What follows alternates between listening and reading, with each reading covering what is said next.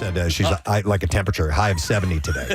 Well, it is a high for her. It is. All right, let's see if we can get an answer to the stupid question this morning. According to legend, where did the Norse gods live? And we're checking in with Hard Hat Matthew. Yo, Hard Hat Matt, what's up, bud? What's up, Presbo? Getting ready for work. He's got his work duds on. All right, buddy. So, according to legend, where did the Norse gods live, please? That would be Asgard. No. You're thinking along the right line. Oh, sorry, Matt. That is not the answer we were looking for. All right, we gotta let you go. We'll get a winner, another person up in a moment. So text the word Zoom to 610-660-9333 if you know.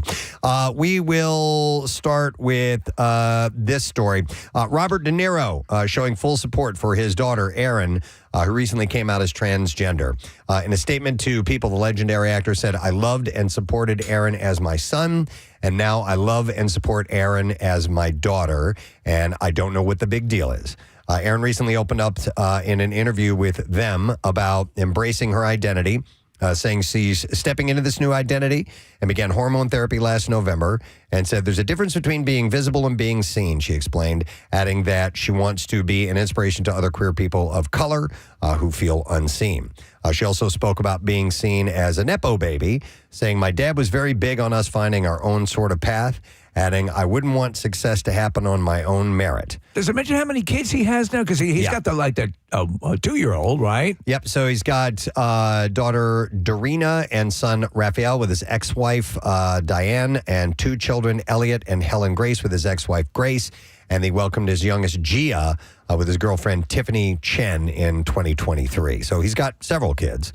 Erin expressed how grateful she is that her famous dad and her actress mom, Tukey Smith, kept her out of the spotlight growing up, and is forging her own path in mental health advocacy and supporting people of color and the queer community. I know Tukey Smith. Yeah. So, and by the way, I'm going to mention this because today I'm headed with my youngest to the CHOP Gender and Sexuality Development Program. We're going through a transition. They are going through a transition. And, we're getting a lot of great support from CHOP. I appreciate them. And also, the Devereaux Foundation does that as well. I just had that golf outing with them the other day, and they will handle issues that you might come across because obviously there are a lot of roadblocks, especially ones that are being put up right now for people who have this in their lives. So reach out to the Devereaux Foundation or CHOP, and you can find tons of great support there. So Jeremy Renner is speaking out about why there's no second season of Hawkeye yet. In an interview, he says he was offered half his salary from the first season of the Disney Plus series. He said, they asked me to do season 2, and they offered me half the money. I'm like, well, it's going to take me twice the amount of work for half the money and 8 months of my time, essentially, to do it for half the amount.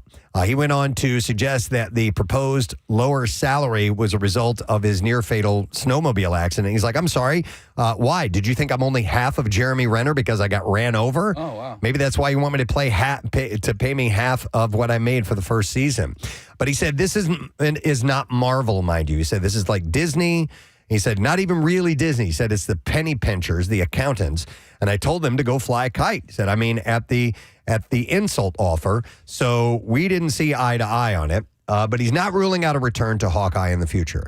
He said, sadly, I still love the character. I'd still love to do it, but I had to defend myself. I didn't ask for any more money, mind you. Just pay me what I made the first season. And so it's all disheartening that didn't happen, but that's fine. He said, I'm happy to let it go because my body's probably thanking me time and time again that I am not doing it right now. He said, but we'll see. And that first season of Hawkeye, he was in it. Haley Steinfeld was in it, and Florence Pugh as well. To be honest, I loved it. I thought it was great. I liked it a lot. He was not in it a lot. He was, and I enjoyed the series, but he was maybe a third of it. It was more about Haley Steinfeld's character. We'll see. But I'd like another season of that. Yeah, I think it'd be really cool. I don't think it's going to happen. All right, we're going to go back to Zoom and see if we can get an answer this morning for, according to legend, where do the Norse gods live? And we'll go to Vince this time around. Yo, Vince, how you doing, man? Good morning, Ed. Good morning to see you, Vince. All right, where did the Norse gods live, please? Valhalla? Valhalla. Yes. That is correct, sir. All right, hang on a moment. We are going to set you up with A Steven Singer Jewelers Moon and Back Diamond Necklace featuring a diamond-encrusted moon and a heart with a secret message of love. I love you to the moon and back. And you can order it now with free shipping to arrive in time for Mother's Day. You can head to IHateStevenSinger.com. The traditional beliefs of the Norse was Valhalla. Yeah. The movie version was Asgard. All right, so speaking of Thor and Asgard and all of that, I just watched that little teaser that Robert Downey Jr. posted a few months ago about Avengers Doomsday, just to see if Renner's name would pop up in that. He's not there either. Why would you not bring Hawkeye back for an Avengers movie? They're making so they're saying that there are some still to be revealed. Okay. To be honest, I don't think he's part of it though. But all those directors' chairs, Steve, I just watched it because there's a ton of them. His name's not on there, which is a shame. That would be too bad. All right, we'll keep an eye on that. Hey, the Jordan Hudson, Bill Belichick story is getting more interesting. The legendary football coach was expected to be a focal point, along with the team he now coaches, North Carolina Tar Heels, for the HBO series Hard Knocks. That is until his girlfriend Jordan Hudson entered the chat. An insider says that the 24-year-old former cheerleader wanted the title of executive producer, wanted to see dailies of the proposed show, and allegedly told execs to treat her with respect or they wouldn't get to use the coach's IP. And that was pretty much the end of his short time with the series, as the Hard Knocks people apparently were like, well, we can't deal with this, goodbye, and they walked away. That's according to an insider. The New York Times has also reported back in March that the project was abandoned after Hudson's alleged request to be heavily involved in that project. So, I've heard rumor, and I don't know if this is true or not, that Charles Barkley, who's apparently friends with him, has reached out to sort of say, hey, do you have a handle on this? Okay. Is this, is this getting away from you? Really? Yeah. Are you chasing the beef too much? And we'll see how it plays out. Yeah, definitely. So he's the father of 12, but Nick Cannon may have plans to grow his family even more. And in a move he insists started as a joke, he revealed that he has insured his baby-making factory for big bucks. And it started last year when he appeared in a commercial for Dr. Squatch, announcing that he'd insured his testicles for millions. And since then, he made it happen for real. He said, I got the insurance policy in my office. It's legit. He said, noting that each testicle is insured for $5 million. $5 million for each nut. He said, if I happen to lose one, all the money goes to my kids. I tried that Dr. Squatch, by the way. It's like a deodorant. Yeah. It's good. It's a little too thick for me. Okay. Like it's, when you. Like gel-like or? Okay. I mean, sometimes it kind of goes on and glides on and you're good. Some people like that. Yeah, like there were certain like speed sticks and stuff that I need my armpits to be batter. like, I need it to be smooth after I apply it. And some of those, I agree with you. Yeah, It's tacky. Tacky is the exact word. Yeah, you don't know. No. Can't have No. tacky deodorant. Come on, man. Marissa, can you on the printer see if I printed up the movies that are opening this weekend? Thank you very much.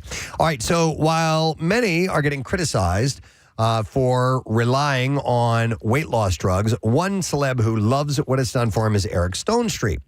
The actor was diagnosed with type 2 diabetes in 2009, and he deals with that. He was prescribed Mounjaro, and he says it has been a game changer for him. He's been taking the weekly injections since the medication hit the market in May 2022, and he says that he's completely transformed his health. He said that it's been incredible. So it changed my lifestyle, changed my approach to eating, changed my approach to exercise. It worked so well for him that he's now a spokesperson for the drug. Now, Mounjaro is supposed to be a more case. I don't know. Is the more mild? I've heard people call it more mild than Ozempic. Yeah, well, people who have had like negative side effects with like nausea and stuff like that on those Ozempic. That's why they have these. But I've heard that people will go to Mounjaro and then the other one, which I always forget the name of it.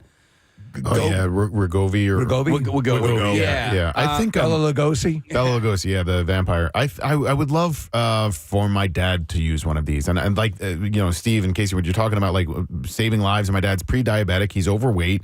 I hope he's not listening right now, and I'm calling him out. But I think that like it helped with Eric Stonestreet. It would help somebody like that. Has he been offered it? I don't know, Preston. I'm just sort of voicing a little bit of frustration. You should give the see. As parents get older, we as the kids sometimes have to insist upon things that are better for them. Listen. Dr. Mike got my dad back He was on a path that was going to kill him. Yeah. Without question. Yeah, and we kind of kidnapped him and took him to Dr. Mike and threw him up on the rack and said, "Fix this guy." And by the time Mike was done with him, he was auditioning for Magic Mike 5. No way. Crazy. But Yeah. you know, New just chapter. losing weight is just so much better for your health. There are so many positives that happen when you lose 50 or 60 pounds. So when you're talking about side effects and symptoms and so on and so forth and things that are other physical illnesses, yeah, there are side effects that could be profound. But I mean, again, there are a lot of people who seem to be benefiting from it. There's side effects for everything. Yep. You know what I mean? So yeah, and you're right. And Press, I saw you doing the scale thing with your hands. Yes. You got to weigh whether or not, if a little discomfort is worth the overall eventual better, less chance of dying. Yeah. If that's worth it or not. But yeah, Nick. So I was doing stuff with Iron Mountain Men's Health last year, I want to say, and they had but they also have a weight loss division. So it's Iron Mountain. Hang on, what is it? Iron Mountain, because I just looked it up. Safe Light Repair? No, it's Iron Mountain Weight Loss. So you can look into that with Dr. Avidan, because they have it's. They're like I don't even know how to describe it. It's not Ozempic, but it's not Ozempic. They are. I can't believe it's not Ozempic. No. There's certain compounds that they can extract that maybe. Yes. Okay. Thank you very much. Enough said. But your experience with them was very good. So It was really, really good. Nick, if you need to, we'll hold them down and you can just inject them. Yeah. You Steve, stab him. Yeah. And listen, Steve, if he needs a tracheotomy, I'll do it. You'll have you Nick, on standby. Maybe you can put this stuff into the throat. Right. All right. What time is it? Oh man, it's 7:00. Oh, Sorry. boy. bitch. Uh-oh. Let me do a couple other quick things here, and I don't want to skip anything that I will say. Damn it! Wish I would have gotten that on the air. By the way, I have my movies opening today. you do? I'm sorry, Marissa. Oh, damn. We went and ran around for nothing. Regal has a new popcorn bucket for Mission Impossible: Final Reckoning, and it's staying on brand because the bucket is in the shape of a capsule and can only be opened with a special key. And thankfully, each bucket comes with one. But it's going to be hard to keep thing open. Yeah, keep track of the key in the dark movie theater. I can't get it open. So the design they're calling incredibly cool in a social media post announcing a collab at Mission Impossible: The Final Reckoning, and it hits theaters on May 23rd. So that'll be the little tchotchke. I do enjoy. Listen, the movie theaters are working mightily to get people back in with all sorts of things. This is one of the aspects of it. I do like the collectibles. I have my Wolverine and my Deadpool. But after a while, popcorn buckets are so big. Yeah. You only have so much room. You only have so much room. So speaking of the movie theaters, Sinners has been a box office hit, and it's also been a huge hit on IMAX screens in particular, with 20% of its revenue coming from the large format option its opening weekend. The vampire flick has to clear out of IMAX theaters to make room for Marvel's Thunderbolts now. Sinner. But it's not going to be gone forever. The film has gotten so much demand to see it on the biggest of big screens, it's going to come back to IMAX in May. This occasionally happens. There are not as many IMAX screens. And so another thing they're working on, Preston, is making more IMAX screens where they exist, say in a multiplex, making sure half of them are IMAX screens. Oh, okay. Yeah. And I'm intrigued by this movie. It's doing so well that I'm like, I hadn't even really thought about going to see it, but now I probably want to go check this out. Kind of a from dusk till dawn sort of thing. Everyone's charismatic. Ryan Coogler, the director and I think a co-writer or writer, is good. And yeah, it's getting great word of mouth. Sinners. It's going to hit 9 select IMAX theaters across North America May 15th. Have you done the 4X, the 4 I've not done the environmental 4 thing? No, I have not done 4D. Yeah. I hear it's pretty cool, depending on the movie. Yeah, you know, yeah. So, all right. Speaking of movies, we got some opening this weekend.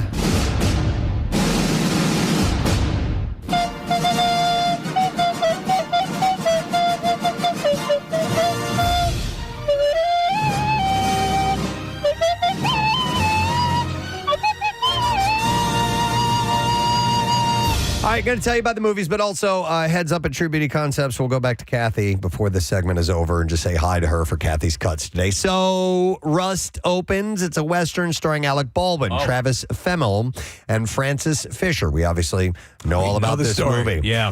In 1880s Wyoming, recently orphaned Lucas Hollister accidentally kills a rancher and is sentenced to hang. In a twist of fate, his estranged grandfather, notorious outlaw Harland Rust, breaks him out of jail, takes him on the run to Mexico. As they flee across the unforgiving wilderness, the fugitive pair must outrun the determined U.S. Marshal Wood Helm and a ruthless bounty hunter named Preacher.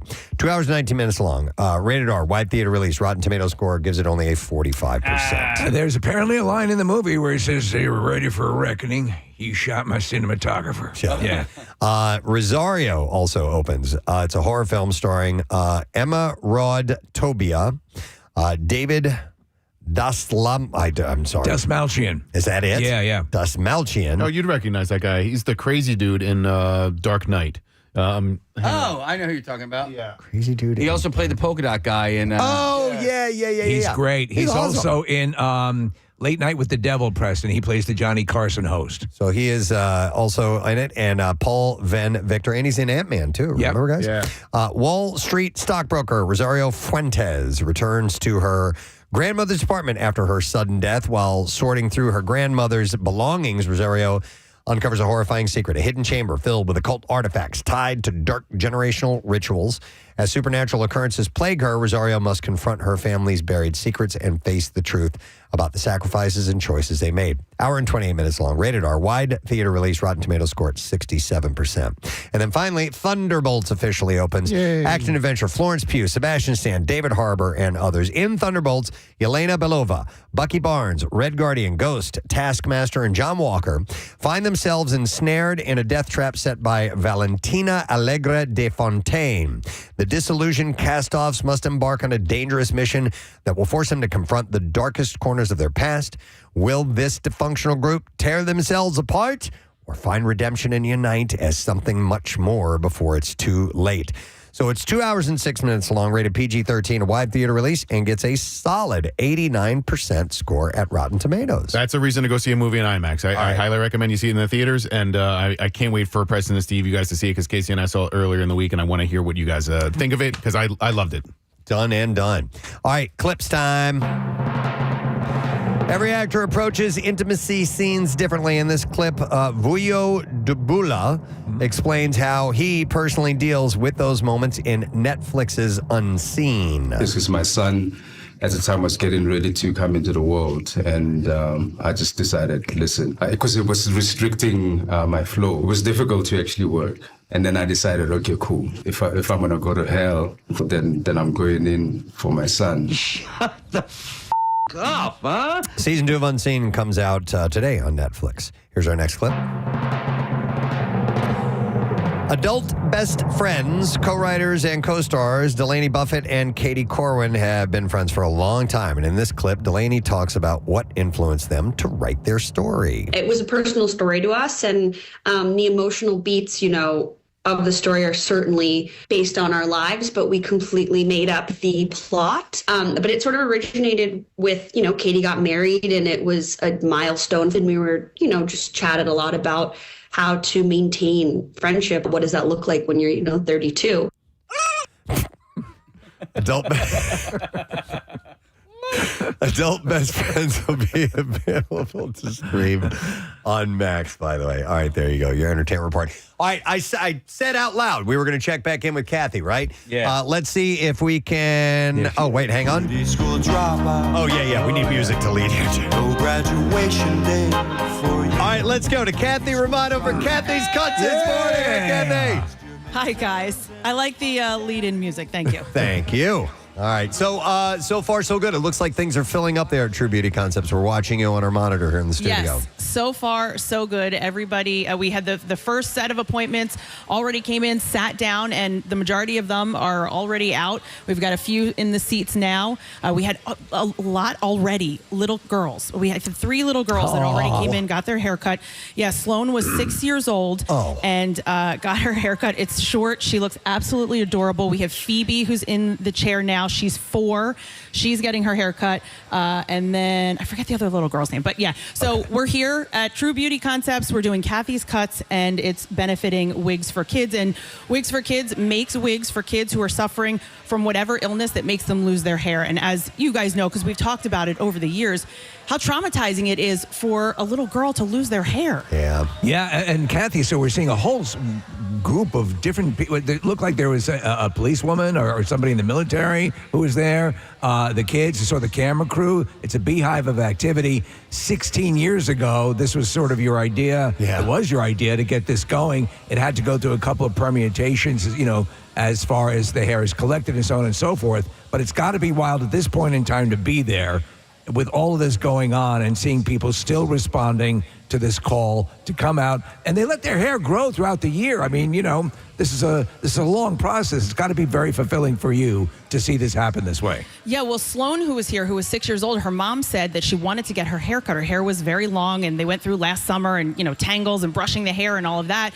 But she knew that we did this event, so she waited a little bit longer and got her hair cut here. It's amazing. You mentioned, so 16 years ago, there was a few that we missed because of COVID, but remember, I wanted to cut my hair, and I didn't want it just to drop to the ground. I was like, there's got to be something that we can do with this, and I researched it, and we found wigs for kids, and I donated my hair so that it could be made into a wig for somebody, and that many years ago, I teamed up with Joe from Gravity Hair Salon, who's here. He's right next to me, and he's been with me the entire time. So all of those years, every single year, Joe shuts down one of his salons and he comes and he brings stylists and cuts hair. And we are also joined by Vibe Salon from Mount Laurel. They've been with us for the last couple of years. So yeah, I love it here. And I love all the people that come out and do this. So thank you so much for supporting Wigs for Kids. Excellent. And Kathy, we got to talk to the big dude behind you there who just sat down. He has got a mane of hair. Yeah. That is going to be, about ready to get lopped off. Who is this guy? Hey, what's your name? Josh. Hey, Josh. How long is your hair? Do you know? No, but it's almost down to my butt. He didn't have to measure it. It's definitely 14 inches. We'll see. We might even get like 18, 20 inches here. How long, when was the last time you got a haircut? About 3 years ago. Oh, wow. So it grows fast. It does. And you've got nice, almost like a reddish hair. I love it. Are you ready for your short haircut? Yes. Okay. How austere is it going to get? What do you have, like a hairstyle, or you're just telling her cut it and do your thing? Let her do her thing. Wow. Are you ready? I am definitely ready. What's your name? Michaela. And you're from Gravity Hair Salon. And Vibe Salon. Oh, I'm sorry. You're from Vibe Salon. You're on the Gravity side. We run the stations. Okay, sorry. You're from Vibe. All right. So what do you think you're going to do? We were talking about that. We were thinking something shorter on the side so he can donate as much as possible. A little bit of length on the top, something that he can still maybe come back if he wants to. But we're coming up with a plan now. Okay, great. All right, good luck. We'll check back in to see what your short hair style we need to see like. what Josh looks like when this is done. Don't let him go. Thank you for doing that, Josh. All right, Kath, we'll check back in, get traffic with you on the other side, and we'll continue on with Kathy's Cuts. We're going to take a quick break and come back in just a moment. Busy day today, and we'll return with it all. Stay with us. Preston and Steve on I run it like twice a day. It's weird. Without even dishes in it. It's weird, though, because I just don't feel like the dishwasher gets the dishes clean enough. And it doesn't. And I think it's just because the way my kids load it, it just gets overloaded, or they won't rinse things out. They'll listen. The commercials lie. You can't put a full-on spaghetti dinner into the dishwasher, and the dishwasher's going to clean it up. It just doesn't work that way.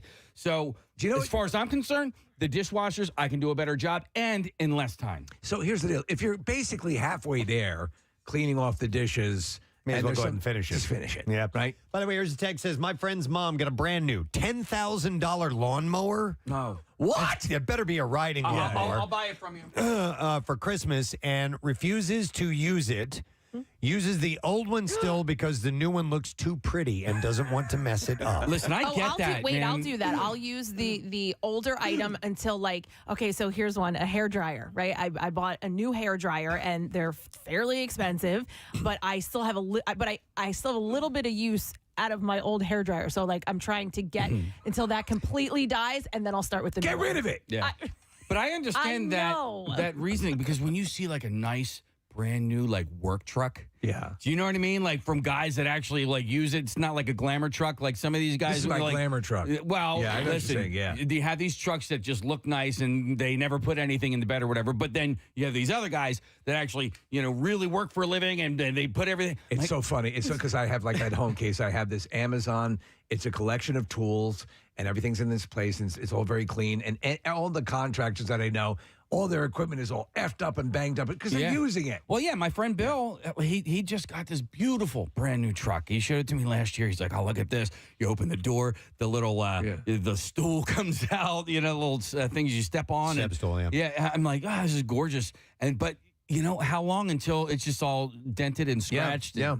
Here's a text says, my father refused to use the AC in the car when I was a kid, and still to this day, because he doesn't want to fix it if something goes wrong with it, no matter how hot and humid it is outside.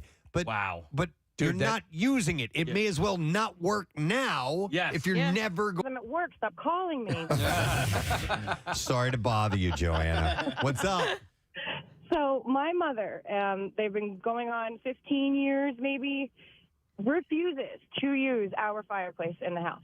Refuses. Is it a gas-operated fireplace? It is not. It's regular, but she's afraid that it's not going to work. That It's not somehow, going to. even Fireworks. They've had it cleaned when they bought the house. They've had it cleaned since. There's nothing wrong. It's a regular fireplace. Refuses. She's afraid that a catastrophe is going to happen. Wow. It's going to break. Joanna. Like, a fireplace. How do you break a fireplace? Yeah, exactly. Yeah, exactly. But let me ask you: Does she? If you get her, away from the fireplace and she can talk freely, will she admit to liking a fireplace? Oh yeah, she loves it. It doesn't make any sense. We never used a fireplace in our old home. Yeah. Thanks, Joanna. It's peaceful. Yep. Have a good one. You too. Well, we lived there for 10 years and it was the first fireplace that I ever owned in my entire life. Did you not use it because you thought it was going to break? I didn't use it because my wife said we can't use it. Did you ever ask her why? What's that in your mouth? Spit it out. Spit it out. Spit it out. What did I tell you about baby birds? Stop it.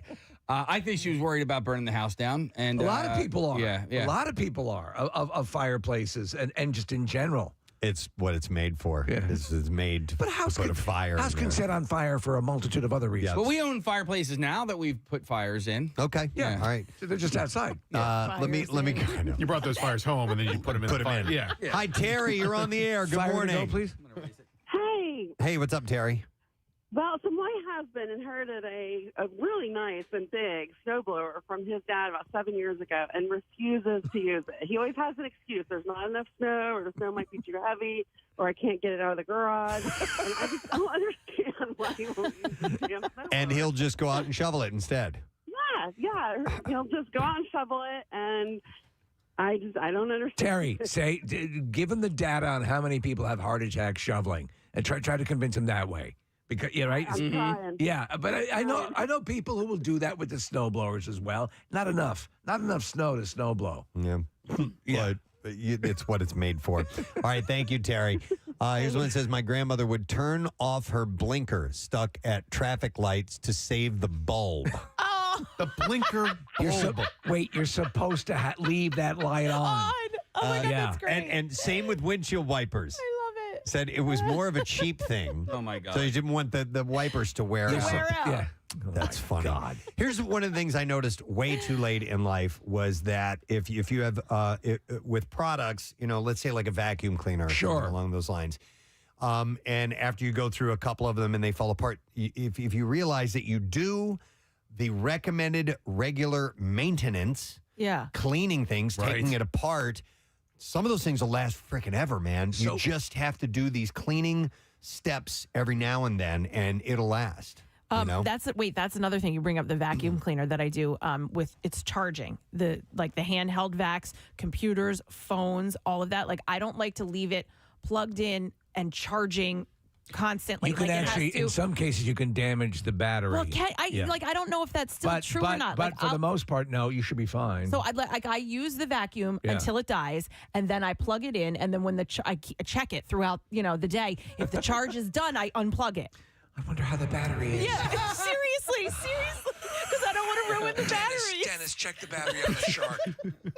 We have these. I'm sorry, Nick. No, we have these tools, power tools, that use batteries, and the batteries can be used for various tools. A drill for this one, it's stuff lithium like that. batteries. Yeah, so you move them from one product to another. So I mounted these chargers on the wall, stick them up there, leave them charged all the time because you never know when you're going to need to do a project, and you have it ready to go.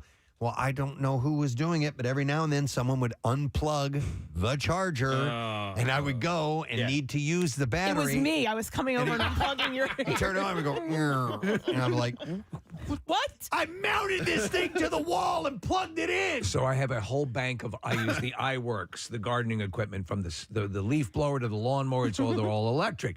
And I go in, I have them, Preston, just like you, the bank all along. They're ready to go, boom, boom, boom. And I go in and I go, what is that? And I'm because there's a button you can check to see how charged the batteries are. And they're all powered down. I'm like, what? They're all connected into a power strip. Somebody turned it off. Power strip on. Real quick, Steve, do you keep those in the garage or in the house? In the garage. Now, I've heard that when it gets brutally cold. Somebody told me this too. I brought all that stuff inside for that very reason. And hot or cold. You're told to blow up if I know. I keep what all do those. you do? Yeah, I keep them in the kitchen for whatever. Like there's one cabinet in the kitchen that's not used. So if my mom's come over, she's like, "Where do you keep the glasses?" Like that's actually where the batteries are. The glasses are in the garage. Yeah. But Preston, real quick, I know you're not a big kitchen gadget guy, but when I get a new knife, I hold on. I don't use it right away, and I think it's because like I want to keep it pristine. You want to keep it super sharp. Yeah, and like really clean and just perfect. Do you ever do that with new kitchen items? Do you you dive in right away? Made to be used. Okay. Yes, Well, wait a second. In my mind. This also goes to another conversation, which is how quickly do you?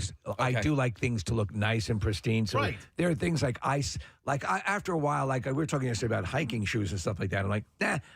If they get too scuffed up, that'll be an extravagance. There's a crossing point. Sorry, it's not up to my standard. It doesn't look right. Nick, I have 19 pairs of scissors because I use the old scissors to cut things like opening boxes or something that's thicker, and then the newer, sharper scissors are for the things that need like a nice, clean finer cut. It's like, you need 19 of them? Oh, you can find scissors all over my house in every room. Hey, this is the crafts queen, right? Steve, I have 3 pairs of these sneakers that I'm wearing right now, and they have I have used them in stages. In fact, I drew like a letter on the tongue of the shoe, so I didn't use them for what they weren't intended for. So the oldest version of those... I do the sneaker phase. I'm with you. Okay, I'm following you. The oldest version were my cycling shoes, and then the newest version I only wore them to jog, and then... Are they identical? Identical. And that's why you have to... I had to mark them, so I had jogging, cycling, and then everyday shoes. So I go left to right. So the pair of shoe that's the furthest left. The Red Hot Chili Peppers, a little serenade for you this morning on your way into work. By the way, it is 7:21 in the Preston and Steve Show. Beautiful day today. High of about 86 degrees. We're going to start seeing rain this weekend, and there's a chance for rain depending on what day, how heavy it is. You'll have to take a peek, but like the next 4 or 5 days, we've got rain in the forecast. So just letting you know. We have a lot going on. Ashley Gavin at Helium Comedy Club tonight. She's stopping by today. We're going to talk to the amazing actor, Jason Isaacs, later this morning. White Lotus, Harry Potter, The Patriot, so many great things. We'll check in with him in the 9 o'clock hour. 20 Money Keyword is coming up. But the big story, Kathy's Cuts, is happening right now. Kathy Romano on location. We'll find out about what is happening with her at True Beauty Concepts. But first, let's get a look at traffic. Kath, what's going on this morning? The Schuylkill Expressway westbound stopped between Bear Avenue and the Vine Expressway. It's an accident that's blocking the right lane, and then the Vine westbound jammed from 95 to the Schuylkill Expressway. Schuylkill eastbound slowing Montgomery into the Vine. 95 southbound backing up from Cotman to the Betsy Ross Bridge. That tractor trailer fire on 295, they've cleared it southbound, but it is still jammed from Route 38 to Route 73. And then on the northbound side, heavy from 70 to 73. This traffic report brought to you by Share a Ride Match program. Summer's approaching, bringing more air quality alert days. Now's the time to leave your car at home whenever you can. To find carpool, transit, and other options, go to pacarpool.org. And that's your traffic on 93.3 WMMR. Thanks, Kat. So as we're watching the video feed from you there, True Beauty Concepts for Kathy's Cuts, something I don't remember seeing in the past is a lot of these stylists actually have tape measures with them. And having not been on location for this, I've never seen this. So Obviously, they have to have enough hair. Kathy, is it 14 inches? Yeah, so Wigs for Kids changed the amount of hair that they collect per ponytail, and it's just so they can get an efficient wig. They get enough hair so that they can form a wig that, that's going to make a child look amazing and feel amazing about themselves. So yes, they changed to 14 inches. They have the tape measures because they want to make sure that they're getting the full 14 inches. And some people have more than 14. They want to leave a little bit of length, or like some of the guys, they're cutting it all the way up to the scalp. Okay. Now, how's our buddy Josh doing that we checked in with before we took a break? This guy had one of the biggest manes of hair I've ever seen. Down to his ass. From a man specifically at the Kathy's Cuts. And can we pan over that way with the camera? Because I'd love to see how his hair is shaping up. Yeah, Rodney's going to pan over to Josh right now. And Jen Fred from Fox 29 is here. Jen, what do you call him? On the microphone? Oh, no, you don't want to. Yeah, it was fun. I called him Ginger Santa. Ginger Santa. Yeah. See, love Josh likes it. He's smiling. She wasn't sure if Josh was going to like it. I'm like, Josh has a good sense of humor. I did say to McKenna, who's next to him, my gorgeous little buddy, that he's fresh out of a Disney movie. I think he works somewhere with Elsa, like as a Viking or something. Now he looks a little bit different. But he's definitely like a friend of Olaf or some kind of, with a moose or an elk, something. I'm sure he has a moose or an elk. Or That's like why I think Ginger Santa, like maybe he's one of the real helpers and all that. I love that. Yeah, all that. He's smiling. He hasn't made a play. He's not coming after you with his fist, so he seems to be okay with that. No, we're good. And hey, guys, I wanted to make sure that we thank Live Casino and Hotel Philadelphia. They are one of our sponsors, as well as Nemours Children Health. Oh, absolutely. Wonderful. Kathy, any idea how many appointments are set up for the day? I wish I could find Eric. It's over 80. Right? Oh my God. Wow. Yeah, we have 82. Okay, 82, and actually we have a few people last minute, that of course that sent these stories. There's a little girl who's here whose father is a survivor of childhood cancer. He had stage 4 cancer at 10 years old. So she's here, just donating because her dad was able to get through this and she wanted to donate her hair. Wow. The amount of stories you've heard over the years of this sort of thing, Kathy, where somebody's donating their hair out of respect or in tribute to somebody who has been touched by cancer or anything. It can be any one of the diseases that might render someone without hair. But it's amazing when you think of all of the people, because of these wonderful people coming in, who will have their lives turned around. Yeah, absolutely. And, Wigs for Kids gives these wigs for free to the children. There's no cost to them. That's great. So it costs about $1,800 to get a real hair wig that, looks real and makes them feel confident about themselves. And they're getting it for free. So all of these people that come out and donate their hair, that's what they're donating to. And that's what they're helping with. Some people don't know how expensive this is. My stepmother has alopecia and has to get every 3 months or so has to get this adjustment done. And it is incredibly expensive. No doubt. To get that done. So this is really important, the fact that the cost is way for this. All right, Kath, you guys are doing great. We'll check back in with you in a little while, okay? Sounds good. Excellent. Give me a head with hair. Taking place Beautiful hair. as we speak. And they're also being set up with our friends from Dunkin'. They've got all the refreshments, and they've got gift bags and T-shirts and all kinds of stuff. And, dude, 80 people. I just want to point out that when you hear about events and you'll see them on TV, they're highlighting, this group had a charity hair donation rally of sorts, and they'll be like, 13 people. This is 80. It's huge. It's got to be one of the biggest, period. I'd love to get even a guesstimate over the 16 years that Kathy's been doing this. Yeah. If you would to put all the hair end to end, how much distance are we talking about? It's got to be insane. Love it. Excellent. All right, we're going to talk about another hero here. We touched on this earlier this morning, the Delco pooper. Yeah, well, listen, I'm calling her a hero. Yeah. I don't know the full story, but listen, if it was the other person's fault in this road rage incident and this gal goes over and takes a dump on that car, then I'm all for it. If she overreacted, then I think it's a bit much. And I get the parameters. We are saying this. Placement, consistency, spontaneity. Impressive. Impressive. I agree. Also. Illegal? Yes. Illegal? Yes. Staggeringly so. But when she was, I would say perp walk, she wasn't, when she was walked to the car, she looked as if she'd just won the Publishers Clearinghouse giveaway. Oh, as they were arresting her. I think even she's proud. Maybe we'll have to see, but of course we'll have to hear the at least some point hope to hear from the person who was in the receiving car. I would like to hear about that too. Because apparently, as we've heard the story play out, that person was simply following because she was heading in the same direction. Yeah, so there was an altercation. There was that. What was that? Oh, somebody cut somebody off. Oh. Or something like that. And so but then after that, they were going the same route. I want to hear and the it was at that specific, point she thought that she was being followed. Right. And therefore got out and took a crap on her car. Yeah. As one is wont to do. And listen, I think we can all agree, but like people just need to chill the F out there when they're on the roads. Yes. Yeah, listen, I just witnessed something yesterday. I was in a parking lot and this woman honked at this other woman. I'm like, you don't need to honk your horn. I understand she's in your way. She's going to make a left, and in a matter of 7 seconds, she's going to be out of your life forever. Just move on. You know what I mean? So in the scenario that you saw, the woman that did she lean on the horn or did she just tap it? She a couple of different times, Okay. and it wasn't like I'm here. It was like she was pissed off. You could tell because because of the scenario. But I'm just saying, we just need to chill out a little bit. Are you saying in this case, if I'm reading you correctly, a fart would have gotten it done? A fart would have gotten it done. But listen, I don't know if that lady was being aggressive to the pooper or not. Listen. But the reality is people are overly aggressive for no reason. So if we extract and we'll reintroduce it at certain points, the road rage or whatever element led to this. Right. Yeah.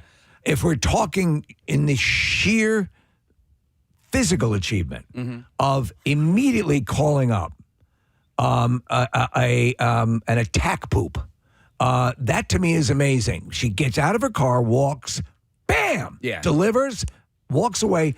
To my eye, again, I wasn't seeing what I would call drippage.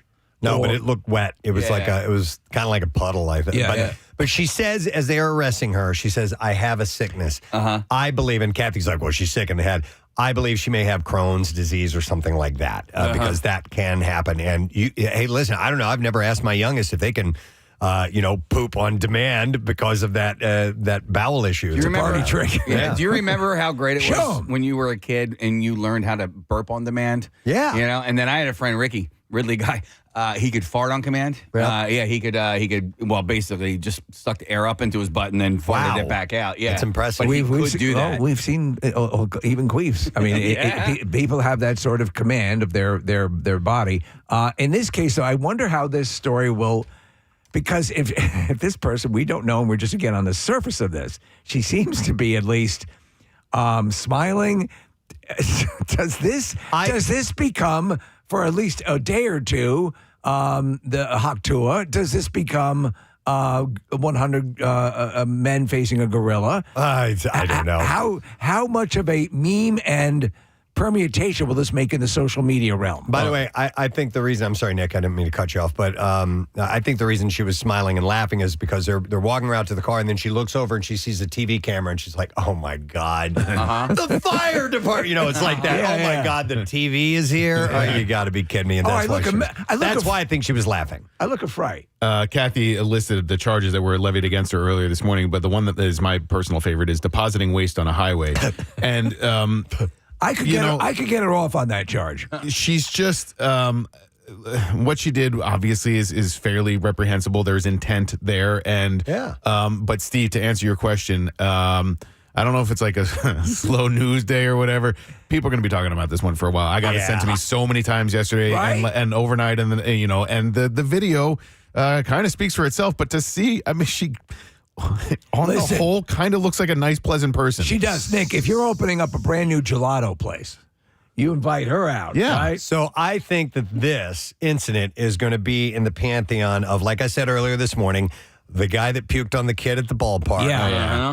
The guy that used the cheese to spank it. Remember in Norristown? The pickle sucker. That was kind of us. We had, I don't know if that made the the news and everything, but there have been the guy that ate the horse crap. Yeah. Oh, God. So I think that this is gonna this is going to filter into those moments and join that pantheon. While it simultaneously tears society apart, I think society does need this now and then. Right. Yeah. Yeah. Well, not that. Right. Yeah, I exactly. didn't take a dump on the car. Wow. There's not a lot that you could do that's trashier than what she did.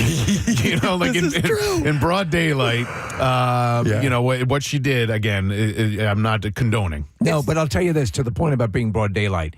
When the Texas Chainsaw Massacre came out, the first time you see Leatherface is in a house, it's in broad daylight, midday. And I think that's what caught us so off guard with this, is that this is right in the middle of the street, broad daylight.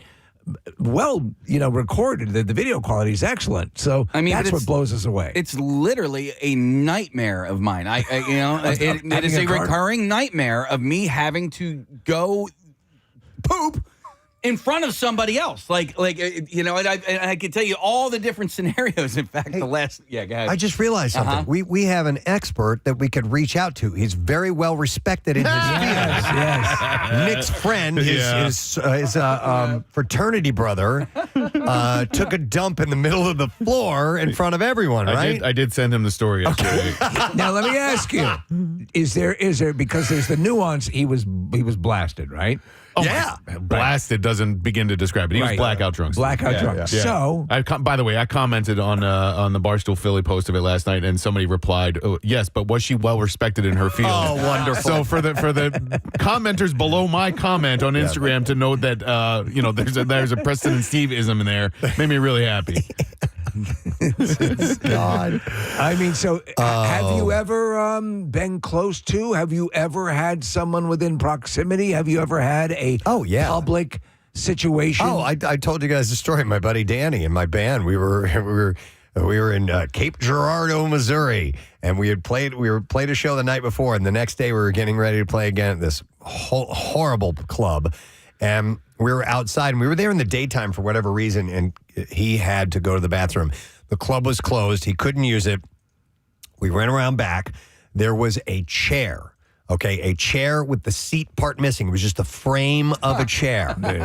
Kind of screaming Perfect for right? Yeah. He dropped chow. He sat on that thing. He took a dookie right in front of us, and then he used a sock. To wipe up with. I've witnessed that myself. So it was awesome. It was a crisis. It wasn't performance art. No, he had to go. Yeah. He didn't do it as a defiant act or anything like that. A sock is better than my friend Stu's leg, which is what my other buddy used when he did that on the middle of the floor. Do you think that this is the first time Delco Pooper has done this? Yes. On a car? This way, yes. I will say yes. It might. Maybe you're working your way up. Maybe started with a bicycle, and I think, like I said, I think she probably has a bowel problem because she said, I have a sickness. And the way she confidently walks over to the car, and it happened very quickly. And she must have said, well, I'm using my party trick. I'm using this, you know? Now I think about this, because the car who got pooped on saying, I was just driving home. I don't know what this lady's talking about. No, hang on a second. So again, there was a road rage incident. Yeah. And then after that, somebody cut somebody off. They were going to the same place. Yeah. Okay. Yeah. No, I know that. Okay. But she was saying I wasn't following her. We were just going to the same place. Right. Why was that guy filming at that intersection? Something had been going down. I would love to. What I'm saying is, I would love to talk to the guy. Yeah. So why, if the road rage incident happened prior? Yeah. And why would he then see, oh, this is something I need to whip out my phone for? Basically, what we're looking for is the Zapruder of this situation. Yeah, we're looking for the smoking butt. We're looking for the smoking butt. Yeah. That is one magical dookie. Yeah. And to the left. Yeah. Oh, my God. All right, yeah. So if you're the camera person, we need to hear from you ASAP. Because my guess is these cars stopped. The car stopped. This person was sitting in their car, getting ready to depart. Yep. If I'm looking at it correctly, that the pooper's car would have been obstructing his exit from his driveway. I believe it's a he. And so that'd be the case. But I'd be curious what prompted, had this been going on down the block, and he said, I got to get this. By the way, there's a texter that says, I've pooped in public before. Should I zoom in? Absolutely. Yes. Text the word Zoom to 610-660-9333 if you have a contribution to this conversation. You had a story. I mean, I think you just told it recently, Was it you standing at a bar? Oh no, there was a guy. There's footage of a guy standing at a bar. Not one of us. Pooping at a bar? Well, what was the story? You had to go, and you were standing there, and you were in a bar, and you couldn't. I thought it was you, Preston, but I'm probably misremembering. Okay. And you had a shart situation. Oh yeah. I thought I had to fart, and I did not. It filled my pants. I was leaning up against a post that was in the bar. Yes. And I did not move. You couldn't. From that. I think I may have moseyed over to the bathroom, and there was no stall door on the toilet. It was one of those places. Oh my God. And I'm like, and we had not been there long, and I was with a group of people, and I stood there because I couldn't tell anybody. And we had just gotten there, and the night was, really getting underway. And I'm like, I'm just going to have to sit here in my own filth for a while. And I stood there for like an hour and a half, and then finally we got out of there. Because your mind's going through that. Oh my God! I'm already at the lowest a human being can get. Yeah. Now I have to look for shades of different. How is there? Can I take a step up a little bit? Do I stay here? Do I go to the bathroom? What do you do? Oh yeah, pull the fire alarm. Somebody said it's the Zapooper film. The Zapooper. The Zapooper. Yeah. All right, we'll go to we have Justin who's checking in via Zoom this morning. Good morning, Justin. Gadzooks, guys. Gadzooks, bud. All right, so you have a story. I can't believe I'm sharing this story. You're with friends, and you're well respected in your field. I am very well respected in my field. So a long time ago, I was a school bus driver. I had an early stop, get this kid. He had to be picked up around like 6. So I said, I'm hungry. I just woke up. I stopped real quick at Wawa. This is for context, this is Wawa on Route 3, just outside Newtown Square, I guess. Okay. So I'm about a mile from my first stop. I get this breakfast sandwich. I don't know what chorizo means at the time. So I get this chorizo breakfast sausage sandwich, and a coffee. Oh, boy. And I didn't know that was a potent diuretic. I get halfway down. I get halfway to the stop from this Wawa. It's not far at all. It's probably like 3-4. It's like 3 miles. Yeah. I have to pull over in a wooded area, run out of the bus, drop trowel, and just let it go, like full blown. Yep. Were there passengers on the bus? Thank goodness, no. It was before the first kid, but it gets worse. Okay. So there's no toilet paper in the bus, of course. I had to open up the first aid kit, grab some gauze, and wipe with that. And then I kind of just buried my shame with it, too. Like, I kind of took the gauze and, like, had a funeral thing. And, like, buried it. Is there a marker there? Just to, there's a little cross. A little cross. With popsicle sticks. Oh my God. Oh my God. But how? And you feel so. But so many people have gone through it. We all have some point where we're like that. But when you're in that moment, you feel shame. Shame. Yeah. And it gets worse. It actually gets worse. I drove school buses so long ago that it went from having the passive recording system where you could only see inside the bus to the active ones where you could see all around the bus. And I didn't realize I was in a substitute bus. As I walked back to the bus, I saw the camera on the outside of the bus. And they probably saw me run out of the bus holding my butt into the woods. And it gets even worse. I was in such a haste to take a crap. As I was walking back out of the woods up those like shallow embankment, there's no woods on the other side of the street. It's all the front of people's houses. So I literally just pooped in someone's front yard, basically. Wow. Oh my God. Wow. You gotta do what you gotta do, though. That's man. a multi-tier nightmare. Yeah. Like the shame got so bad. I like almost like I wanted to cry as a grown man, just like. The neighbors probably saw that. The school bus recording system saw that. The kids are asking why I'm late and I can't answer them. It's just, it was not a good day. Can you simply just say chorizo? Well, I say that now and it's like, I will never touch it again with coffee. Like, so, Justin, did you have to tell them, back at the office what you did? No, Okay. I actually parked the bus and like I used to drive a car with very deeply tinted windows, so I couldn't leave right away. I had to stay on the lot and like supervise other drivers at the time.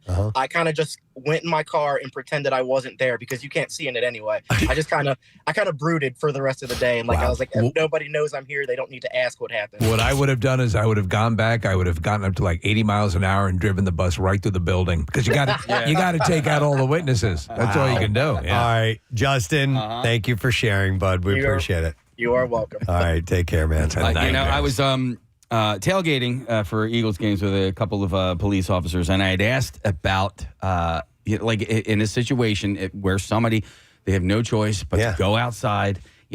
Like you're not going to bust them, are you? And so there's a big difference between taking a dump on the hood of somebody's car and trying to conceal yourself in some bushes or trees or whatever. Making an effort, like clearly that guy didn't want to be doing that. But could you imagine like insult to injury?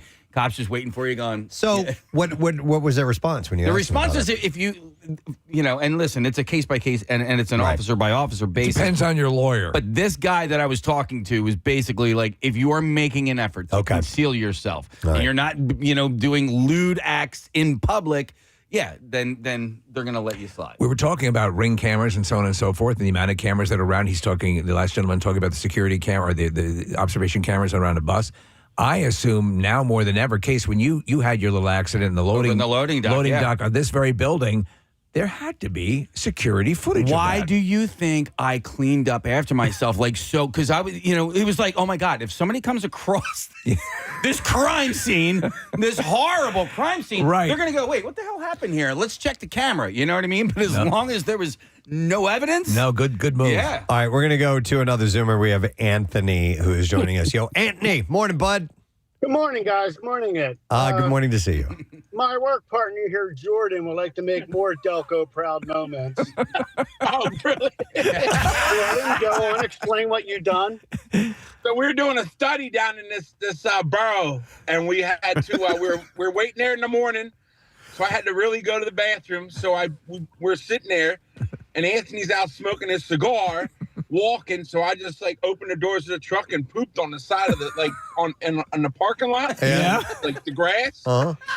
Here comes this woman walking down the road with her dog off the leash, and she's like, "Penny, get over here! Penny, get over here!" Oh no! The dog was eating my. Oh! No! Oh my God! Oh my God! Yep. Wow! I thought really, the last story was heavy. I am so grateful. I said, I don't know what's going on. I said, I got no clue. That sounds like some sort of bizarre Tim Burton scene in Beetlejuice. How long has this been folklore within your work truck, and how long have you wanted to share this story with everybody in Philadelphia? We might have lost him, Nick. I think we lost him. Oh, man. That is, oh my God. Oh my, I don't know what I would think if I saw that happen. I would have felt deathly ashamed, but also sad for the dog. Yes. Yeah. Mm-hmm. Oh my goodness. Yeah. I had my dog. I have two dogs, Haley and Rook, and are they poop eaters? No, but I saw Haley. Yeah, from time to time, I saw Haley eating a turd. Yeah. Had to have been Rook's, and it was fairly fresh, and I was just like, oh my God. But the idea of you taking a dump and then a dog runs over and starts eating it. That's so gross. By the way, it reminds me of the scene of Meet the Parents when the ashes fall on the ground and the cat comes over and starts pissing in it. That's what it reminds me of. All right, so that sound we're hearing is our next Zoomer.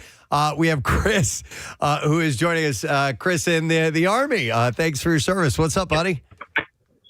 So I had a public poop incident as a law enforcement officer on a SWAT raid. Oh wow! So so give us the details. Okay, so we were getting ready to hit a house. We were after an escaped felon, and me and my partner are covering the back of the house while they're going to make entry on the front. And we've been out there for a couple minutes, and I just got that gut wrenching pain in the pit of your stomach. Yes, know it well. Yeah. Yeah, I'm like, oh no, this is not good. Then the sweat start and the nausea and all that. And I'm like, oh no, this is not the time. So try and fight it off for a couple minutes. Lord knows what they're doing in the front of the house, but we're still out back trying to watch the back. And I tell my buddy, I'm like, hey, man, like, I got to go. He's like, what are you talking about? I'm like, I got to poop, like, right now. And he's like, but what do you mean? Like, you're in pursuit of a felon.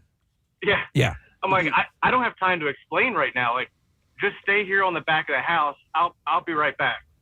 So it was in the city, and we were in the back alley, and the alley kind of had like a T intersection. Yeah.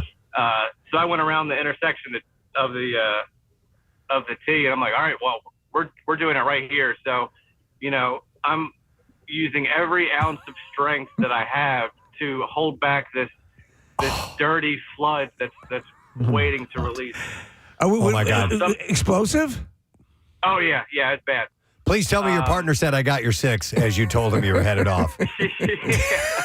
Yeah. I got your juice. Yeah. By the way, it's a phase 6. Yeah. Yeah, that's what I call really it. is. Yeah, when you can't control it, I've labeled it a phase 6. So Oh, my God. you're doing this. Let me ask you, if at that point would you have let the felon go? Yeah. We were to the point where there was like, you know, we were reaching the point of no return. Yeah. Oh. Jeez. So I get around the corner of the alley there. And I'm struggling to get my gun belt off and my vest because this was serious. So I got everything off, get my pants down, just squat right there in the alley, and just one push and it's gone. Wow. Yeah, that's right. You're wearing all that equipment. Yeah. Jesus. So now comes the Clean yeah, up. what do I wipe? What do I do now? Yeah. So fortunately, I had a T-shirt on. Oh. I used my sacrificed the taser. T-shirt.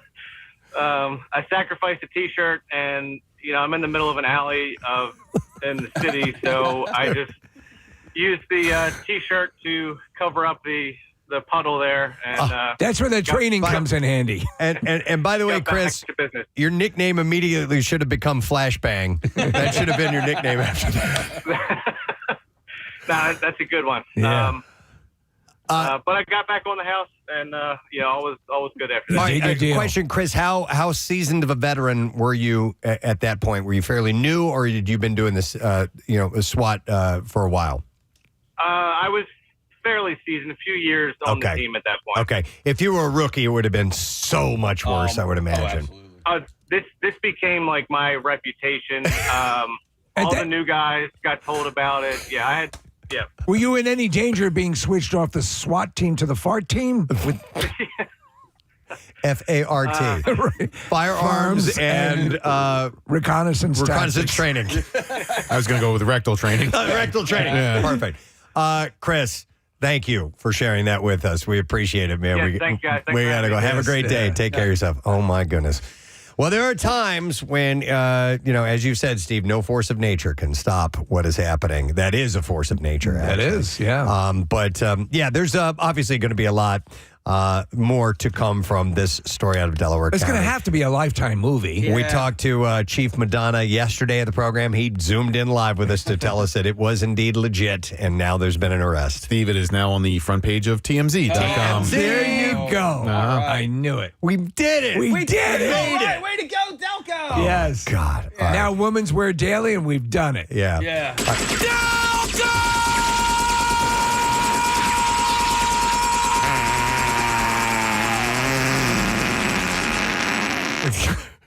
And on that note, ladies and gentlemen, we will take a break. It is Kathy's Cuts today. We will check back in with Kathy Romano when we return.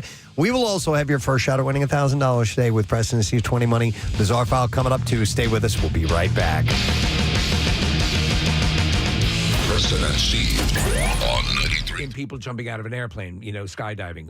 They're at the door. And so those are the ones that are the prime ones for using. And then it goes, and then they start to circle around into the Goodwill pile. Yeah, and now I have my lawn mowing shoes, and I'm actually really proud of myself, Kathy, because you have a lawn mowing shoe guy?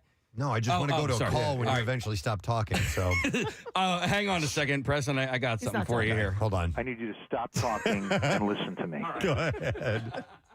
No, I'm proud of myself because my lawn mowing shoes I've been using for like 3 whole years now. I'm going to go back to people not using things because they're afraid they will break. Yeah. And I will go to Barbara, who's been on hold for a while. Hey, Barbara, good morning. Good morning. How you guys doing? Good. What's up, Barbara? My brothers and I just sold a house that we inherited from my father. They bought it in 1986, and they never used the dishwasher. There you go. We had the realtor come in, and I was telling her, I said, I think the dishwasher's broken. My brother's like, no, it works. They just never used it. And is it from 1986? Is it that old? Oh, yes. The Yes, washer? it was the original dishwasher that was put in the house. I bet you that. So it would probably still run. It's not going to, I mean, it's a functional dishwasher. But did they ever explain why they chose not to use it? Was it for this reason, for fear of breaking it? Yes, they didn't want to, nothing technical. Like that was high tech back then in 1986 to them. Wow. Jesus. Yeah. That's hilarious. Apparently it's a thing. All right. Thank you, Barbara. Appreciate it. All right. I'm going to go back to an older situation as well. This is Joe who's on the air. Hey, Joe, good morning. Hey, good morning, guys. How you doing? Good. What's up, Joe? You guys remember back in like the 70s when you get in a car, the seatbelts were kind of tucked up and folded above the window? Yes. And little brackets? Yeah. Oh, yeah. Well, I'd get in the car, and my dad, he was kind of a perfectionist, and he wouldn't let me take the seatbelt out of the little thing above the window because he thought it'll never go back neatly. So he never let us use the seatbelt. He would rather have you not use the seatbelt to maintain the aesthetic. Oh, yeah. I used to try to get it out. And he'd be like, don't touch that. You'll never get that. Get away from that. Stop playing with that. And I'm like, Dad, it's a seatbelt. He's like, you feel that dashboard? Push on it. Now, and, would he make you ride on the hood of the car so that you wouldn't screw up the seats? Oh. That's funny. crazy. Yeah. All right, So thanks. to this day, Yeah. it's All right. still a joke. Thanks, Joe. I appreciate it. All right. How about this? Let's go to Stuart. Hey, Stuart, good morning. Good morning, guys. What's up, Stuart? I got one for you. All right. My mother-in-law, God rest her soul, she had an in-ground swimming pool in the backyard. Mm-hmm. She never went in it. She paid for the pool guy to open it and maintain it. And I asked her, how come you never use it? She just told me that she liked looking at it and she wanted waterfront property. Oh, my gosh. But she never used the pool. True story. Never used the pool. Wow. Yeah, All but right. if she's paying for the maintenance, it doesn't make any sense. Yeah. All right. A little bit different than what we're talking about, but that's interesting. Yeah. Well, and this is slightly different. But can you go to Steve on line 2, Preston? Line 2. Yeah. All right. Hi, Steve. Good morning. Hey, good morning, Press. Hey, what's up, bud? My best friend to this day, his father back in the 70s, 80s, and part of the 90s, whenever he would get a new car, would pop the hubcaps off and put them in the trunk because he was afraid they were going to get stolen. May as well give them to somebody. Right. Take the hubcaps off. Oh, that's funny. So he would immediately take a beautiful brand new car and make it look like a piece of crap. Yeah. Yeah. Oh, my God. For fear of them being stolen. Hey, these doors. Someone might take them. Let's go to Jennifer. Hi there, Jennifer. Good morning. Good morning to you. What's up, Jennifer? Okay, so I'm a lifelong camper, and with the internet, there are things like social media groups, etc. So I started following a bunch of camping groups on Facebook, and I discovered that there's a whole crew of campers that do not poop in their camper. They don't poop in their camper. They don't poop in the camper. Isn't that what it's for? Yeah, exactly. It's made for that specifically. Did they give their reasons why they don't want to do it? I don't know. I think they're afraid of the black tank. I don't know if they don't want to dump their poop or what, but there's literally a hashtag no poop in the camper. Yeah, I kind of get that. Yeah, I mean, yeah, well, you guys know, like when you're a camp out for hunger and you have the RV, and like it's not that you, if you have to, it's fine. That's what it's there for. But if like there is the alternative to go elsewhere, like for example, Ulta, when we used to do Plymouth meeting, like you would prefer Ulta to the RV pooper. And so I understand that mentality. It's there for a reason. If you got to go, you got to go. But like if you can find an alternative, find the alternative. I might see that. I don't see refusing to do it, though. Correct. You know what I mean? Listen, push comes to shove, no pun intended. We'll use that camper pooper. Yeah. Here's some text. Says, my dad refused to buy trash bags because you were buying them to throw them away. So what did you do with trash? He would make special trips to the grocery store for small bags and Walmart for even larger bags for the larger trash cans. Even if he couldn't buy something to fill the bag, he would ask the cashier for a wad of those big bags. Oh, my God. So in essence, a lot of what you buy from the grocery, you're buying it knowing you're going to throw it away. That's funny. He wouldn't buy them because you're purchasing something that you're just going to throw away. Just going to throw it away. That's funny. But it has a purpose. Yeah. Right. You know? Why get a toilet? You're just going to flush that stuff. All right, here we go. What is this, Nick? It Well, says, I'm confused by the details at the end. all right, shall I read the last part first? But just or- what the grandparents do. My grandparents lived. It says, my grandparents lived until they were in their late 90s, and they used their dishwasher all the time. They even had a little magnet that would say clean or unclean with a little piggy on it that they would put on rotate to say what condition the dishes were. We had that when I was a You kid. did? Yeah, clean or dirty. And it was a little piggy? Not a piggy. Oh, but all right. We had this thing, and you would. It had it was a magnet. It had it said dishes are, and then it had a little chain to another piece underneath it that you could flip over that would say clean or dirty. That's I cool. like that. And that way you wouldn't have to guess when you were standing at the I sink. could have used that makes sense. yesterday because I loaded dirty dishes into a clean dishwasher. Yeah, that sucks. Hey, how often do you change your bath towel? Like, do you use the same bath towel over and over again? Yeah, I do. Yeah. Like a week. Yeah. maybe. Oh, dear God. Something January like that. 1st is what Yeah, I do. I do the same thing only because it's clean. I'm drying myself with clean water on a clean body, and so I don't feel like it's as dirty, and I don't feel like loading the hamper with laundry that is Yeah, I'm that unnecessary. way. Okay. You're not a barbarian. No, You're not I am alone. not. You're not alone. Kathy thinks it's disgusting, Yeah. but Not just sometimes you have to be careful of the smell and Yeah. mildew growing. oh sure, yeah. Yeah. I mean, well, I hang it up to dry, Yeah. to air dry, so line dry. Over the after that. TV. Yeah. Are you once a week, Kat? Right. How often you wash them? No, like probably every other day. Oh, man, that's a lot. Yeah. Let's Sorry. see. Let me go to. I use the washer. I have no problem using that. I have Frank on the line. Hey, Frank. Good morning. Gadzooks. Gadzooks. Frank, what's up, man? So my car came with 2 remote starts, and one of them broke.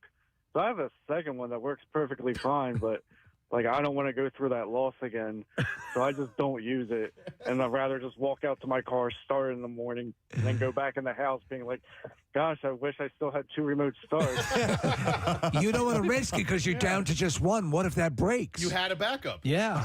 Exactly, but yeah, I don't know how to replace the remote start, so we're just not going to go. Like, what would someone do if they wanted to get a new one? You'd have to, I guess, go buy one. Yeah. Oh my God. I'm not doing that. That right? All right. Thank you. Can't for blame me for a sucker. I appreciate that.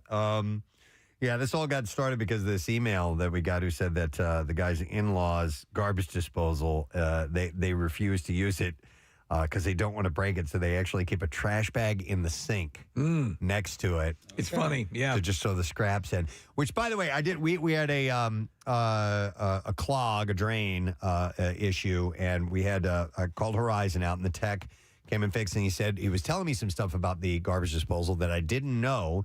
As far as using, he's like, yeah, I mean, it's there for the purpose of breaking that stuff up and it going down the tube, but not everything breaks up that well and can eventually cause a clog. And he was telling me some of the things I didn't realize.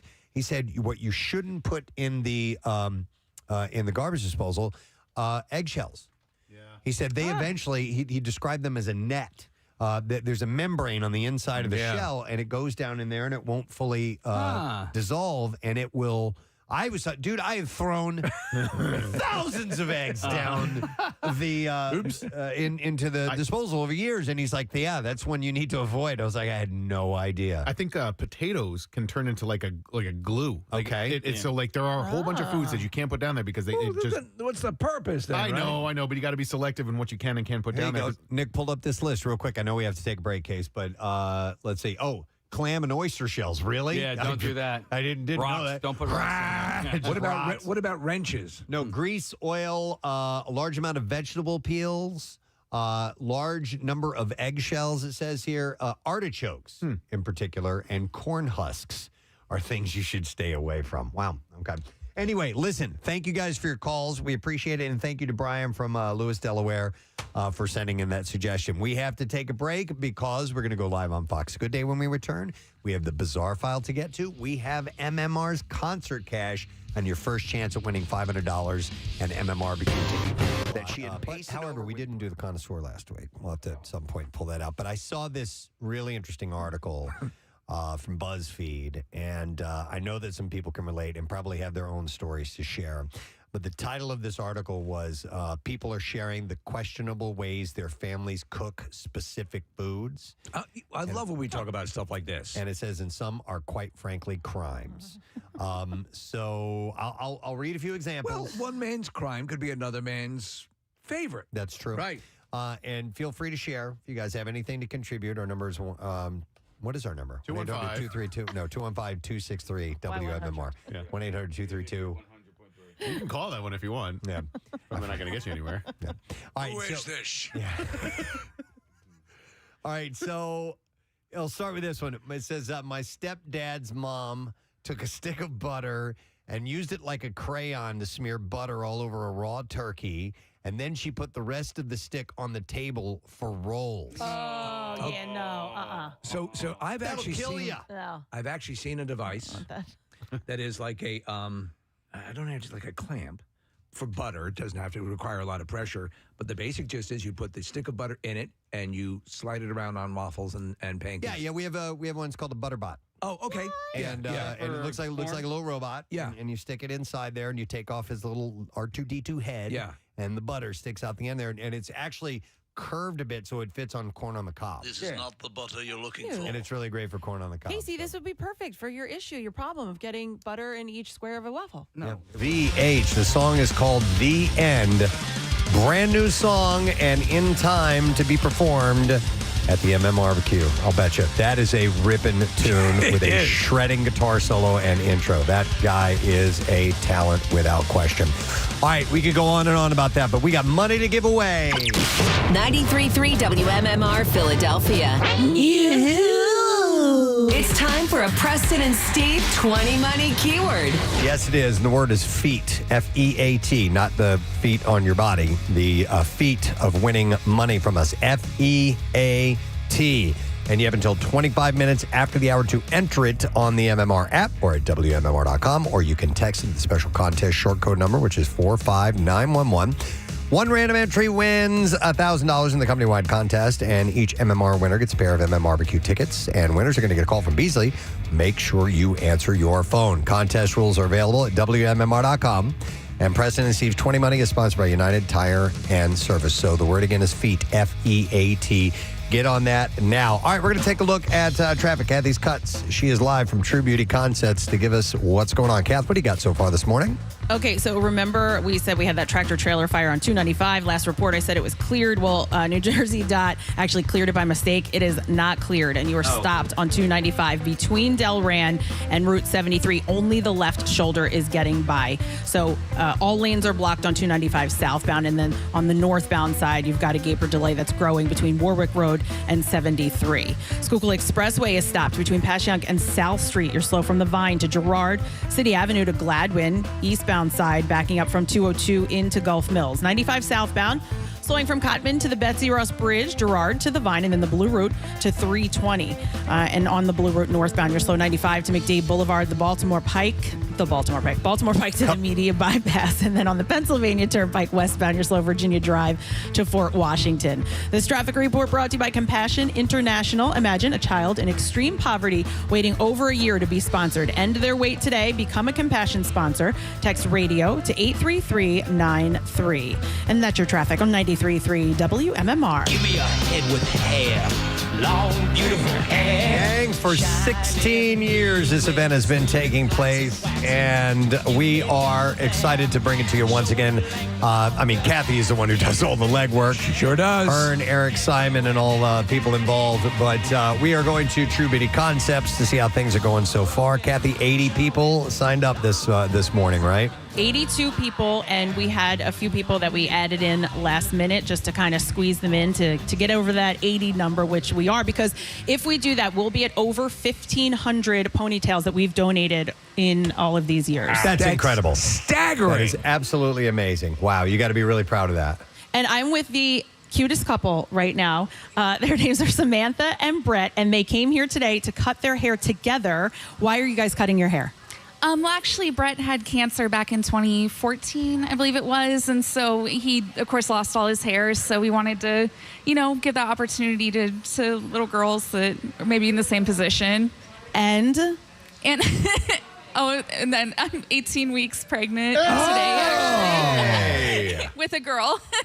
And so she said she wanted to get rid of some of the hair because she's going to have a baby now. Is going to be grabbing at her. So, and good idea that you cut your hair as well with the little girl coming. Yeah, well, when I grew my hair out, I figured at least with a little girl coming, I'll know how to put hair in a ponytail and do a little girl's hair because I'd have her teach me how to put it back because I had the hardest time doing it and it's something I'd never done before. So now, and when you had cancer, you had to go through chemo and you lost your hair. Back in 2014, I lost all my hair, eyebrows, eyelashes, all that, and grew it all back. And I started growing it out about 3 years ago with the intention of donating it here because I've been listening to you guys since like 2009 when I was in the Air Force. So I've been wanting to do this for a while now. Well, thank you so much. You look great. You look amazing with the new haircut. I'm glad that you're healthy and that you got a beautiful baby on the way. Congratulations, guys. That's amazing. That's a great story. So amazing. This event, by the way, is sponsored by Live Casino Hotel Philadelphia and Nemours Children's Health, and everybody gets these real cool tchotchkes. They get a gift bag and all that stuff. So this and as we want to reiterate as well, they get a style too. Yeah, which would normally cost you money to go get from done. Top stylists, which is, and they're donating their time. This is to me, and I know we've all talked about this.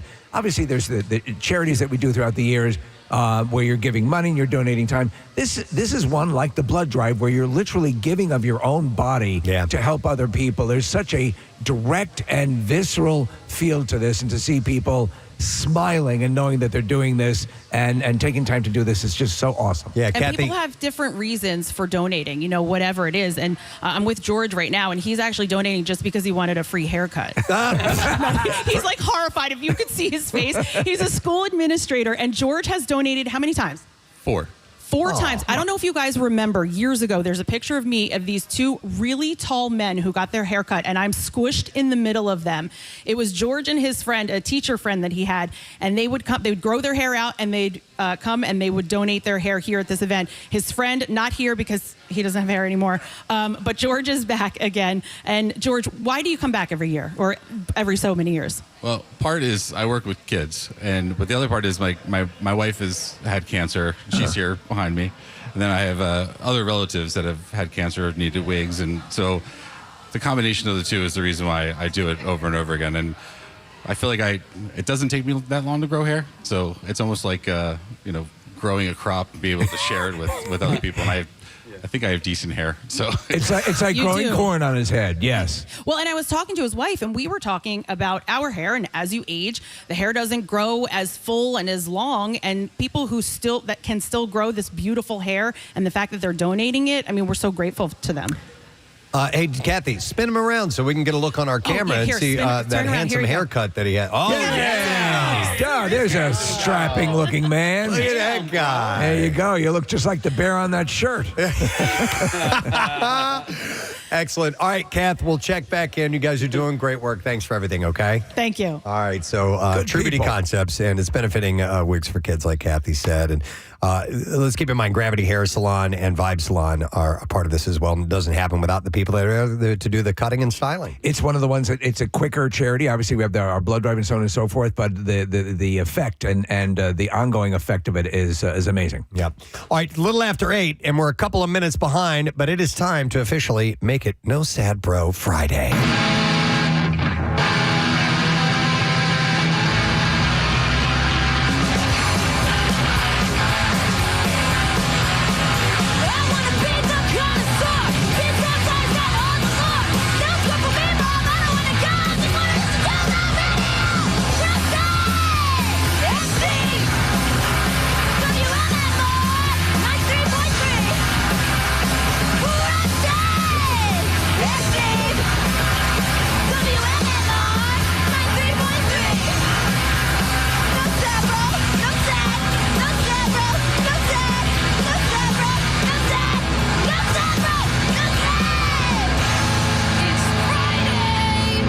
Friends and Froggies.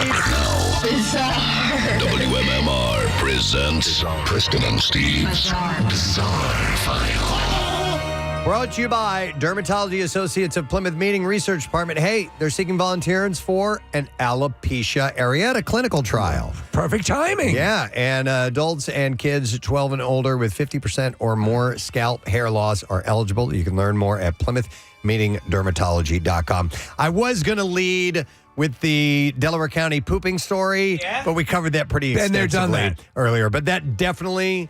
Everywhere else in the country, if they're doing a weird news segment, this is their lead today. It's about time. We can't give it all to Florida. All right, this one is it's a pretty disturbing story, but a male porn star allegedly decapitated and dismembered a couple before storing their severed heads in a freezer and dumping the rest of their remains in suitcases at a popular landmark, according to a court case being heard in the United Kingdom. Yostin Andres Mascara is accused of murdering Albert Alfonso and Paul Longworth at their West London apartment in July of last year. On the night of July 10th, Mascara was spotted 100 miles west in Bristol next to a large red suitcase on the city's famous Clifton Suspension Bridge. The cyclist who saw him spoke to him, thinking that he might be a lost tourist. The accused killer told the cyclist the suitcase had car parts in it, but inside were the decapitated and dismembered remains of Longworth and Alfonso, according to the prosecutors. He could fit two people in a suitcase? I guess so. Son's heads? Additional body parts were found in a large silver trunk that Mascara had with him as well. So there was another container. Yeah, because I would be looking into that luggage because, if you travel, it's hard packing things. And the couple's heads were found in a chest freezer at their apartment. Jeez. Mascara, a Colombian national, had been hired to have, quote, extreme sex with Alfonso when he attacked and killed him, according to the court. And does decapitation qualify as extreme sex? I don't know. Maybe they weren't clear enough with him on that. Longworth was allegedly killed first after being attacked with a hammer to the back of his head before Alfonso died from repeated stab wounds. Mascara also allegedly was recorded singing and dancing following the attack. He admitted to the manslaughter of Alfonso during a hearing, but the prosecution rejected his plea. Beauty school dropout. Mascara could hardly deny killing Alfonso as the attack took place while the pair were having sex, and both the sex and the death were filmed, according to the prosecuting attorney.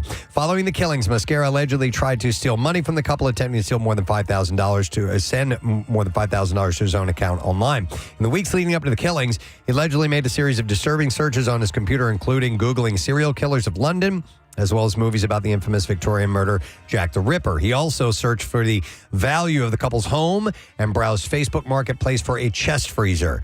He denies murdering Longworth and Alfonso, and the trial is ongoing. That's just insane. Yeah, wow. All right, something a little lighter.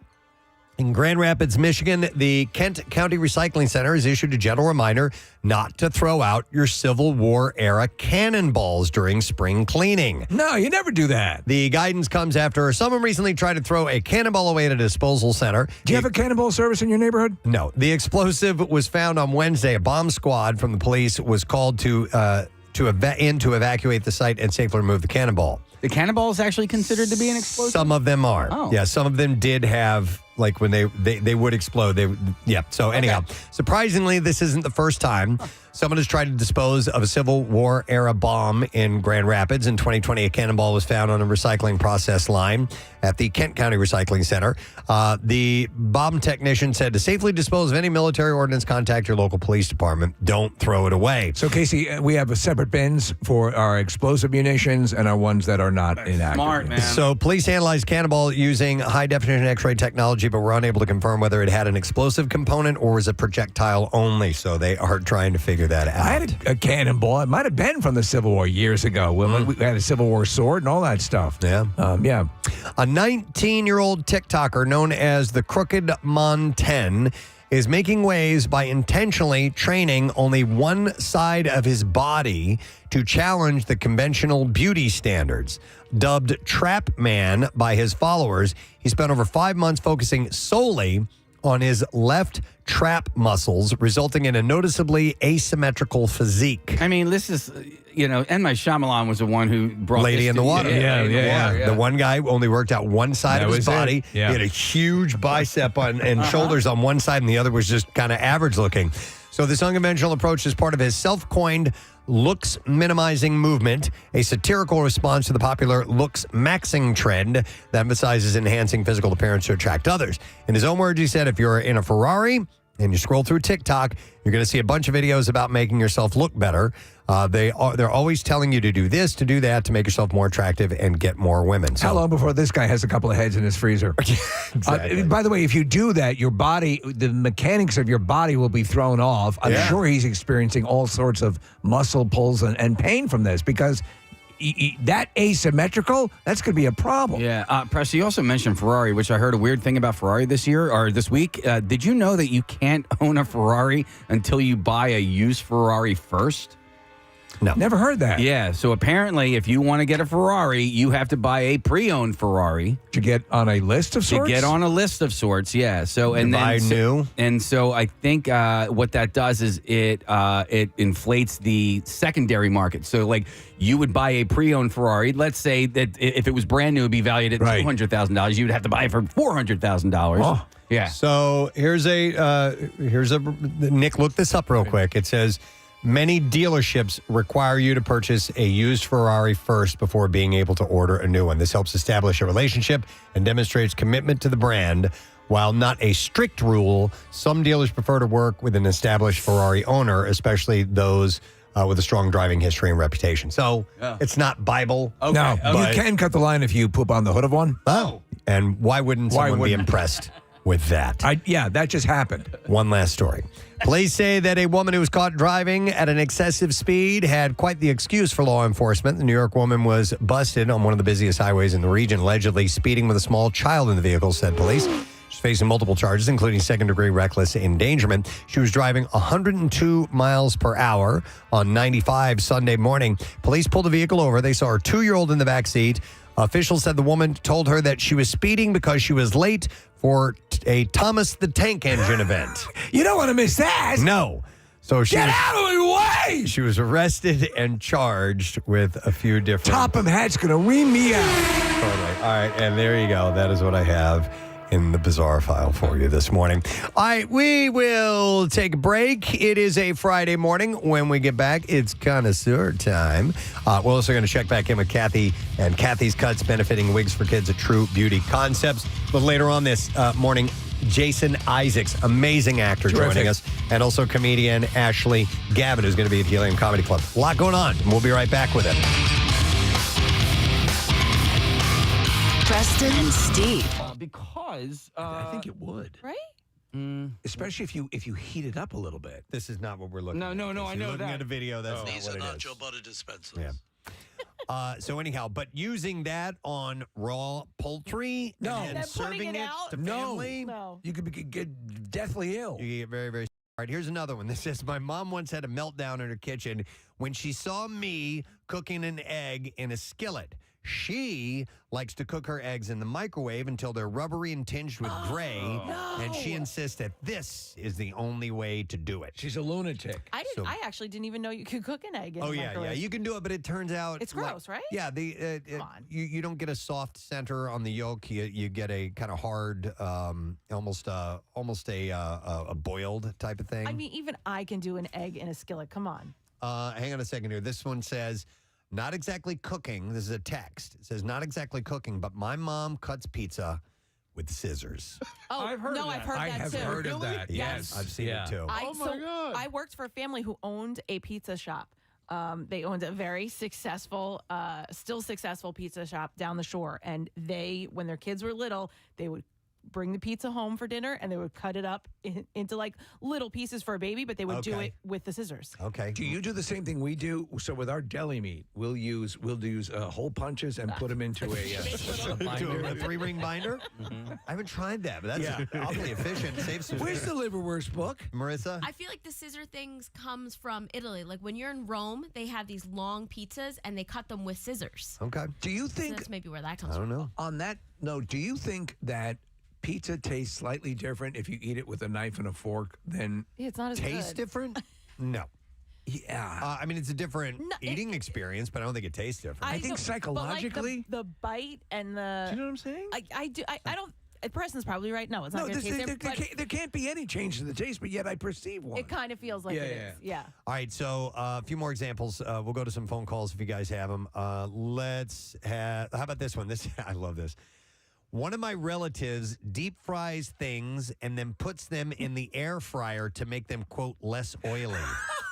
Wait. That is absolutely ridiculous. Then they go on and say, then there's my aunt who buys takeaway fried chicken, fries it again at home just before serving it to her guests. She says the outside is too dry and not oily enough. Oh, my God. Okay. So she refries fried chicken. Did everyone have a heart attack? Oh, my Is everybody good? Oh, that is the best. This one says, once we watched my wife's grandma dice an onion by slicing rounds with the peel still on, like you do for burgers. She would peel each slice one by one and then finally chop it all with a steak knife. Huh. So that's way off. I watch people dicing onions. I need help. And I sip. Oh, Casey, I'll give you the full Please do. tutorial. It is so easy to do. I do not know how to cut an onion. Really? Not properly. There's a process. Well, can you give us a quick verbal tutorial? I would. Okay, so you cut off the base, the bulb end, and then you cut off the top. You turn it sideways, lie it on one of the flat ends. You cut it in half. You take the peel, the outside layer off. Then you flip it back over on the flat edge like this. Where it's like round and... No, on the flat side. On the flat edge where it lies now. And then, Casey, so here's the onion. It's like an arc this way, okay? Yeah, correct. Then you slice it 3 times this way. Okay. And you slice it 3 times this way. And then you go boom, boom, boom, boom, boom, and it's all chopped up. Are you a fan of chopping devices? No. A lot of chefs say no to those, right? No, you don't need... It takes up room in the kitchen, and all you need is a knife. But what you do need to know are the proper techniques. And all you have to do is learn them once, and you got them. So at some point, I'd seen a YouTube video that described how to cut a pineapple, Preston, and we had a fresh pineapple in the house. I think I misremembered how to cut that pineapple. Oh, really? Because it's that main part in the middle, the stem, the core of it. And I cut that off. Yeah. And I cut the outer layer, the prickly part off. And I was cutting what I thought was correct, and yet that part of the core. Do you do still core? solid? Yeah, still still solid. Or was that just me not cut? Was that me cutting it too soon? I didn't cut it all out. All right. I mean, you need to cut it into quarters and then just slice the. There'll be like a wedge, and that sharp part of the wedge is the core, and then you just cut it off that. I effed it up. Then you're good to go. Steve, I hate to bring it back to this, but no. A listener texted this in, so thank you, random listener. Apparently, in the movie Cobra. Yeah. Starring Sylvester Stallone. We're watching the video. He uses scissors to cut pizza. He's eating cold pizza. Hey, pizza. And he cuts it with scissors. You're the pizza, I'm the scissors. That's where that whole thing with that cult. They were scissor. They were pizza. They cut their pizza with scissors. No, they cut theirs with axes. If you remember. Clang, clang. But Casey, I'll. You know what? I could bring in an onion. Maybe you know what? Maybe we'll do a demo day for the Connoisseur sometime. Thank you for calling Cobra's Pizza. We'll show you a couple things. He's got a pizza shop now. Slices. Would that be like a version of show and tell? All of the drivers wear mirror shades Absolutely. and have a matchstick in their mouth. Yeah. You hungry or what? Yeah. And actually, the pizza is put in a barber's chair, Preston, and then he walks around. All right, here's some other things that people do, interesting ways they cook things at their home, questionable ways. Here's another entry that says, my mom said that cooking the turkey on Thanksgiving Day was too much work when you're hosting, too. So she would cook the bird weeks in advance, carve it, and then freeze it. You might as well, no. May as well just go to the deli and buy turkey that way. It's not part of the, Thanksgiving experience that way. I'm getting the borderline criminal aspect of this whole thing. But also, that's just, the whole purpose is to have that fresh turkey. Listen, I cooked a turkey for the first time in my life. Like, I did it on this Thanksgiving just passed, right? And I did a great job. Dude, it's not that much work. No. You prepare the beginning, right? You do that in the morning, you stick it in the oven, and then you got the rest of the day to do everything else. Like, it's really not that difficult. Agreed. I like this one a lot. It says, my family calls every small grain-like food in large quantities rice. Wait, what? Quinoa, that's rice. Couscous, that's rice too. Couscous. So I love couscous. they just call it rice. By the way, couscous is like 1,000% superior than quinoa. I am I'm a quinoa fan. I'm not saying I don't totally like different. quinoa. It's completely different. It's better. I mean, if you're going It's like for pudding is the best version of steak. But that's like saying you like pasta better than rice. Yeah. No. Yeah. I think it's more like saying you like risotto better than rice. And milk duds. No, so, couscous is a pasta, right? Yeah. That's right. Quinoa is a grain, I believe. I believe you're correct. So they're two different things. So, Okay. so rice and risotto are both grains. Your quinoa's in my couscous. Your couscous is in my quinoa. I kind of liken them to be almost the same thing, even though they're not. Right. Yes. Okay, so you're like these guys. Yeah. All right, so here's another one that says, my mother-in-law proudly makes this one very specific chunky salsa, and it has raw diced carrots in it. I have no idea where she got that recipe from, but it's bland, it's watery, and way too crunchy. I had carrots in a salsa one time, and Were they raw?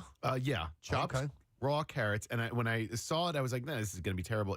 It wasn't bad, and I don't know why it was done. Like maybe for nutrition reasons or whatever. I was not completely turned off by it. Do you know what? I pretty much hate carrots. I don't hate, but I find them bland. And the only thing, but however, I love carrot cake. Yeah, well, that's not really carrots. Now, are you talking about? There are carrots diced up in it. Just are you talking about like raw carrots, Yeah, or do you like carrots. them Nah, baby carrot. I'm not a big roasted? fan. Yeah. Okay. Maybe we need to roast some for you in some good olive oil. I love carrots. I yeah. do too. Any I form. could eat them with every meal. Mhm. Yep. So let's go to some phone calls. I want to go to Frank. We're talking about questionable way things people prepare things in their kitchen at home. Hi, Frank. Good morning. Good morning, it bitches. Good morning, it. What's up, buddy? All right, this infuriates me, and I'm about to ruin everybody's morning. My fiance's aunt, she prepares soup separately, as in if she made chicken noodle soup, there's chicken in one pot, broth in one pot, noodles in one pot, and then vegetables in another pot. That's not how you make soup. That's not how you make soup. So she makes them all separately? The reason for it is so that you get individual flavors of everything. No. Frank, I feel your passion. Absolutely, because the big thing about soup is all those ingredients together blend, and they spend time together. Yeah. The longer you let soup sit like that, the better it tastes. That's insane. That's crazy, Frank. Have you ever confronted her on this? Yes.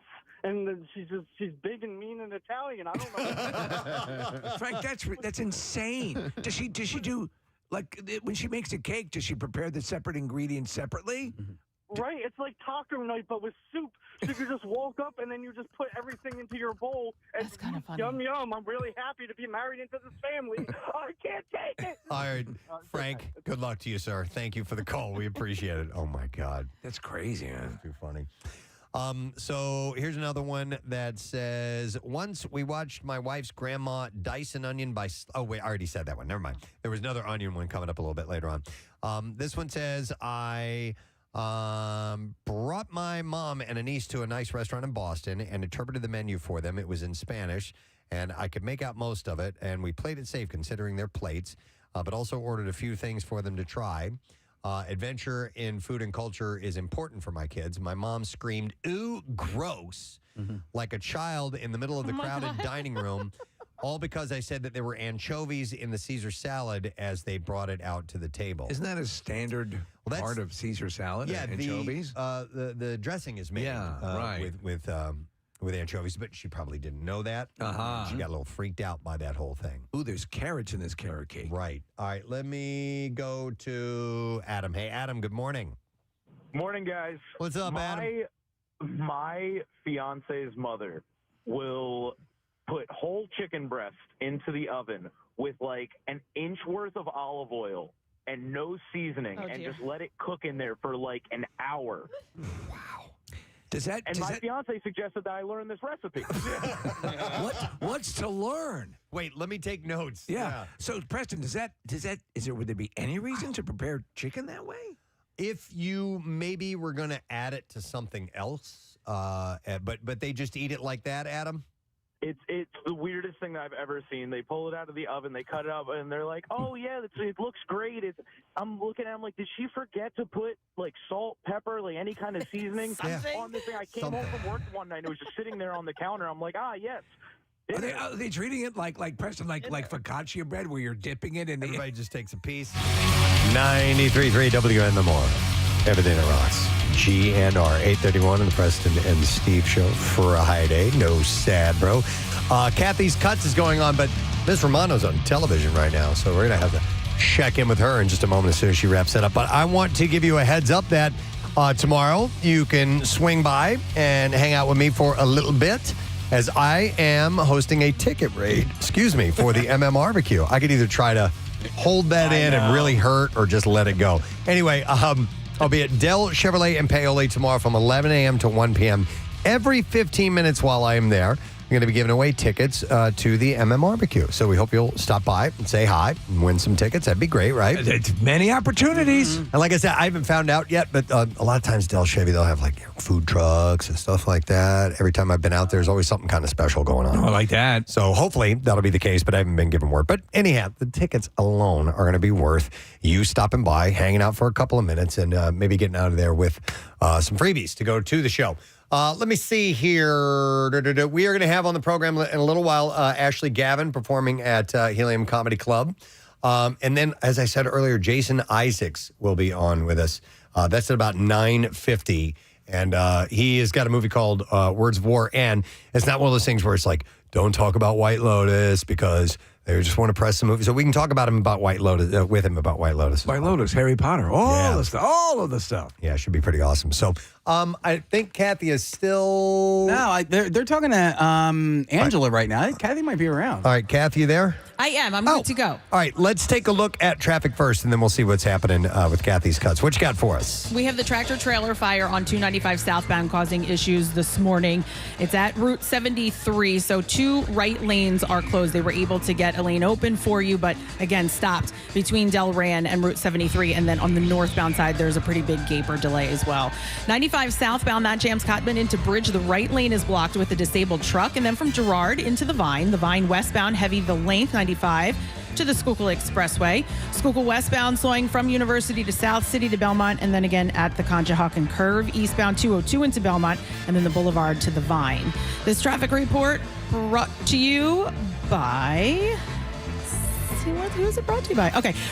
Share a ride match program. Summer's approaching, bringing more air quality alert days. Now's the time to leave your car at home whenever you can. To find carpool, transit, and other options, go to pacarpool.org. And that's your traffic on 93.3 WMMR. Almost cut my hair. Almost got the edit in there, but close enough. So... I'm looking at Marissa. The beginning of it was chopped off. It's all good. That's what we're doing at Kathy's Cuts. Anyway, hang on, Marissa. I'm turning your microphone on. You look very angry. It is our audio system. Oh, all right. Anyway, we're joining Kathy at True Bitty Concepts for Kathy's Cuts. And what's happening now, Kath? Yeah, so we're full right now. It looks like all the chairs are filled with somebody getting their hair cut. We've got more kids. We've got women with beautiful long hair. And you know our events, we got a bunch of guys here who they make the most dramatic transformation, and they look so good when they leave. Over the years, the percentage of men participating is increased and increased. Are we at a 50-50 stand right now? No, I still think it's more female, but we do get a decent amount of men. I mean, Eric could probably look and see how many we have. And by the way, thank you, Eric. I feel like whenever Eric's involved, I don't really have to worry about anything because if something goes wrong, he'll just take care of it. He's running in and out, working hard here as well. So thanks to Eric and his crew. Yep, and we're taking a peek. It looks like all the chairs or most of them are full as they're moving people in and out. And I can see Angela Perfetto, who those who've been with the show for a long time know her, is one of our cover girls from the President Steve Totally Office calendar and multiple appearances in that as well. And where does Angela work if people want to... Angela is at Gravity Hair Salon Plymouth Meeting. So actually, I'll take a minute to mention this. So yes, Angela works at Gravity in Plymouth Meeting. They also have their initial location, which was in Ambler, and they just announced that they are opening a 3rd location in Flourtown. So we're really happy for them. They're growing. And then Mount Laurel, Vibe Salon in Mount Laurel is also here helping us. we've had a number of salons over the years. Teaming up with them has been amazing. They are just fit in perfectly with us here, with everybody at Gravity Hair Salon as well. But I'm over here with Angela. And Angela, you just cut, did you measure his hair? It was 23 inches. Oh! 23 inches. What's your name? Joe. Joe, how long have you been growing your hair? Since October 2020. Okay, Wow. all right. Can we So have Joe turn around so we can see the transformation? Turn around, Joe. Our camera is over there. All right. Ah, nice. Oh, wow. Yeah, look how much hair he has. I mean, that is beautiful hair. And you didn't dye it or color it or anything, did you? No. And that's exactly what they're looking for. Okay, so how does that feel? Ask him how it feels. Like running your hand through your hair right now. What does that feel like, man? Yeah, so that's the big question for everybody. How does it feel when you run your hands through your hair? Strange. I don't really know what else to say. Reset. It's a reset. That's a good way to look at this. You look good, man. Looks great. You're going to get that beard trimmed up, or is that going to stay long? I don't know. Okay. We're keeping it. We're keeping it, Angela. Right. Listen to Angela. She knows. All this You know what? hair. The women say they feel naked when the hair is gone off of their shoulders and their back. I believe it, man. Jen, I'm here with Jen Fred from Fox 29. She wants to talk to you guys. Hold on. Okay, excellent. I like to talk to all of you guys. First of all, hello. Hello. But hi, thank you. I can't. Come on. Yes, you can. Casey, Yes. what's up with the tennis elbow wrist strap talking on the radio? Okay, so for the people listening, they can't see it. I have a little strap around my forearm because I have tennis elbow. Because Jennifer, I'm going too hard at the gym. You know what I mean? Yeah. Like I'm just. I don't know how to stop. He's you know crushing what I mean? it. So yeah. But you're not lifting weights at the rate. Are you lifting Preston? Do we see in the break? I don't know. What are you doing? Ask Jason Martinez, man. He sees me going at it. I don't want to have a bro out, okay? It's not that kind of party. We understand Jason loves to eat lettuce with cheesesteaks. You look amazing. Thank you. You know this. But, I mean, it's a little like, look at me, I work out. Well, okay? it's a lot. It's not even. It's a lot like ow. It hurts to put the iced tea back in the refrigerator, okay. right? So and then I have to deal with this nonsense. Yeah. Yeah. So I can't win. So shut up. I love you. Yeah, right. We love From you, your Jen. fake sister. All right. By the way, he said no to a mullet. I asked him 4 times. Sorry, Joe. You're getting a mullet. You can get those. You can get them. Casey, I'm surprised you didn't go back at her. I know that you often see her leaving a certain store in the same complex. It's just a liquor store. It's just for the neighbors. Be cool. Wow. Mommy needs her meds. Okay, so it's not Hey, just Kathy, does she leave? Does she get into a car? Or does she take an Uber because she's been sampling? She says she's leaving. She's like, it's Saturday. I'm just grabbing a bottle of wine. Wow. But we're having so much fun here. It is a charity event, but I mean, Jen comes out every year. And like I said, the 2 salons, they're here every year. And we just have a great time. And thank you to True Beauty Concepts, who are giving gift bags to everybody. They're giving, they give full-size hair products when they leave, and then a Kathy's Cuts t-shirt as well. So thank you, everyone of who's participating and helping us do this for the 16th year in a row. And thank you, Kathy Romano. Kathy. Kath will check back in with you in a few. All right, it is the Kathy's Cuts event taking place as we speak. And you can watch, if you're watching this on YouTube, you get a peek into what's going on there in the salon. So it's awesome. All right, wow, it's Friday. Hang on, I'm not ready. What the hell? Get your bell. I need my bell. And it's time for Connoisseur. It's time for the Connoisseur. We're running behind, but we're going to get it done. Yeah, we're gonna have to jump right on this because we've got more guests coming up and Kathy's Cuts happening at the same time. So I'll dive right into this. I'm going to start with this story. The city with the most restaurants with Michelin stars. What would you think that would be in the world? In the world? Mm-hmm. Well, you think Paris? Right. And that's what I think everybody would think. Oh, I was thinking New York. I forgot Paris even existed. So neither one of those is the city with the most Michelin restaurants. Dubai. Not Dubai. Can I take another guess? Absolutely. Sandusky. It is not Sandusky, Ohio. Dude, Casey's going there. I'm going there today. That's why Steve thought of it. All right, anyway.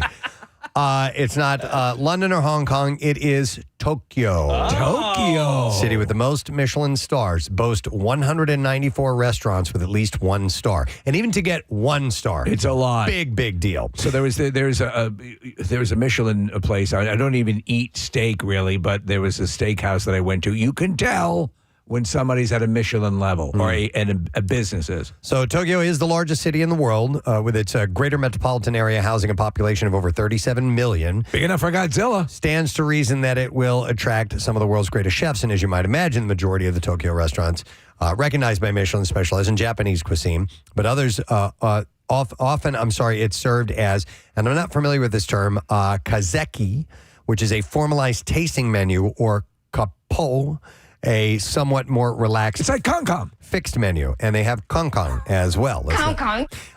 They also have boxes of crackers. Did you know that? Boxes of crackers. Yeah. Arigato. I had boxes of crackers.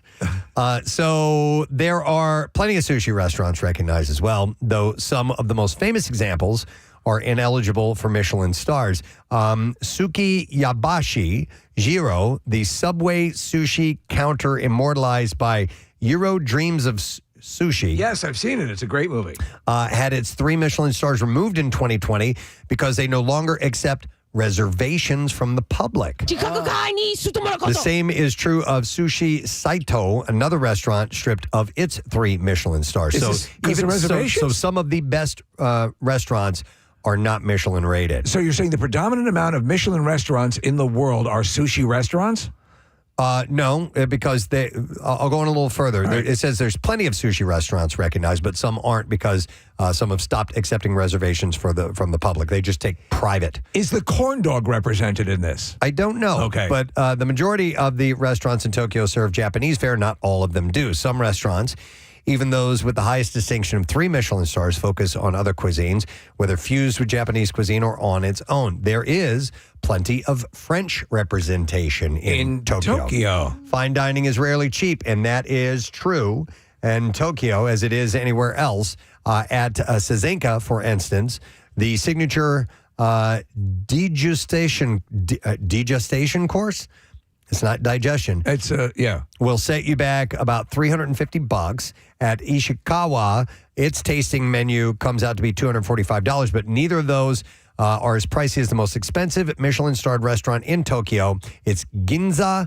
Kitafuka, and their tasting menu comes out to $2,130 a person. They're known for their dish, Wilma Fingerdew. Wilma Fingerdew. So if you're a foodie and you want to go to where the most are, you're going to have to head to my bucket Tokyo trip is to Japan. Bucket list trip is to Japan, and I'm a big fan of ramen. And what I really understand, Preston, is not the Michelin star restaurants, but the regular ramen places that are just the casual dining restaurants are phenomenal. Yeah, it's a foodie town. Is that word that you said, degustation?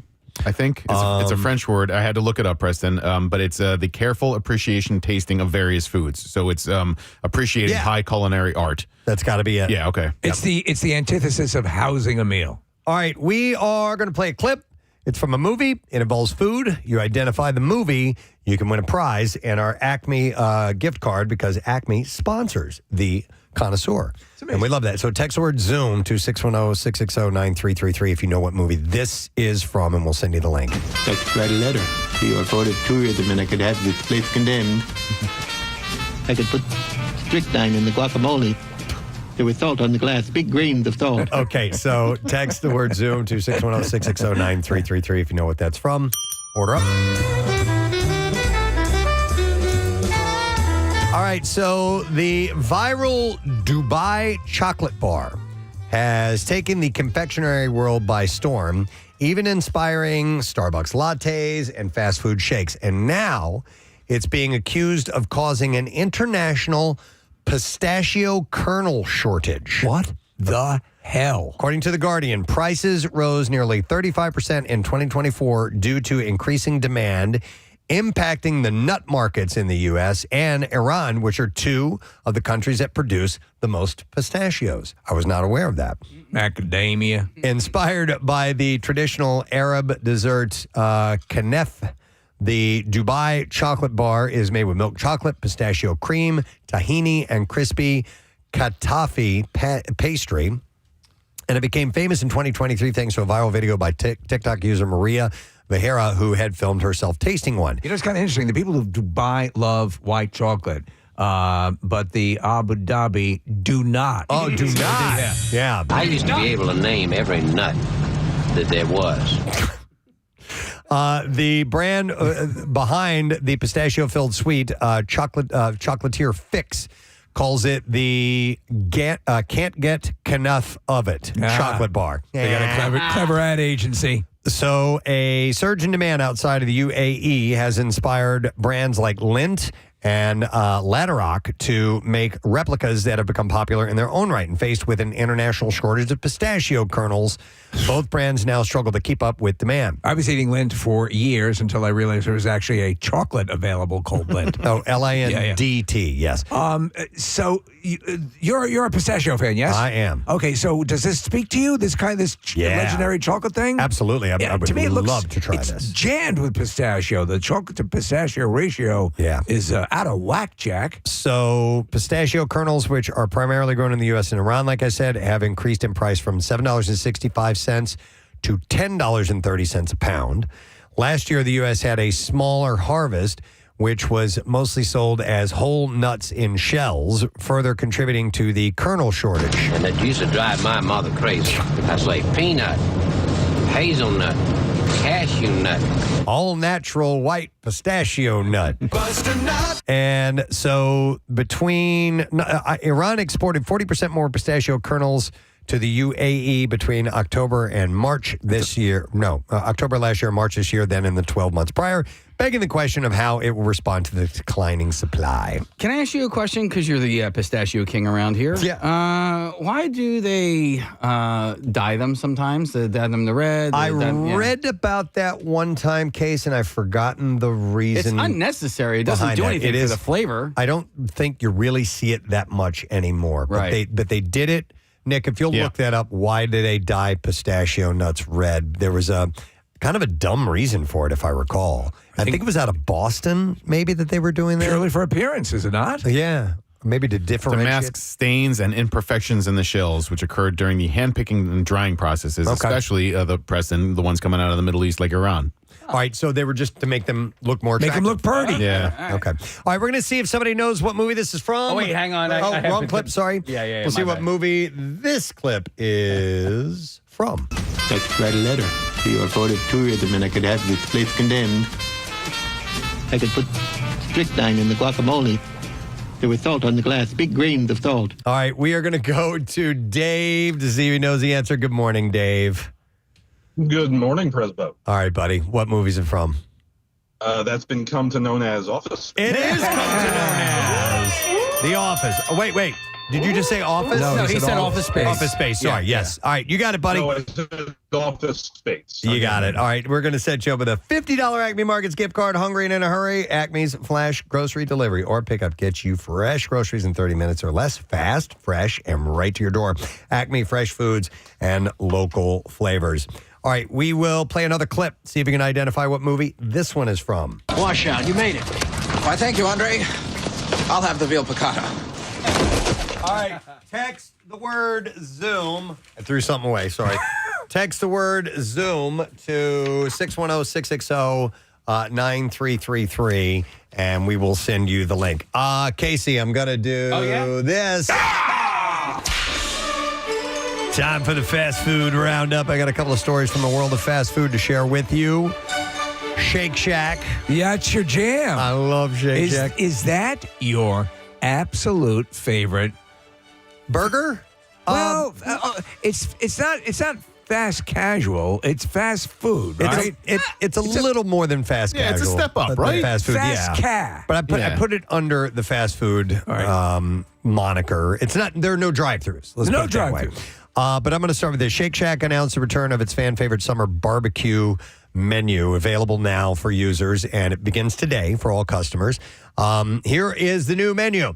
They have a Smoky Classic Barbecue Burger, the Carolina Barbecue Burger with fried pickles. Okay, so is it Carolina because it's like vinegar based, or is it like a Carolina Reaper? So it's not the Carolina Reaper. It's just tangy Carolina-style barbecue sauce. So, Casey, that's going to be a heavy vinegar presence in that. I do like me some Carolina barbecue. Me too. They have the Smoky Classic Barbecue Chicken Sandwich, the Carolina Barbecue Chicken Sandwich with fried pickles as well. spicy fries, spicy cheese fries, and then there's some desserts. The Oreo cookie funnel cake shake. Here's the one I want. The banana pudding shake. Oh, yeah. Yeah, right? Didn't they say pudding? It says pudding. Because that'd be but Southern. I like pudding. Do they got Nilla wafers in that there banana pudding? Let's see. Banana pudding flavored banana custard made with real bananas, hand spun with vanilla wafer.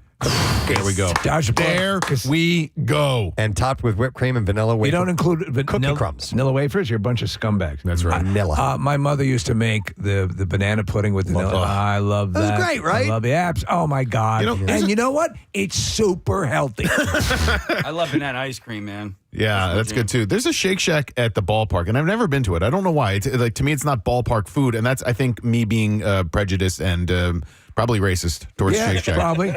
I don't know. Marissa and I had a Shake Shack moment at a ball game one time. Oh, Remember? yes. We were sitting in the super duper awesome exclusive seats. Yeah, and but hand during delivered? the seventh inning stretch, it just came over and started handing out Shake Shack burgers. I want that. Let us know when you're done. We'll be back to massage your testicles.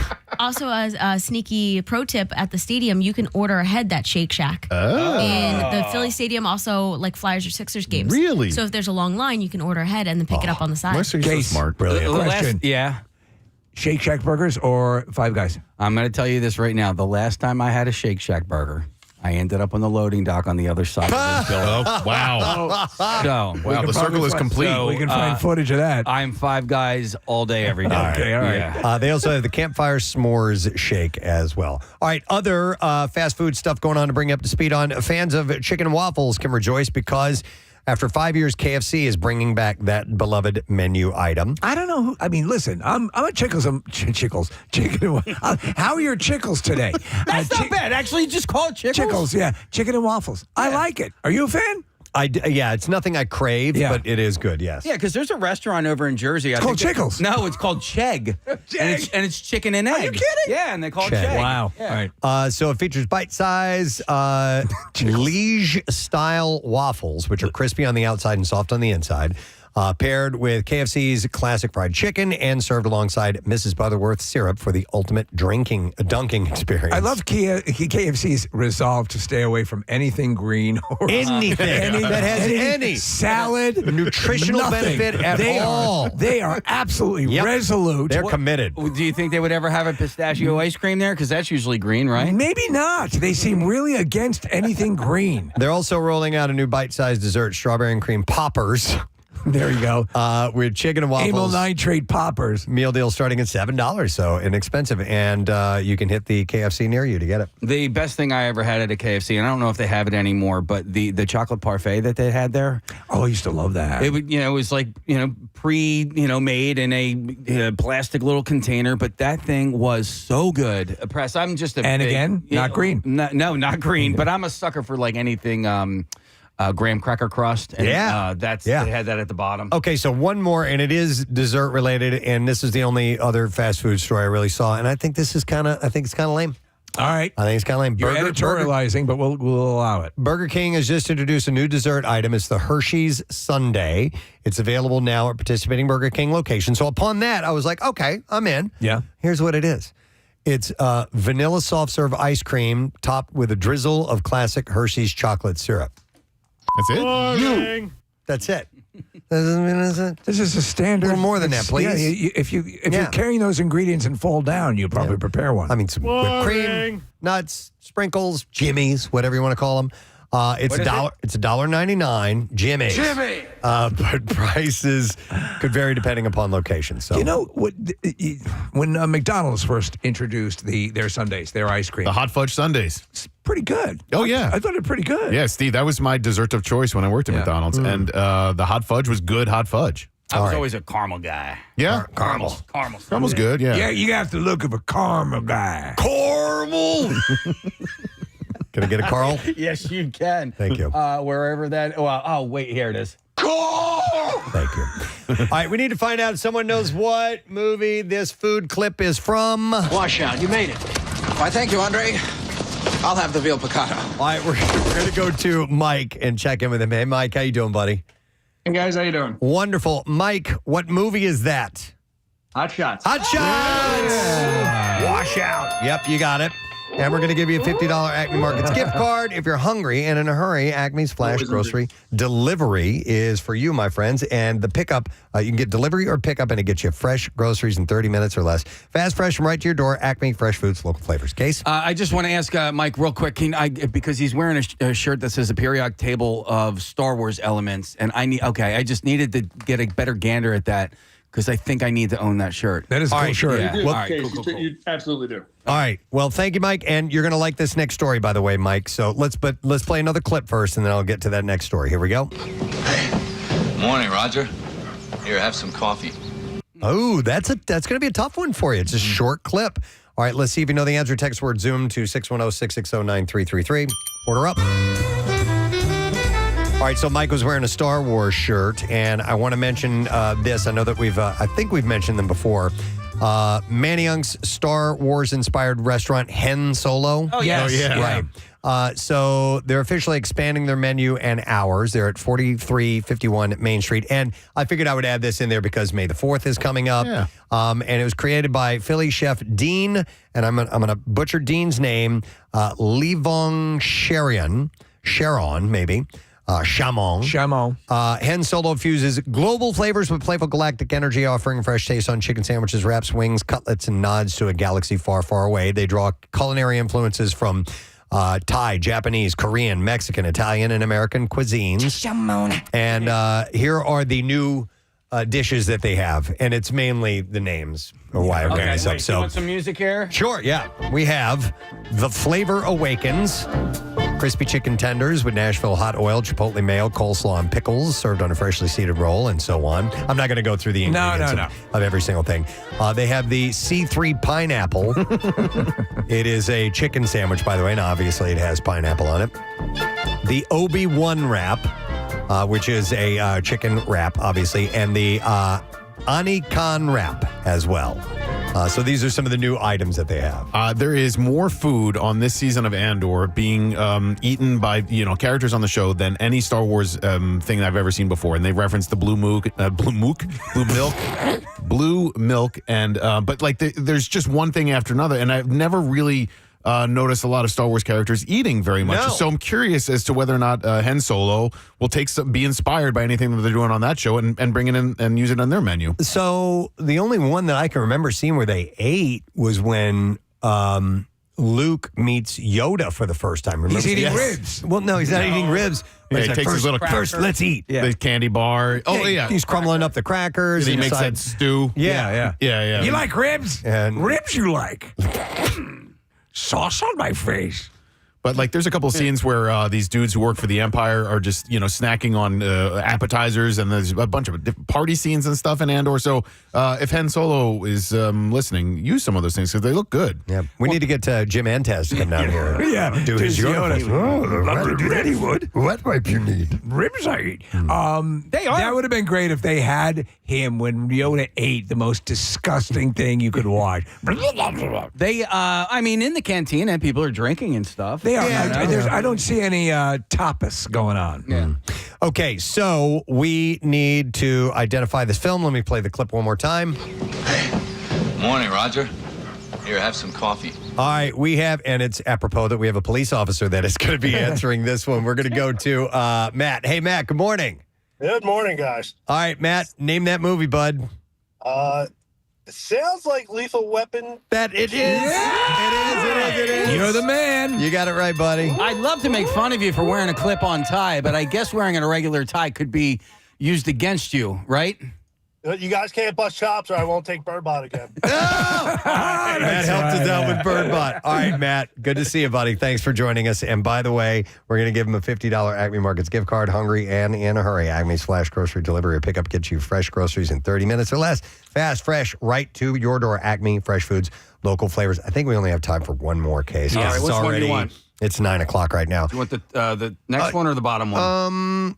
Let's do that first one. Okay. Yeah, okay. What movie is this food or beverage clip from?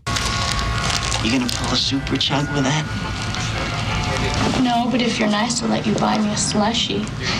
Oh, man. All right, let's see if you know what movie that is from. Is it right on the tip of your tongue? Yeah, I'm not getting it. All right, order up. We got one more. I got to decide what I want to go with here. I have an extra. You know what? I'll save that for when we get Kathy back on because it's something she'll appreciate. The last story is from the website Delish, and it's about grocery shopping etiquette. And here was the question: is it okay to sample grapes at the store before you buy them? Are you paying by the pound? I will give you my position on this. You do pay by the pound when you buy grapes. I always sample a grape, and I'll tell you why. Because I've had many occasions where I've bought a bunch of grapes and gone home, and they're sour, and they just don't taste good. So I think most supermarkets, would they be okay with? I think most would, right? I mean, they go into detail on that in this article. Because I will do when I'm buying toilet paper. Yeah. You got to make sure. How does it feel? About 3 squares. That's all you need. Yeah. So how will this be? Half of the people that chimed in on this conversation said it's disgusting and unsanitary. Plus, it's technically stealing from the store. The other half said that if they're spending that much on fresh produce, there's no harm in trying food grapes before buying a big bunch. And there isn't really consistency on the rules from store to store. For example, in New Jersey, some stores will let you husk fresh summer corn on the cob so you can see what you're buying. And it weighs less if you're weighing it. For something as small as a grape, why can't we come to some general consensus? It's become a thing that even The Simpsons did a joke about it at one point. But anti-sampling people argue that it can be difficult to find a bag of grapes that hasn't been opened. And what if someone sneezed or coughed into their hands sampling grapes and didn't buy them? Those are good points. But here's the thing about washing your hands and sampling stuff. When people are picking through produce, they do it with apples, they do it with pears, all kinds of stuff. Their hands are going all over that. So it's not the only thing. I've never seen someone bite into an apple. No, I'm just saying their hands touching. Right. This says it's unsanitary to be touching these. And if you're going through apples, I always pick them up and look at them before I buy them. Yeah. So you're getting your hands on those. So I think that argument goes out the window. That's one thing my wife always buys pre-bagged apples. I'm like, don't do that. I don't do that. Yeah, no, Rochelle does that too. I don't get it. No. Anyhow, it goes without saying that you always wash your produce before you eat it.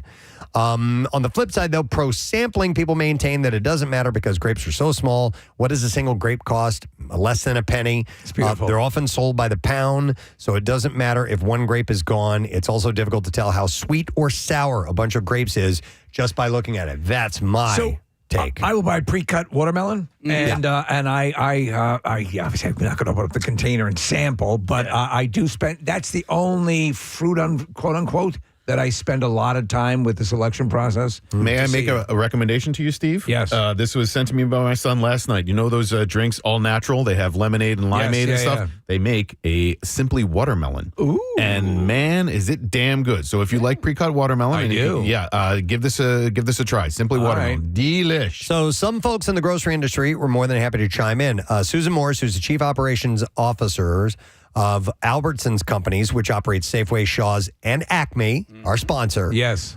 says that we'd love for customers to sample our grapes. To help maintain a sanitary environment, however, feel free to ask one of our store employees for assistance before digging in. Plus, he or she may be a great resource for deciding which grapes are best to buy depending on the season or your recipe needs. Do you bring a gravy sampling spoon with you when you go shopping? Not lately. Here's what you should do. If you want to sample the grapes and you want to be sanitary about it, grab a produce bag, use it almost like a dog poop bag, put your hand in there, and you can sample, pick the grapes sample out. the dog poop. No, you sample no, you're like right. that. That's a way to put a buffer up. Yeah. And a few of the other chains pretty much said the same thing, that the bottom line, an employee won't report you for sampling a grape, but for good etiquette and peace of mind, simply ask them before tasting anything if you want. So you have to make the call and be respectful about it. Yeah, I'm all for it, though. I am all in on sampling grapes. All right, we're going to see if you know what movie this is from. You gonna pull a super chug with that? No, but if you're nice, I'll let you buy me a slushie. All right, we are going to Laura and see if she knows. Hey, Laura, morning. Good morning. All right, Laura, tell us. That is Heather's. Heather's! Absolutely correct. Winona Ryder and Christian Slater in that clip. I was way off. I thought it was Gladiators. We are going to give you a $50 Acme Markets gift card. And if you're hungry and in a hurry, Acme's Flash Grocery Delivery or Pickup gets you fresh groceries in 30 minutes or less. Fast, fresh, right to your door. Acme, fresh foods, local flavors. And that is all the time that we have for the Connoisseur this morning, friend. There's a lot happening. We are going to take a break, and when we return, we'll check in with Kathy again. Kathy's Cuts, 16th year that we've done this, is taking place at True Beauty Concepts. We'll see how things are going there. And comedian Ashley Gavin will be in our studio. She'll be at Helium Comedy Club tonight through the weekend. And then after that, Jason Isaacs will be on the show, too. So we'll be back in a moment with it all. Preston and Steve. The olive oil? Oh, man. That's super duper bland. Thanks, Adam. I appreciate it. Yeah, you would do that if you're going to add it to something else, maybe. But even then, you at least want to give it a little bit of salt and pepper, you know? Something in there. Let's see here. This one says, my mother-in-law. These It's are all mother-in-laws. questionable ways that they prepare things in their kitchen. My mother-in-law cuts every single vegetable up with a paring knife. Now, a paring knife is really small. Yes. She said it's horrible watching her struggle to cut large items like potatoes and onions. But she just sits there and insists that a small knife makes it go faster. Yes. But then again, he says she also boils chicken in water in the microwave and eats it too. Boy, that's about as bland as you can get too. So smaller tools will make the job go quicker. So like a really tiny lawnmower. Right. Yeah. Exactly. Try that. Yeah. It'll speed things I'm up gonna quite cut a my bit. time in half. No. You need a nice big knife. No, I'm going to dig out this pool with a spoon. For some things. And by the way, always sharpen your knives. I think the rule is a dull knife cuts people. A sharp knife doesn't, because a dull knife won't.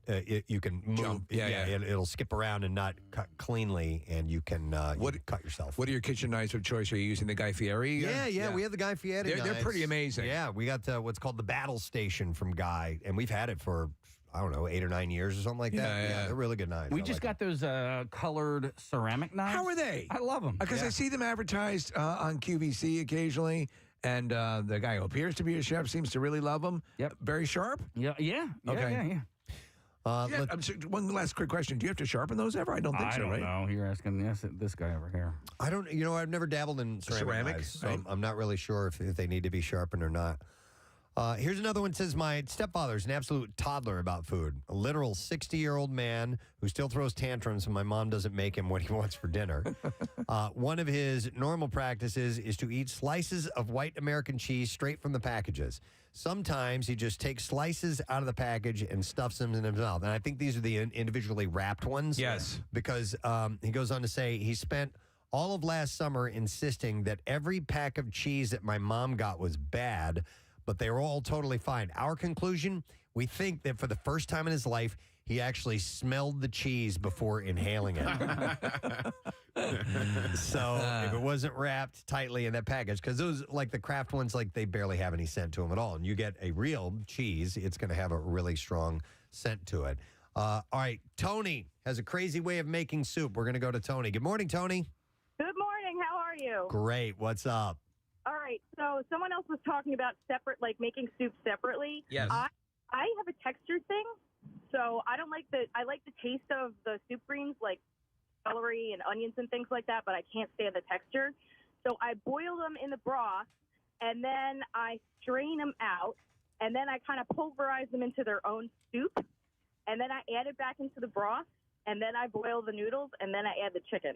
Okay. So you don't like texture of vegetables, so you just kind of puree them and make them into a liquid. Yeah. Okay. You're still going to get the flavor. That's interesting. That's I probably guess. a Bill Weston way, right? Yeah. So you know what? In fact, here's this same one. It says, my dad hates the texture and taste of most vegetables. He passed this down to my brother and me. So my mom always made us this awesome salsa that was completely pureed. Yeah. I was very confused by chunky salsa when I was old enough to notice it at other people's homes. I didn't know people didn't like the texture. Well, I guess, yeah, we're like Rochelle. Texture's a big thing. The reason she doesn't like mushrooms is the texture of them. Me too. She can handle the flavor. She can get mushroom flavored stuff, but if she gets the pieces, It's like I've been on that roller coaster with avocados. So I like avocados I initially liked. And then I did not like them. I did not the texture, and now I kind of like the taste, so I can handle. I think I'm coming back as the pendulum swings. But man, yeah, there was a period like I couldn't stand the feel of it in my mouth. What about, Kathy, mushrooms, no dice for you? No, I can't do mushrooms. But I'm okay with the avocado. Like, I don't. I know. That's kind of slimy too. It's a little different. It's a little different. Yeah, the It's mushroom offensive. is so. Yeah, I don't know. Avocado's It's so almost slimy. creamy in nature. Yes, and I'm okay with creamy. I'm okay stuff. with the Yeah, say it clearly and into the I'm microphone. okay with creaming. What about mushroom flavor in general? You don't like it either, or I don't know that I would hate it. I don't. What would be mushroom flavored? Do you I don't like know. I don't think sauteed I've- mushrooms on like a hamburger? Oh yeah, I do. that's awesome. Absolutely. So like a cream of mushroom soup. You know, I mean, Nah. there are No, little but there pieces, are chunks in there. Yeah, no, I can't. but they're do it. very, very. What tiny. about split pea soup? Something like that. Oh, I'm okay Yum. with that.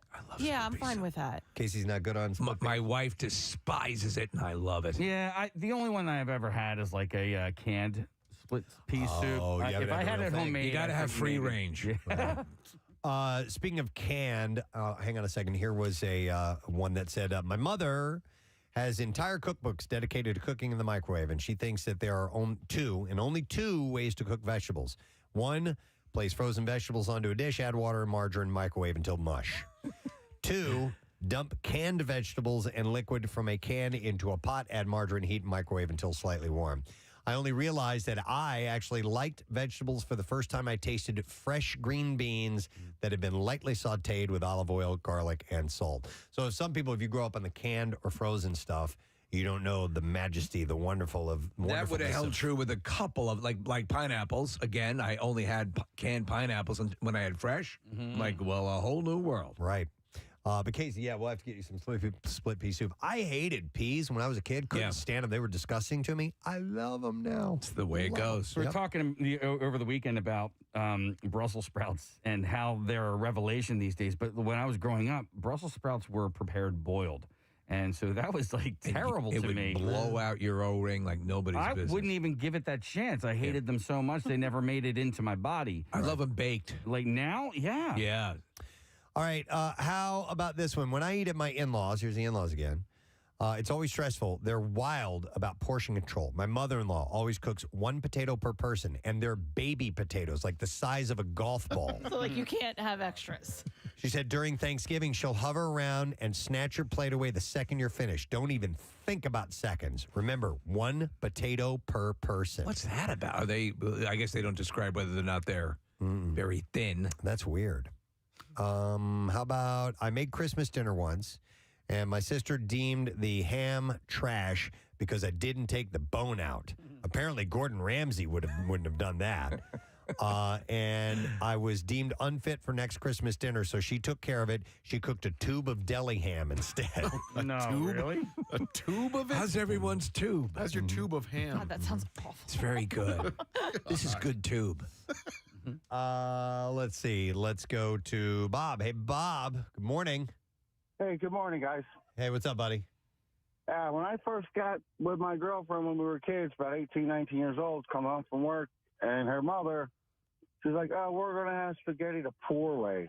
A bunch of soggy-ass noodles with tomato soup poured over top. Tomato Soggy-ass noodles with tomato soggy-ass soup noodles. poured over them? You should have used ketchup. Well, exactly. Almost the same thing. Yeah. Man, no, that's not even that's just the stupid way. Yeah, I agree. Thanks, man. I mean, Appreciate especially it. since you can go to the supermarket. There's tons of marinara already in jars ready to go. Yeah, costs about the same as soup. Yeah. Probably. So, how about Justin? Hey, Justin, good morning. Good morning, Ed. Good morning, Ed. What's up, buddy? So, due to that TikTok app, I come downstairs this morning and my son I saw him pouring cereal, but he pours the milk in before the cereal. Oh my God! Okay. Can you divorce your children? Yeah, he said all the kids in his class do it, and I questioned him. I said that is un-American. We do not do that here. Well, it's just stupid too because you can't fill up the bowl with cereal. You're just getting a surface layer. Well, yeah. So apparently, this video says that it helps so the cereal doesn't overflow over the bowl. What? I mean, yeah. Are you that? You can stop pouring milk at some point, and it will not overflow. Stop! I know, right? Help! All right, thanks, Justin. My daughter likes to let her cereal sit in milk until it gets all mushy. Oh, okay. wow. Not me. I think I might have been that way when I was a kid. Yeah. And now it's like if it sits there too long, I don't even want it. You know what? I've found my ability to buzzsaw through, especially cereal that I like Frosted Mini Wheats or the was it Kanashi? What are the Kashi? Yeah. Oh, their stuff is. I can go through like half a box.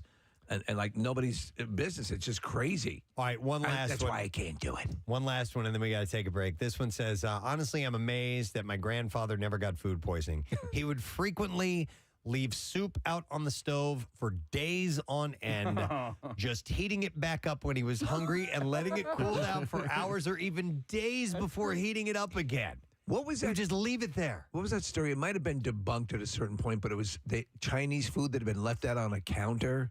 Oh, yes. And they thought it was a meningitis case or something like that. And it turned out to not be what caused that guy's illness. You're right. And then this person goes on to say, in the winter, he would store food outside instead of the refrigerator since it was, quote, free to cool it down. Except he continued to do this until it was in the 50s. Yeah. No, you can't do that. No, you don't want to do that. Maybe the dead of winter, yes. For safety's sake, you don't want to do that. I need you to stop talking. All right, we will stop talking. Damn it. Do I need to do this one, Nick? It's just impressive. This one says, my mother-in-law makes mac and cheese without milk, just cheese on top in a sheet pan and melts it in the oven. Never, is that it? Yeah, that's it. Yeah. She puts it on like a Macintosh computer? No. Anyhow, there you go. That's what I have for you in this little list. People with questionable ways that their families cook specific foods. Thank you for sharing. We appreciate that. We do have to take a break, but listen, cool thing happening tomorrow night. We have a screening of Doctor Strange in the Multiverse of Madness. Very exciting. And I have 3 pairs of tickets I can give away. So first 3 callers, 215-263-WMMR. Tomorrow night, 7 o'clock, UA King of Prussia. Movie doesn't even open until Friday. This is a big blockbuster movie. Oh, yeah. Absolutely. And let's get you into this exclusive screening. We're going to take a break. When we come back, we'll have your chance to win $500 and tickets to the MMRBQ with the concert cash. B-File up 2. Stay there.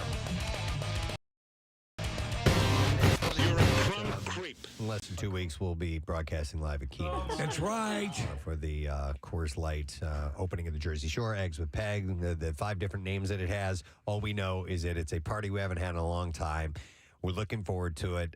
Over the next few days, we're going to start to maybe pitch some ideas out there to you and maybe get some participants in some contests and so on. Trying to lay in as much ahead of the show work as we can. Yes. We've had a whole bunch of time off. We're trying a whole bunch of new things. It can only turn into a disaster, but the kind that we enjoy. Our kind of disaster, your kind of disaster. Right. So that's coming up. And that means MMRBQ is this weekend, this Saturday, as mentioned just a little while ago. So just a little reality check for you there. All right. One of our favorite things is when we, as a show, are trying to figure out exactly what might be a topic of conversation. One of us goes, I have a question I want to ask on the air. Oh, okay. And that usually means I'm not going to tell you guys what it is. Right. We want to hear I'm just going to save it, and that's what we do because we don't like to, quote-unquote, ruin something ahead of time by knowing too much about it. And we just like to head into the unknown. And today's unknown comes to us from Kathy Romano. I'm telling you, my heart is beating so fast right now because I'm so nervous. Seriously? Yeah, I'm pretty nervous. I didn't know it was that kind of thing. All right. Wait. Does it involve a boy? No. So here's how I think I want to do it. I'm going to ask a question. Yes. Okay. We're going to go. And I love Casey because he played that for me. 93.3 WMMR. It's my favorite Black Crowes song. I didn't know that. Twice as hard. I love that song. So you didn't play that for me? No, I mean, son of a bitch. I did, but I didn't know that was All your right. favorite. It's about 9:20 on this Friday morning. We have a lot happening. We have a guest in the studio. We got Kathy out on location. We have money to give away. We got Jason Isaacs coming up, but let's take a look at traffic. We'll go to True Beauty Concepts. Kathy there for Kathy's Cuts. What's going on so far this morning, Kathy? 295 southbound jams from Delran to Route 73. That tractor trailer fire been there all morning. They still have the 2 right lanes that are blocked. There's a Tacony Palmyra drawbridge opening. Traffic stopped in both directions. So 95 southbound is jammed. From Cotman into Bridge, a disabled truck in the right lane. And then from Allegheny to the Vine, the right lane also blocked with an accident. Schuylkill eastbound slows 202 into Gulf Mills, and then westbound from University to South Street, City to Belmont, and then again at the Conshohocken curve. This traffic report brought to you by a Share Ride Match program. Summer's approaching, bringing more air quality alert days. Now's the time to leave your car at home whenever you can. To find carpool, transit, and other options, go to pacarpool.org. And that's your traffic on 93.3 WMMR. Give me a head with hair. Long, beautiful hair. Oh, we're doing this again. We're going to make this one a little bit quick because we do have guests, but Kathy's Cuts is happening at True Beauty Concepts. And Kathy wanted to talk to somebody in this particular segment? So I'm here with Lila, who's from Claymont, Delaware. She's in 4th grade. And do you know how many inches of hair you got cut off? I think 14. I'm pretty sure 14. 14 inches. And why did you cut your hair? I did it because my hair was very long and thick. So combining those, it is just really annoying, especially with summer. It's like my head also overheats a lot, so it's like 5 minutes in the sun, it's just like my head is just burning now. Do you see why I wanted to do this real quick? Totally. So do you know where your hair is going? Yes. And why did you want to donate to Wigs for Kids? I wanted to donate because it's just a nice thing, and I've also never done it before, so it's just a new experience that is actually good. Well, you did a really good thing, and I'm so glad you came here to Kathy's Cuts and did it with me. It's been a pleasure to talk to you and meet you. And now you have to get off to school. You're going to show all your classmates your new hairstyle, right? Yep. And what are you going to have your mom do? Email you telling you what they said. Yeah, because I want to know what your friends think of your hair.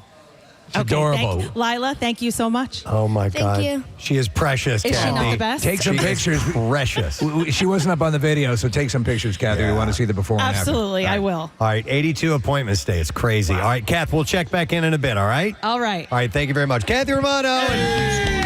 Kathy's Cuts happening as we speak. Graduation. Amazing. All right, so is our next guest, and we are happy to have her here in the studio. She's going to be at Helium Comedy Club. These shows are selling out, folks. Yes, fast. Tonight and tomorrow, 7:30 shows sold out. However, tickets remain for the 9:45 show, which is the more raucous show anyway, probably. So you got to get those tickets. But we would love to welcome Ashley Gavin. Thank you so much for having me. Thank you for putting me after the kid. I know, it's a hard follow, right? I'm going to look really bad now. The kid who just donated her hair. Yeah, what the hell are you doing? Nothing. Literally nothing. I got here. I was proud of that. And you're being very accommodating because it took a while. We have a lot. We're juggling a lot, so we want to make sure we give you bang for the buck. Yeah. In fact, you should be pissed at us. Yeah. You and the kid. If I saw the kid today, I'd be like, "Can you shut up till I do my segment, please?" I don't help anyone. Wow. So we were talking briefly before. You're a graduate of Bryn Mawr College. Yes. Magna cum laude, right? Wow, you guys. Massive. I was telling Preston earlier, I'm like, you don't know. This is legit. You're like real genius movie level smart. You know, I do have a comedy show that I'm advertising, but yes, at one point I was a woman in STEM and I quit. Which is so cool because comedy is what is fulfilling you, correct? Yeah, no, it's true. It's true. No, it is a pretty odd background for anyone in the entertainment. It's pretty different. Well, there was an MIT connection too, right? Yeah, I worked at a Lincoln Lab, which is a national security research lab at MIT. I played with Lincoln Logs. Yeah. Yes, and those are critical to our infrastructure. Totally. So thank you for doing that. Yeah. Thanks for your service. Wow. Well, that is, may I say, a bold move to jump into the uncertain world of comedy, and you've succeeded there. So I mean, it helped to be super sad. So if you hate everything, if you're at home right now listening, this is your sign. Quit your job that provides a lot of benefits and security and a good future. If you are sad, quit your job. I mean, I certainly am. I got super lucky, but yeah. I'm going to contend that it's not luck because you're obviously you're disciplined with school. You did your deal, and then you actually took stand-up lessons. This is how I need to wake up every day. Yeah, okay. This is to my kid, right? But you took stand-up lessons, and then I'm reading you the history of your. Where did you? Who wrote this? I did research on you. You're a cherished guest. We want to make sure we know about you. Is it ChatGPT? That'd be pretty pretty funny. No, it was No, not. no. Steve definitely takes his job very, very serious. I'm- and when we thank have you. people That's in very studio- nice. But it's very impressive. You took right to comedy pretty quickly, yes? The first year was pretty good. The following 5 were pretty tough. Yeah. And then I got very lucky on the internet. You know, I was on TikTok pretty early. I was an early adopter. And I was going through this thing where I was like, no one's going to make this happen for you. I'd auditioned for everything, literally everything. And I was just like, no one's going to help you. So what are the people who've done it their own way done? And I thought they'd be on TikTok. Like if they were around today doing it, they'd be on TikTok. So I got on TikTok and... Do you ever do like the barking thing outside of comedy clubs where you... Of course. Yeah, and I was watching, I think it was Dan Soder was talking with Joe List about it, and, it's just a good way to start, I guess. Is it depressing to do that? Is it something where you're like, all right, at least this is a foot in the door in the comedy world? Like, what's the comedian's perspective on doing that for a stretch? Mine, I couldn't do it a lot because my feet hurt. I have like a stupid joint thing, so I did. You know who barked was Marcelo Hernandez from SNL. Yeah. And Yes. he was on the show where he barked in my now girlfriend and partner. We've been together a long time. To the shitty, Oh, it's okay. the I got it. crappiest. Yeah, none of you reached for that button. That was very relaxed. We have Reaching for that. We have a good long delay. So, yeah. When we hear that Ashley Gavin's coming on, we have a 5-minute delay. But it was a crappy club? Oh my God, the worst, the Grizzly Pair. The Grizzly Pair? It's still around. I'm not afraid to talk about them. That's how bad it is. That's in New York City? I won't talk about. Yeah, it's in New York City. It's Wow. next to the Cellar. Oh, so the everyone comedy- who couldn't get tickets to the Cellar, they walked by the Grizzly Pair. They saw young Marcelo Hernandez, and then me. We were on the same show. I said to my girlfriend, who's bisexual, I was like, "You really picked the wrong comedian. You really should have gone with him. He is hanging out with Bad Bunny." That's wild. You have one of the worst one to one of the most revered comedy clubs. Yeah, that's pretty wild. Yeah, Helium's incredible. If you guys haven't, I'm sure your listeners have, but Oh yeah, it's a fun, so great. It's a room. great club. I wanted to ask you because you mentioned about your feet, and again, I did some research. This is cool stuff. It's called EDS. Yes. It's called EDS. Explain what that is, because I'd never heard of that. It is Have you never done an interview where somebody's done research about you? not. This isn't research. Now you're in my private medical history. You talked robbed my about it. doctor. You talked about it in public. I did. I must have. In fact, your doctor is here. Come on here. Come on. Are we doing the probe today? I really didn't want to do that. We can bump that if you want. No, but I thought it was I fascinating. do. I have a connective tissue disorder. It's genetic. And that's not super understood, but it makes your joints, your body really bendy and not in a hot way. Like in a breaking way, right? Yeah. In a breaking, dislocating way. So I struggle with some chronic pain. Shout out if you have chronic pain. Yeah. I see you. I hear you. You are very tired. I have issues with my feet, and quite often when I'm like laying down, they just cramp up for no reason. You should get that checked out. Yeah, I probably should. I love that you're like, she'll know. Yeah. Well, I've been joking, and my wife doesn't find it funny that I have ALS because just for some reason, like my hands and my feet, just for no reason, will just cramp up, and I'm like, okay. I'm deeply worried. Yeah, I know. He has the more benign version of ALS. Here's what my feet feel like at night, and this was not something I thought I'd be talking about on the radio. This is usually what I'm texting my girlfriend, and here's what my feet feel like at night. No. My joints are so loose that it feels like my ankles in particular are pretty bad. It feels like my feet are going to fall off my body, but in my skin. Does that sort of make sense? Wow, yes. They I know feel what you're so saying. loose. Wow. All my joints are so loose. Wow. So, yeah. Listen, if you're going to get something, you get something unique at least. Yeah, I can't. Does it help with like popping and locking by any chance? This might shock you. I cannot dance. No, I did. If anyone's listening and you have this, I did PRP shots, platelet-rich plasma, and that's been, oh my God. It's been a godsend? Godsend. Really? But that'll help you with almost anything. So I've heard about this. Yeah. And they basically run and siphon your blood. It's so cool. Yeah. They take your blood out of your body. Yeah. And then they put your blood in a machine that spins, and then they take the platelets and they put them back in your body. Yep. And that both heals the area, but it also signals to your body to send even more platelets there to heal it even further. That It's makes sense. Unreal. It's not really that painful. You know, a shot sucks, the swelling sucks, but like I've been through some pain. You know, it's not that painful, and it is amazing. It is like really incredible medicine. How often do you have to get that done? It really depends. I'm getting another one done, but I was pretty much out of pain for like 2 years. Wow. Yeah. Okay. That's a huge run. That's awesome. Yeah. Switching gears from your personal medical history. We have a stool sample we'd like Are you going to bring out like a girl I upset in high school or something? Get in here, Chloe.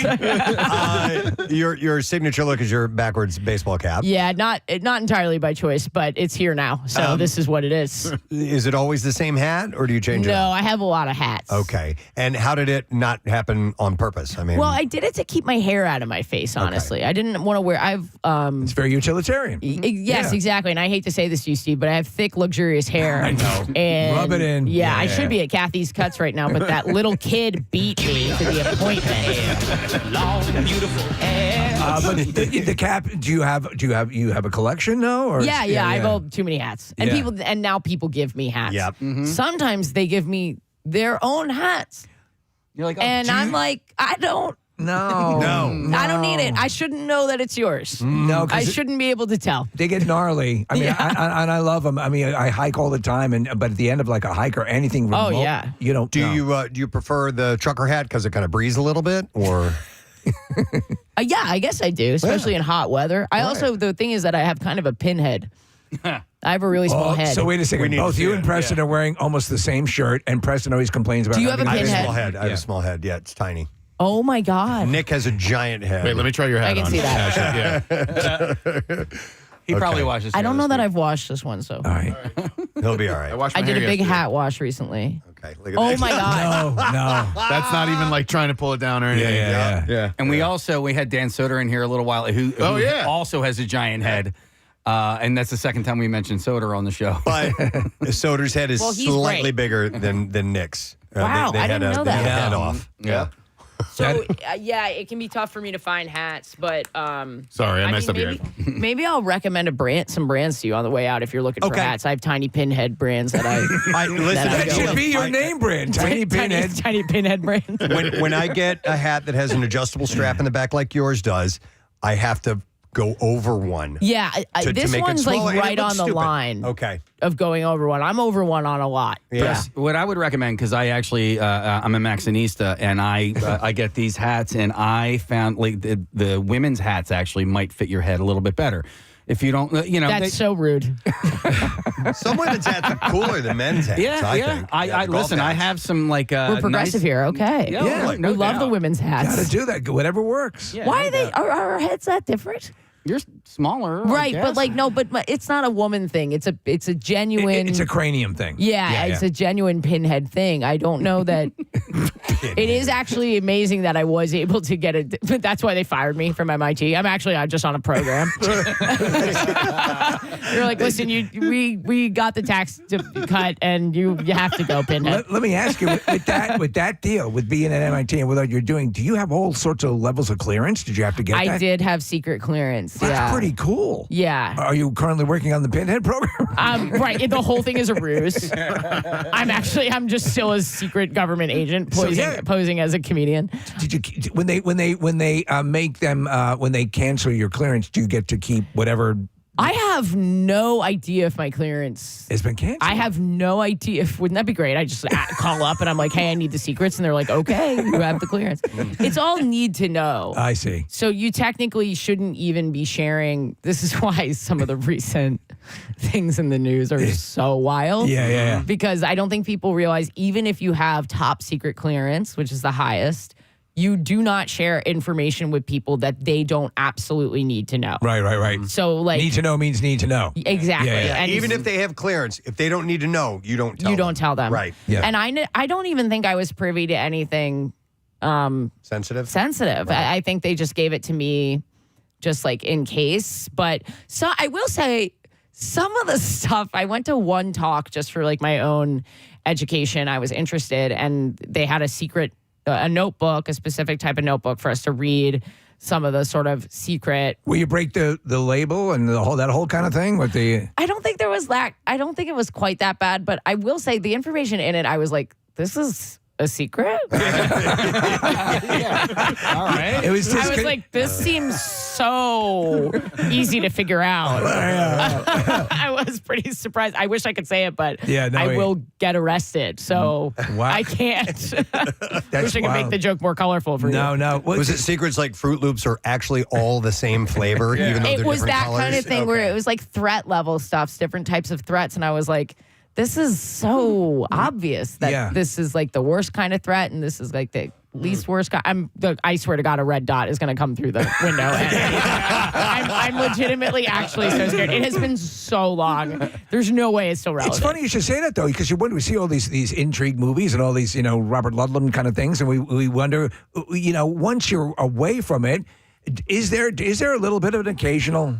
No, working for government as a government contractor, nothing will make you less scared of the government than working for it. Yeah? Like they're not listening to you. Yeah. They don't have time. Yeah, don't, there's too many of you. There's not enough of us. You're not interesting. Yeah. No, it's true. You don't have anything going on. You're a loser, frankly. We're not listening to you. Yeah, we've said that before. The day that the government listens in to my conversations. Have at it. Yeah, go ahead. But it's the corporations that really have the power, and now we're seeing it. Now I knew this a long time ago as a computer scientist. I understood, but now today with the processing power, it's just like that's who's we should be worried about. So it's funny. Sorry, this took a real tinfoil hat. No, you're speaking my language. I wanted to ask you, because you did mention earlier about catching heat on TikTok, and it was during the COVID run, right? Basically, I mean, yeah. And so a lot of people found that, and the podcasting and everything kind of just lit a match. So obviously, a pandemic is not a good thing, but there are a lot of things that came from it. It was pretty great for me. Real quick, speaking of podcasting, because we're going to have Jason Isaacs on after you just in a little bit, so we're going to have to wrap up in a second here. But we have these stat sheets, right? So you wonder, we have information about you. And so I'm looking at what I thought was Jason Isaacs' stat sheet, and I go, wow, he has a podcast called We're Having Gay Sex? That was your stat sheet. Yeah, let me plug my new one, though. What's News with You? It might be a little more accessible for everybody. I mean, if you love gay sex, then We're Having Gay Sex is great for you. Or if you just like to learn more. That's why Baskin Robbins has so many flavors. Exactly. Wow. All right. Yeah, I hate to keep this short, Ashley, but we've got all these events going on today. You have to promise to come back. Yeah, come back. And I would love to come back. We'll do a couple hours with you if you want. Sure. All right. Especially if it's in the afternoon. We'll see what we can arrange. Ashley will be at Helium Comedy Club tonight and tomorrow. Like I said, the 7:30 shows are sold out, but there are tickets available. It's so fun. Thank you so much. No problem. Thank you for being here. Ashley, Gavin, guys. We're going to take a break, and as Casey said, we're going to talk about gay sex with Jason Isaacs when we return, and more. So make sure you stay with us.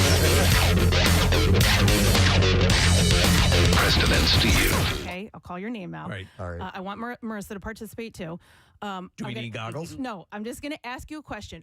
All I want you to say is yes or no. All right. Okay, with no follow-up, No nothing. commentary, no follow-up. Commentary. All right. Don't Yes or even no? indicate whether you're positive or not. Just give me your answer, and then after that, we'll break out into discussion. Never heard anything like this. Intrigued now I'm nervous. Yeah. All right. Because I'm gonna go in order because there's definitely someone in this room who knows the answer, and I'm hoping that person doesn't go hard on me when they realize I didn't know the answer. Okay. All right. All right. Okay. You ready? I'm gonna start with Marissa. All right. Okay. All right. So we're going in the height order. Yes, we're going height order. Marissa, can you drive to Alaska? Yes. Casey, Yes. Preston, Yes. Steve, Yes. Nick, Yes. F. Stop it. Oh, my God. Kat. You poor thing. It's adorable, Who though. knew Alaska was attached to Canada. There's an amendment to this. Did you know that you cannot drive to the capital of Alaska? The capital of Alaska is Juneau, and it's separated. Steve, you've been there, right? It's Been there. separated? Yeah. So there, like, if somebody would ask the question, "Can you drive to the capital of Alaska?" Yeah, no, I just thought the whole state. All right. I was trying to help. Kathy, the crazy thing is, there is like there is a line that connects Alaska to your driveway. I mean, that's it's a big line. It's a gigantic line. Here, I was in a conversation with somebody, and we were talking about film crew, and he goes, "Yeah, they're driving to Alaska, and they're going to document the whole way, and then start the filming there." And I was like, "You mean they're going to drive through Alaska?" They were like, "No, he's driving to Alaska," and I was like, "What do you? I don't understand. What do you mean?" You adorable. And then, but listen, so then that same night, I was out to dinner with 8 people. And at the table, I said, okay, I did what I did with you guys. Yeah. I said, give me yes or no. There was only 2 people at the table who knew the answer, and it was my dad and my mom. And my mom said, I only said yes because I knew your father would know, and he said yes.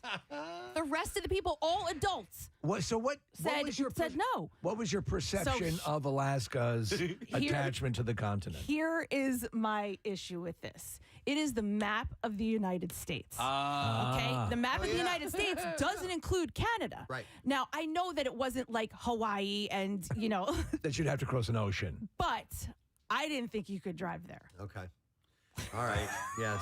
And It is not part of, they say, the contiguous United States, right? So it's not directly connected to the borders of the mainland, as they call it in Hawaii, the mainland. Yeah. Right. So I thought you had to get on a plane to get there. Wow. I mean, you would prefer to get on. Yeah, And I think that's how I did. right? I actually. It's a long ass way. Yeah, we flew into Seattle, then flew up to Alaska. Kathy, I want to make you feel better because you admitted to peeing in the pool last week. Yeah, okay. And I love that. It was more recently than not that I saw a map and I was like, oh, that's where Hawaii is. All right. For the same reason. You thought it was in the Atlantic? No, because maps that we've seen growing up, it was like the continental U.S. and then there was just little corners. No, you're right. I have heard and read stories of people who thought that Alaska and Hawaii were actually down in this little corner right next to each other. Very close to each other. How does one have such wonderful tropic weather and the other one's so cold? Yeah. For the record, I didn't think it was like in the Atlantic Ocean or anything like that, but I just didn't actually know like how close it was to California. And I was like, oh, that's why you stop over in California if you're flying to Hawaii. Listen, there are these things in life that elude you as far as your thinking. I remember as a family member who was studying, law and thought that the Titanic sunk in the Pacific because that's where the icebergs are. Oh, right. I remember. Yeah. And let me just say, by the way, my 10-year-old was also at this dinner, and his answer was yes. Oh, wow. By the way, do you want to hear some of the texts, Kathy? Yeah. Well, my kids are never going to Westchester. That's lower, slower bucks for you. Somebody says, Jesus Christ, you guys drive me insane, Preston. You need to learn how to pronounce contiguous. Did I say that incorrectly? Contiguous. Contiguous. RG. Not a hard G. So we're all stupid here. Yeah, we're all idiots. And it's awesome because, most people have, thousands of people listening to everything that you say so that they can correct you on everything. That's all right. Yeah. This one says, it's okay, Kathy. I thought so too until about a few months ago. I'll bet you there are many people actually listening right now as well for one reason or another that weren't aware that, yes, you can indeed drive to Alaska if you need. By the way, you may think you don't have something like this in your intellectual arsenal. I guarantee you do. You sure do. I told you guys, man, when we were playing this game one time with some friends of mine, it was just a driving game. It was in my fellow band members. We were driving for a few hours to play a gig and play this game where you say a state. Whatever that state letter it ends with, you lead the next state with the start, and then we ran out of states, so we started doing countries, and I swore. Oh no. That euthanasia was a right, I remember. It is part of Asia. It's the younger part. And I dug in, man. I did not give up. Yes, it is. I saw it on a National Geographic. It's special. where the teenagers live. It's where Asian teenagers where the youth live. in Asia live. Are you stupid? It's in the name. Where do you think they go? Euthanasia. I need to apologize to my buddy Greg because I just really drove that home as if I had it as fact. Listen, if you were to design a part of Asia where the younger people would go, what would you call it? Euthanasia. In Asia, of course. Hang on, let me go to Ryan. Hey, Ryan. Good morning. Hey, good morning. Baby wheel. Baby wheel. Spin it, baby. What's up, Ryan? So, kind of going off of what Marissa said, my wife for the longest time didn't know where Hawaii was. She thought it was right next to Texas because of how it sits on the map. Yeah, sure. Yeah. Yep. So I totally understand, and I had to explain to her it's in the South Pacific and how far away it is, and that's where we went on our honeymoon. But Okay. oh my God, so That's funny. That is pretty Thanks, funny. Ryan. Hey, by the way, I read something this morning, and I tossed the story away because I didn't think it would be worth bringing up. I didn't know we were going to be talking about geography this morning. But apparently there was something that surfaced on TikTok that got some people in a bit of a tizzy. And it was about the fact that the state of Maine has more coastline than California. Oh. And the reason being is it's how coastline is defined. And it's like, it's general. I have to bring up the story, but the way it's reckoned. I think I saw the same story, Preston, and it's not. Makes sense. It's exactly the way they interpret it for both sides. So the reason being is because when you look at the map of California, as you trace the coastline, you can see that there's more of it than Maine. But what you have to include are the coast of all the islands that are part of the state as well. That's all considered coastline, Which they do. and intercoastal waterways and things like that. So when you add all that up, Maine ends up having more coastline than California. So there are some things that are weird like that. But then again, it's a little different than driving to Alaska because you can clearly see that there's a way to get there.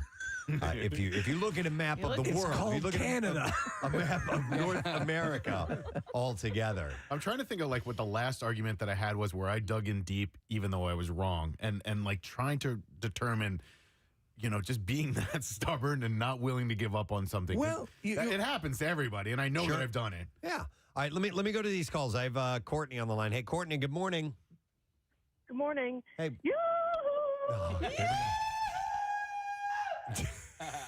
What's up, Courtney?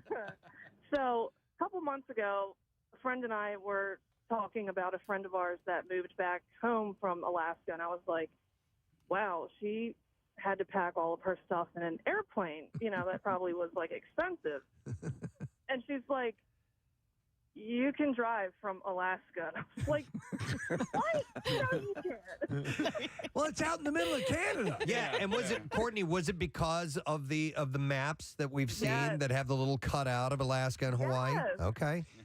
There you go. You know, And it's that's what funny, you though. thought. All right. Stop and think I'm about with you, Courtney. people who are who believe that, Courtney, and who think, okay, well, we're going to Hawaii, but it's got to be about a 2-hour trip. Right. Yeah. It's right there. It's right off Texas. Yeah. Hang on, completely different, but somebody who believed something for the longest time because of a name. I'm going to go to Mike. Hey, Mike, good morning. Hey, Mike. Hey, guys. How are you? What's up, buddy? So my cousin, she was doing a project on guerrilla warfare, and she was talking to my aunt about it. And then she asked my aunt, who gave the guerrillas the guns? Oh, my God. Who gave the gorillas the guns? And she's also a Westchester grad. Oh, Westchester. Oh my God. Wait, that's so seriously? Yeah. I love it, Mike. Thank you. When you're a kid, I could see you thinking, okay, the gorillas are fighting each other, but guerrilla warfare. I love it. It says my adult sister didn't know that New Mexico was a state. She thought there was Old Mexico and New Mexico, and therefore that it wasn't a state. So let me go to Kenny. Hey, Kenny. Good morning. Gadzooks. Gadzooks. What's up, bud? So we were driving. Always wins. Beautiful song from our friend. 9:49 a.m. with the Preston and Steve Show. We've got another guest who is standing by. We have Kathy on location for Kathy's Cuts, benefiting Wigs for Kids. We are going to talk to Kathy after traffic, or after our guest, and then we have a few other things planned, including your chance to win $1,000. So, Kath, let's get a look at traffic first. What's going on so far this morning? Yes, we will do that as soon as I unlock my computer. Okay, Oh, no. There we go. No, I got it. All right, what's 95. up? 95 southbound slows from Cottman through to Bridge. There's still that disabled truck blocking the right lane. And then you're jammed from Allegheny to the Vine, right lane blocked with another accident. That accident in New Jersey, fortunately, they've finally been able to clear that one. On the Tacony-Palmyra Bridge, we have jam traffic in both directions. It is on standby for another drawbridge opening. Schuylkill eastbound slows the blue route to Belmont, Montgomery to the Vine, westbound University to South, and then City to Belmont. This traffic report brought to you by Share a Ride Match program. Summer's approaching, bringing more air quality alert days. Now's the time to leave your car at home whenever you can. To find carpool transit and other options, go to pacarpool.org. And that's your traffic on 93.3 WMMR. Thank you very much, Kath. The last time we had a chance to speak to our next guest, he was talking about the show Archie, the film Archie, about Which I Cary loved. Grant. Yeah. It was wonderful. And now back to talk about a few different things. We would like to welcome the amazing Jason Isaacs to the show. Good morning, Jason. Hi, how are you? Thank God I wasn't trying to get you on the roads. There's nothing but broken down trucks left, right, and center. I'm saying it's a nightmare out there. Well, listen, a couple things that we're dying to talk to you about, Jason, White Lotus being one of them, but we definitely need to talk about Words of War, which is in theaters today, by the way. So how do you have so many different things going on? When was this taking place? To fit in with all the other projects that you're part of? First of all, I shot a week on this film, so it wasn't a huge commitment, although there's lots of scenes in the film. And it was a couple of years ago, I think. No, it was 3 years ago, I think, because Putin has only recently invaded Ukraine. And it seemed, the film was set up before that. It was about, it's about an extraordinary woman. I don't know if any of your listeners know, but Anna Politkovskaya, who was maybe one of the most fearless journalists in history. She was a people correspondent. She was an ordinary journalist doing kind of human issues. And Russia had already been at war with Chechnya for years. And she was sent down there to maybe try and say something interesting and new about the coverage. And she got down there and she went, hold on a second. This entire war is premised on a lie, and the Russian people have no idea why we're fighting it, and they have no idea what's happening in our name. And she reported back to the Russians that Putin had made up the reasons to invade the country, and that there were mass graves, there was mass rape, and there was torture and the rest of it, and people were starving down there, and for which she became a bit of a hero. And in the end, it's a full picture of her life, but she lost her life for it. Now, we didn't know that he would use exactly the same playbook to invade Ukraine and to misinform the world, including your president, about why he'd invaded Ukraine and what was going on there. So it became, this is the perfect time to release it, because it's World Press Freedom Day tomorrow, Saturday. And just now, today, President Trump has put through an executive order to try and cancel all funding for public media, for PBS and NPR and the rest of it. So it's never more perfect time to tell a story about how important the free press is in democracy. So in this case, she was, and I remember as this was rolling out, Jason, the story started to come out in pieces. They had poisoned her. They destroyed her career. They destroyed her husband's career, who you're playing, and then ultimately executed, literally, a hit on her, and that was that. But I mean, there is something that goes into someone like this, who is doggedly in pursuit of the truth, something we should all strive for. And it's a story that there's a level of courage it's hard for many of us to connect to. Well, actually, I'm not sure. If you watch the film, first of all, Maxine Peake is an amazing actress. She's not well known in this country. She's an icon in Britain. And she has that kind of fiery force of nature to her that Anna has. But also in the film and in life, Anna was very open about how terrified she was.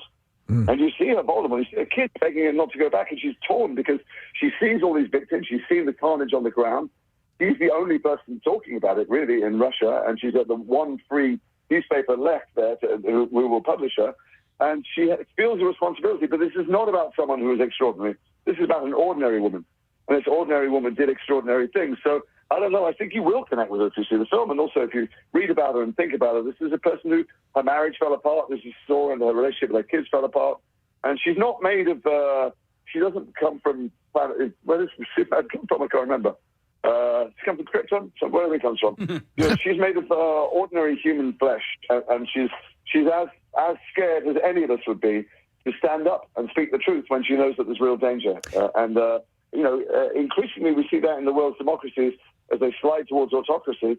It becomes scary and scary, and people self-censor in their workplace and on the political landscape. So when you have this person that you're playing who is real, but I think as an actor, your job is to obviously you go along with the script and you do what you're supposed to do, but it's not a documentary. You're supposed to capture an essence. Absolutely right. Yeah, and so. Absolutely right. So it's kind of a shorthand, as a lot of these films are. Do you enjoy this when you know there's you're playing someone who existed, or I don't know if this is a legit question, but of the option of playing someone completely fictional as opposed to someone playing who existed, which do you find more fulfilling and or daunting? When they say action, it doesn't really matter whether something really did happen 10 years ago or 50 years ago or hundreds of years ago, like The Patriot. All that matters is, am I making something live, real, that feels spontaneous and human in front of the camera? And then when the audience watch it, you're right, this is a real story. They are real people, and she did lose her life. But I'm opposite Maxine Peake, and we're not actually Sasha and Anna. And the audience needs to think these people are married, they love each other, but they're in real trouble because his ego is eclipsed by his wife. And so you forget all that. So when you're looking at the script and developing the script, and particularly if there are people around, like when I was playing Cary Grant, Diane was there, and it was her marriage that we were portraying, you ask them what they think, you ask them what they remember. But I'll tell you, I once played a very famous footballer in England in a movie, and he told Paul Greengrass, the great film director, about his life. And then we made a film about his life, and we showed it to him in a screening. And at the end, we were very worried about him. He wore these giant sunglasses. We couldn't see what he was thinking. Everybody left the screening room. We went over and we said, "What did you think?" And he said, "How did you know that?" And Paul said, and I did a lot of interviews. He said, No, I told you what happened. I never told you how it felt. And so my job is to bring so when people tell you what happened to them, it doesn't necessarily capture what they were thinking, what they were feeling, what they were hiding. And my job is to bring those to the surface. Well, and that's what I think about. You mentioned about forgetting about things when they say action. How about when they say, referencing White Lotus, all right, Jason, open up your robe and now action. I'll tell you, the hardest thing about White Lotus, actually, when I was thinking about whether to take the job or not, was how do I do 5 episodes out of my head on drugs that actually just knock you out to sleep and not be an extra Cheech and Chong movie? Not be Cheech and Chong. Nice. Listen, it was so cool to see you. In that show, of which was the show that we were all talking about with each other. Okay, have you seen it? Did you see the latest episode? And it was one of those word of mouth. You must watch this, episode, or you must watch this show. It's got to feel so good. Well, I mean, I wasn't part of everybody's conversation, everybody's household, but I was aware it was going on because in the coffee shop I went into, if I get on the tube or the subway here in New York, I just. People seem to be talking about it everywhere. Maybe I was in a bubble. I was getting a misrepresentative idea, but it felt to me like every single biped on planet Earth was talking about it. And it was odd because the only last time I remember that happening, I was a kid, and it was Dynasty in Dallas. I haven't experienced a phenomenon like that since then. So it was a joyous thing for the world could briefly put down these depressing headlines and dispel the dark clouds gathering everywhere, and have some fun talking about fictional things for a while. Well, you know what I really love is your performance, and you're playing a guy who's in this excruciating slippery slope. He's trying to keep everything together for his family. It's complex. We have all been in those hand-wringing, what the hell am I going to do conundrums, and yeah, and it's. How often have you considered murdering your entire family? No, decline to answer that question. We'll have to. We'll take the fifth on that one. But it looked like that is marriage. Let's face it. Yeah, yes. But no, it was just an incredible performance, and I have to ask. I'm sure you get asked 250,000 times, but they're offering this travel package now where they visit all the White Lotus locations. Where you were filming, obviously a glorious location. Would you? Is that? Can you heartily recommend it, or is it different than what we were seeing in the show? Get yourself a bottle of lorazepam, pop it when you get on the plane, and then invest in some new Bitcoin, any new digital coin, put all your money in it before you get on the plane, and then you will have the full Tim Ratcliffe experience. It's going to be just. I like that. Really, if you're going to do it right. I love that. That's phenomenal. All right, Jason, best of luck with everything. It is always wonderful to talk to you, and we hope to chat with you again sometime down the road. Words of War is in theaters today. White Lotus Season 3 is streaming on Max. Thank you so much, Jason. Thanks very much. Talk to you soon. All right, take care. Jason Isaacs, man. He's phenomenal. He's excellent. Talk about a guy that can do dialects and accents. Oh, my goodness. So did you see the breakdown? He was on with Fallon and did literally like sub-districts of, parts of the United Kingdom. Wow. And he was attributing it to something that happened to him as a child, but his ear for that is uncanny. Oh, so to that end, I mentioned the movie Hotel Mumbai a few days ago because it was Dev Patel's birthday, and Jason Isaacs plays a Russian businessman in that movie. It's a really fascinating movie about the terrorist attacks in Mumbai in 2008. But Steve, to watch him in that movie, you would think he was born in Russia. Yeah. His Russian dialect and his Russian accent is so strong and so convincing. You're like, well, this is a Russian guy. That's kind of how I felt about David Harbour in Thunderbolts as the Red Guardian. Yes. Yeah, so good. Super talent. Or Kevin Costner as Robin Hood. Yeah. Hey, it's 10 o'clock. We got to do this. 93.3 WMMR Philadelphia. Where are the sausages? It's time for a Preston and Steve 20 Money Keyword. That is correct, and we have your word. It is favorite, Favorite. You have until 25 minutes after the hour to enter it, and you can do it on the special, or you can do it through the MMR app, or you can also go to WMMR.com. You can text to the special contest short code number, which is 45911. One random entry wins $1,000 in our company-wide contest, and each MMR winner gets a pair of MMRBQ tickets. On top of that, winners will get a call from Beasley. Make sure you answer your phone. There are contest rules available at WMMR.com. Preston and Steve's 20 Money is sponsored by United Tire and Service. So again, the word is favorite, Favorite. And we're going back to everybody's favorite who's on location right now. Give me a head with Kathy's Cuts is happening, the 16th annual event, I should say. Kath, you there? Yes, I am. All right, what's happening now? Okay, so we have to talk to this next guest. Her name is Becky, and she's from Gilbertsville, and she works in Ambler. And she heard last year that we had Kathy's Cuts at Gravity Hair Salon. So she works right down the street. So she said she was going to grow her hair one more year so she could donate. She is donating today, but she didn't get her hair cut here today. So can you tell us what happened from last year to this year? So back in January, I was experiencing some pretty significant pain and ended up in the emergency room with what we were convinced was a gallbladder attack. The ER team there couldn't find anything wrong with me and told me to follow up with GI. Followed up with GI. March 17th, I went in to have an endoscopy and a colonoscopy. And the doctors found a mass in my colon, which has turned out to be stage 4 metastatic colon cancer. And the cancer has spread? Correct. I have stage 4 metastatic colon cancer. It's spread to my lungs, and I have a lesion right next to my pancreas. And you're in the middle of treatment now. You're about, this is your second round? Yeah. Yes, I go for my third treatment on the 12th. And I gave you a hug after you told me all of this, and you said what? I don't remember. Well, how are you gonna fight this? Oh, I'm gonna kick butt. And I'm gonna take names while I'm doing it. Nice. That's so she great. said she's gonna, after this is all over, she's gonna grow her hair again, and you're gonna come back and donate. Absolutely. And I actually, my children have long hair, and I'm gonna try to convince them to both cut their hair next year. And so Becky and her husband are so connected to our show. Real quick, tell Nick, because you met Nick a while back. Oh my gosh, it's been almost 20 years. So Nick, I met Nick at the Target in Oaks about 20 years ago. Her and her husband met at Target. I said, lucky. And I'm pretty sure it was for Mardi Gras, and you guys were doing a stunt where Casey was going to wear a tampon suit, and Nick came into Target and purchased an entire shopping cart of tampons from me. Yes, I remember that. Yeah. I ended up wearing that tampon suit. Maybe Casey was originally going to, or maybe Casey did another time, but it was the heaviest thing that I've ever worn in my life because I ended up in a children's wading pool. Yeah.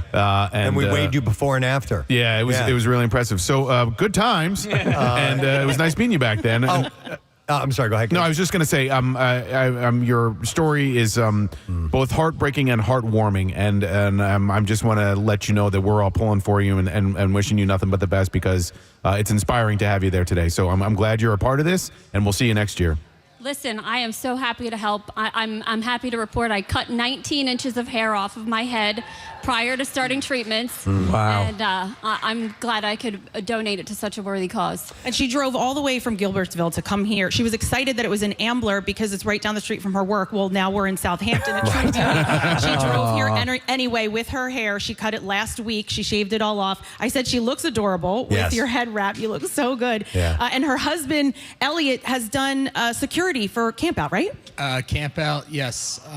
And I also saw you guys at Penhurst a couple times. Oh, Penhurst, yes. Absolutely awesome. Yeah, Well, so, I think Becky is a true example of, just the reason why we're here. The wigs go to kids, but the fact that she's going through treatment, a ride from Gilbertsville to Southampton is not quick. How long did it take you to get here? Oh, about an hour and a half. Oh, my goodness. Just to give us hair so that a little kid can get a wig. So, Becky, please keep us updated. We wish you the best. We love you. Thank you so much for coming out here. And Becky, Kathy just does not hand out hugs. So, I'm grateful that I received one.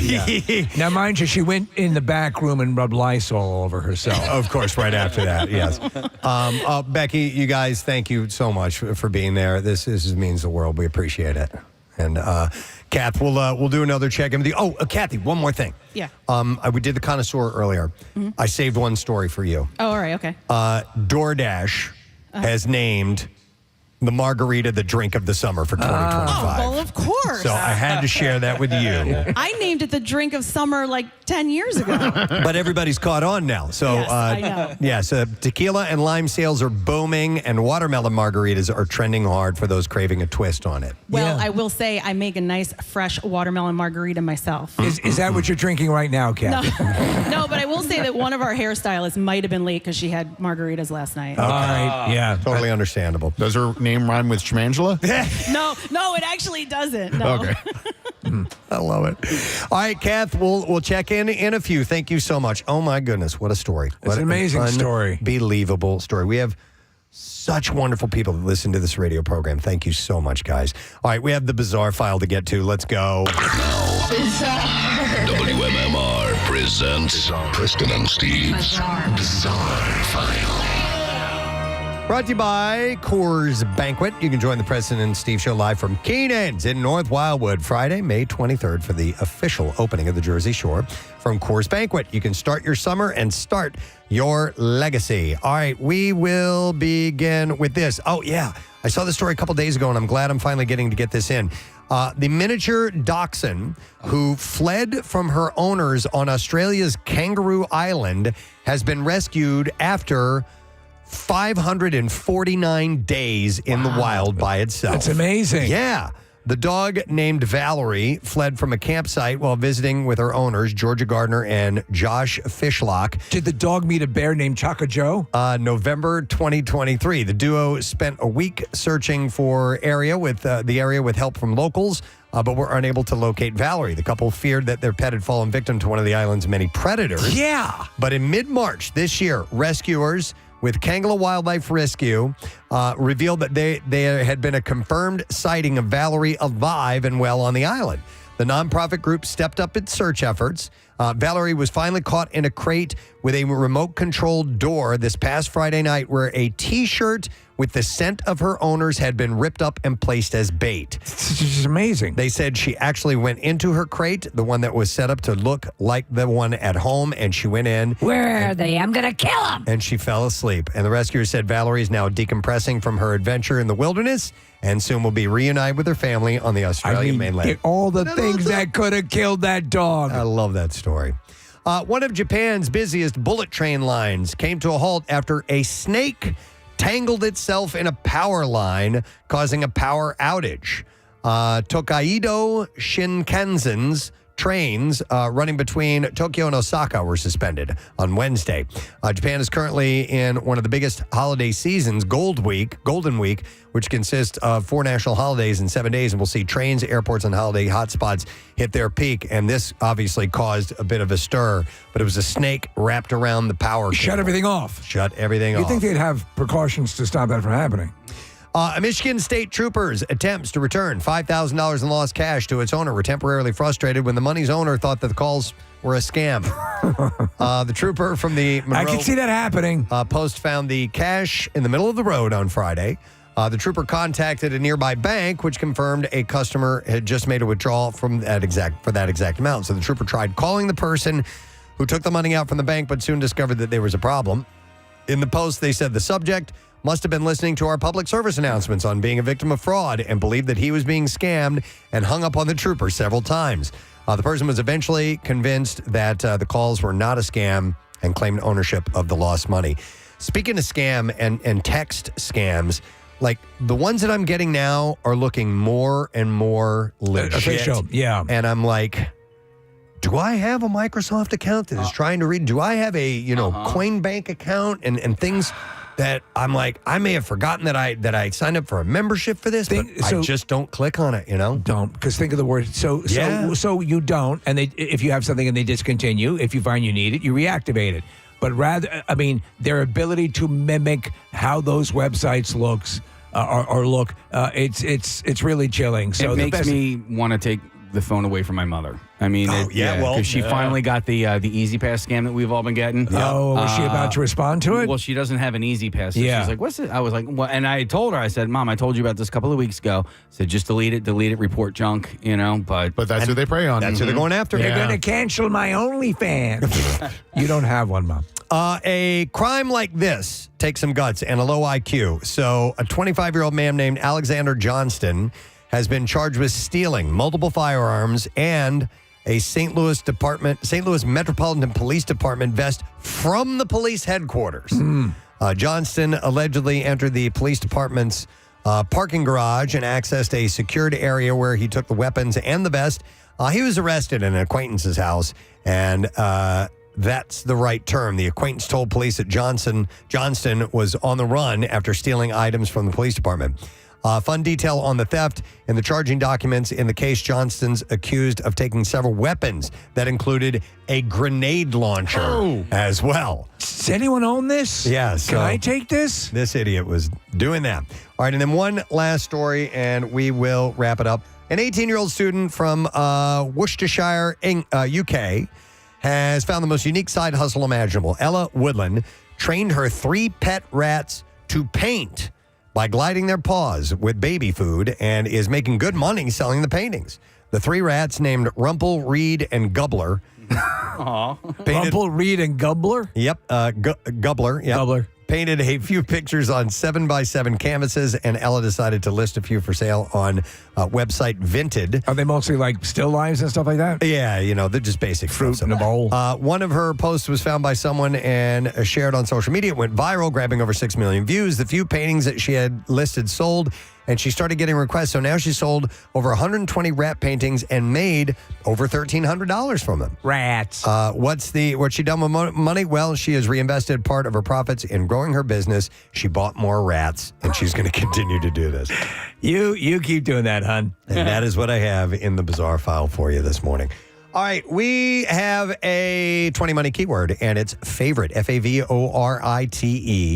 And you have until 25 minutes after the hour to enter that. So make sure you do it through the website, WMMR, through the app, or you can text it to 45911. But you better do that now. We're going to take a quick break. Come back in just a moment. Stay with us. Preston and Steve. There's like 6 of us in a car, so it was 3 against 3. And I was team wrong that New England was a state. I was like, of course New England's a state. There's the Patriots. They have their own chowder. Chowder. New England State, yes. Yeah. And it literally came down to, okay, we're going to name all the states. We're like, and we're at 51. Okay. My bad. Oh, that's funny. That's hilarious. But you though. can see that, Yeah. you know, you make assumptions and it happens. Yeah. Hang on. Somebody who actually has driven to Alaska from Philadelphia. We're going to Sierra. Hi, Sierra. Good morning. Hey, how are you? Hey, good. What's up, Sierra? So back in 2010 or 11, I guess it was, my now husband and I, we actually drove to Alaska. We were going to move there for about a year. Wow. We drove there from Philly, and everyone that we talked to, we were in college at the time at Temple, and all of our friends were like, that's funny. Like, you can't do that. Temple too, Kathy, not just Westchester. You don't feel so bad. All college-educated people had no idea. No, I don't remember anybody that thought we could actually do it. Sierra, how long did that take? 7 days. We drove in the wintertime, and so we had to stop at night because everything would shut down, like gas stations and everything, because the roads we took were mostly used by 18-wheelers. Yeah. Because no one's driving up there. And so because the roads would ice over, it was really dangerous. So we kind of had to like plan our stops every night. No, that's amazing. I mean, yeah, you're in areas that, and with it, as you said, are only used by interstate and inter-country truckers. So, yeah, it's actually called the Alaskan Highway. Yeah, wow. That's and pretty it's wild. the only major road that runs What did you through drive? a lot of parts. Were you in a car or did you drive an RV or something? An F-150. Okay. There you go. Little blue truck. You have the right vehicle. Yeah. Man, oh, man. Yeah. And how come you guys ended up not moving there? Because of us. It was just, we just decided to take like a year off of school from college and just go up there and snowboard and All right, college again. You got your fill. All right. Cool. All right. All right. Yeah. Thank You're you. back. Appreciate Yeah. it, Sierra. So somebody who's actually done it, Kathy. And see, there were a lot of people that didn't know. A whole bunch of them at Temple, apparently. I'm going to go to Nick. Hi, Nick. You're on the air. Good morning. Yo, guys, put a bomb in a possum and feed it to a shark. Yep. That's the solution. Yeah. What's up, man? All right. So I went to O'Hara, Casey's alma mater. Thank you, Delco. And senior year theology class, we had to do a project on different things, and this one girl picked euthanasia, which we were learning about, what you guys were just talking about, was the mass killing of people. Right. She literally did her senior theology project on youth in Asia and stood up in the middle of the class and went 10 minutes into her presentation about it. Everybody's laughing and like snickering. And the priest, it was Father Urian, finally goes over to her and goes, you can sit down now, hon. Oh, no. That's mortifying. People, like, their jaw was on the ground. She's talking about how children are not being fed in Asia and everything, and we're just all looking at her like she was not even close. You're not even in the right ballpark. Oh, no. That would have been me. Yeah. Had you seen the Probably would've word, been me. though, had you seen the word euthanasia. No, actually, it wouldn't have been me. I actually thought euthanasia was a country. Yeah, that would have been your geography class. Yeah, it would have been my geography.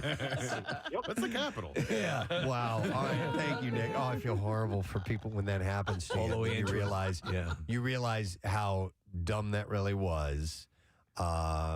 Kath, when did you feel stupid, or but probably not because you were in company with other people who did? I actually laughed so hard. I mean, now, of course, now that I'm telling the entire area, I'm sure plenty of people make me feel stupid. But no, at first I laughed. I was like, oh my, and I went like this, Preston, look. I took my hands and I just went like this, like mind blown. Wow. Here's a text that says, hey guys, my wife is incredibly intelligent, but one time a few years ago, she said in response to something, frogs don't have blood. And I was like, what? He says she thought that they were, like bugs or something, just a sack of goo. And I still tease her about it because I never win arguments. So that's from Mitch. Frogs don't have blood. For whatever reason, she had believed that. Wow. I think it's very easy with the amount of information you're asked to process throughout life that something will elude you, as you were saying, Nick. Something will get by you. Here, this text also says they thought that Texas was the biggest state because in those maps, sometimes Alaska is scaled down Yes, on the that's map, true. and you don't see that compared. It would take up too much space and take away from the, the Contiguous United States. Contiguous. So God damn it, I'll never get it right. When they show it represented, and there are certain maps that will accommodate for the curve of the Earth, and they will show, they'll show it in relative proper size. Yeah, you want to get the real size look at a globe because Greenland is not nearly as big as it looks like on the maps. Greenland is it's a big island, but it's not as big as it looks on a normal map. So like it looks like a massive continent. Yeah, if you look at a globe, you'll get the actual size. If you look at a map, you're going to get a distorted size. Let me go to. Hang on a second. You can't drive to Greenland, Kathy. Let me. Well, I know now because I was looking at maps all weekend. We go to Joe next. Hi, Joe. You're on the air. Good morning.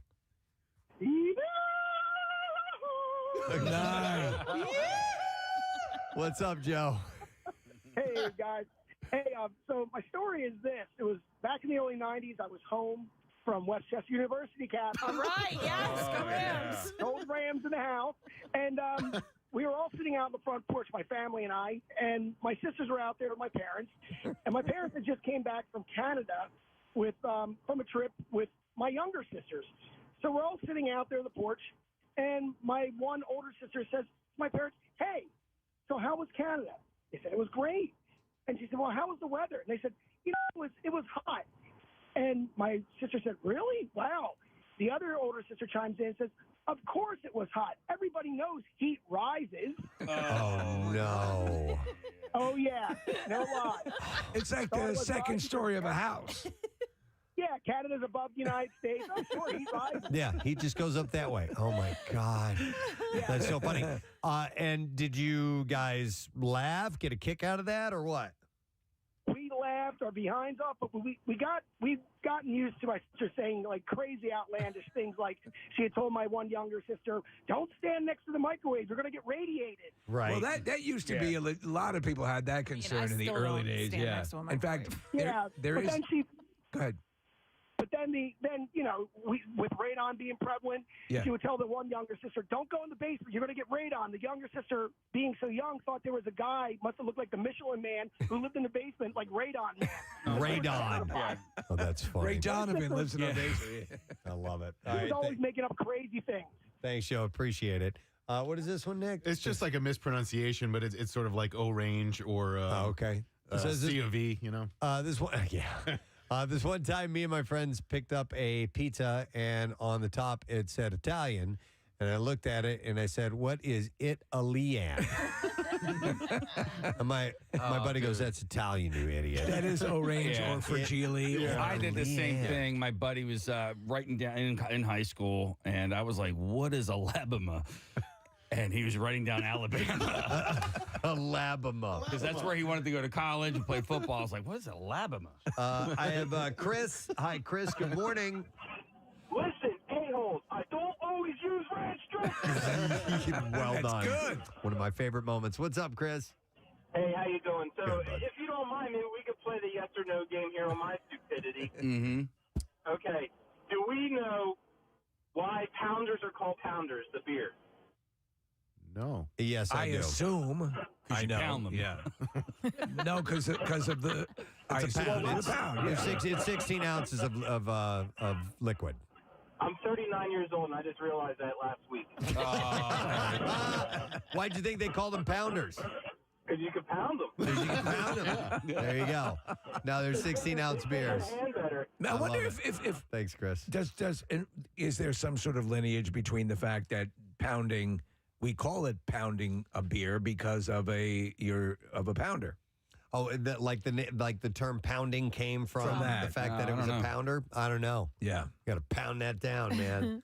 I didn't know. So, I mean, there was a point in my life where I thought like all rivers ran north and south and that, but there's also, speaking north and the south, I thought when you flew to China, that you just kind of flew east and west. And because my buddy Vince, he goes there for business. I was assuming that too. Yeah. I was like, I didn't think about going over the top. All the way around. So I'm thinking like, well, is it faster to go east or is it faster to go west? And he's like, no, you go over.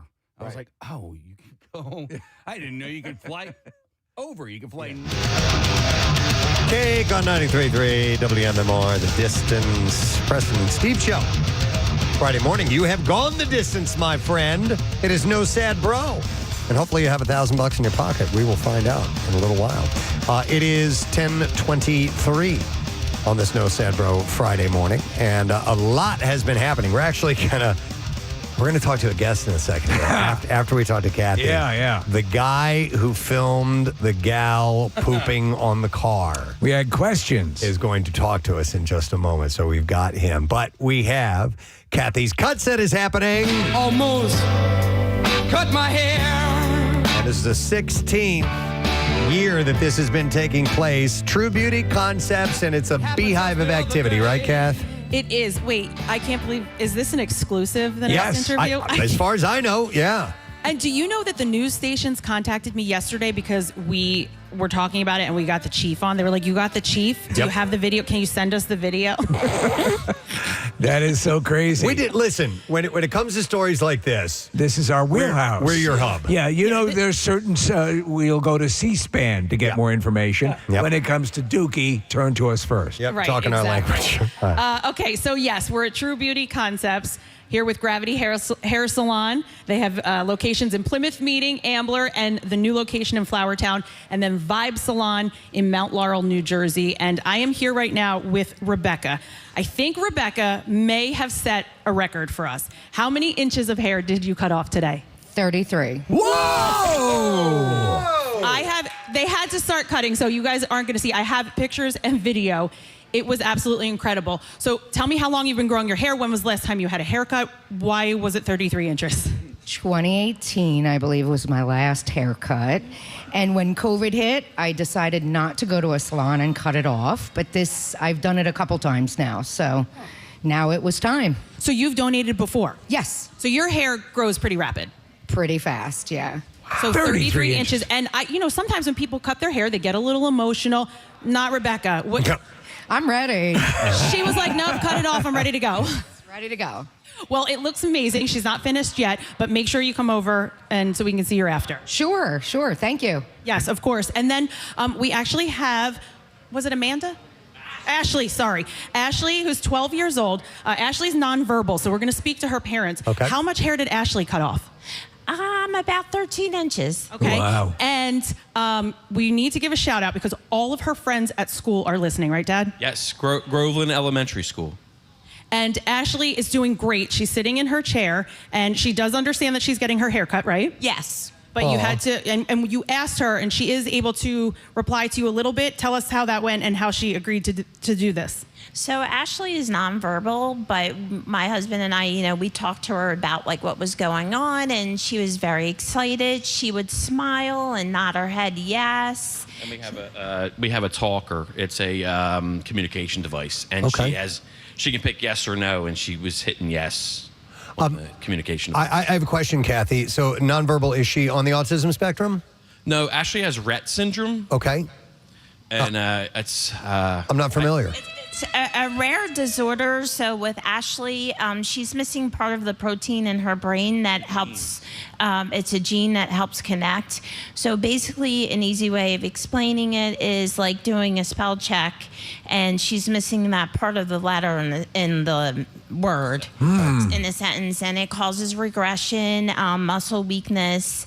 Ashley used to be able to feed herself and use her hands. And now she's not able to do that. She wears Mafo boots to help with the weakness in her legs. And there's no cure for it right now, but they're working on it. They're doing gene therapy and whatnot. So we just take one day at a time, and we hope for the best. It's amazing that she's doing this. But Mom says she still understands. So as we stand here and talk, she understands. And Mom had the iPad, and she was yelling at her because she needed to see what was on the iPad. Yes, that's her. She's a typical great. teenager.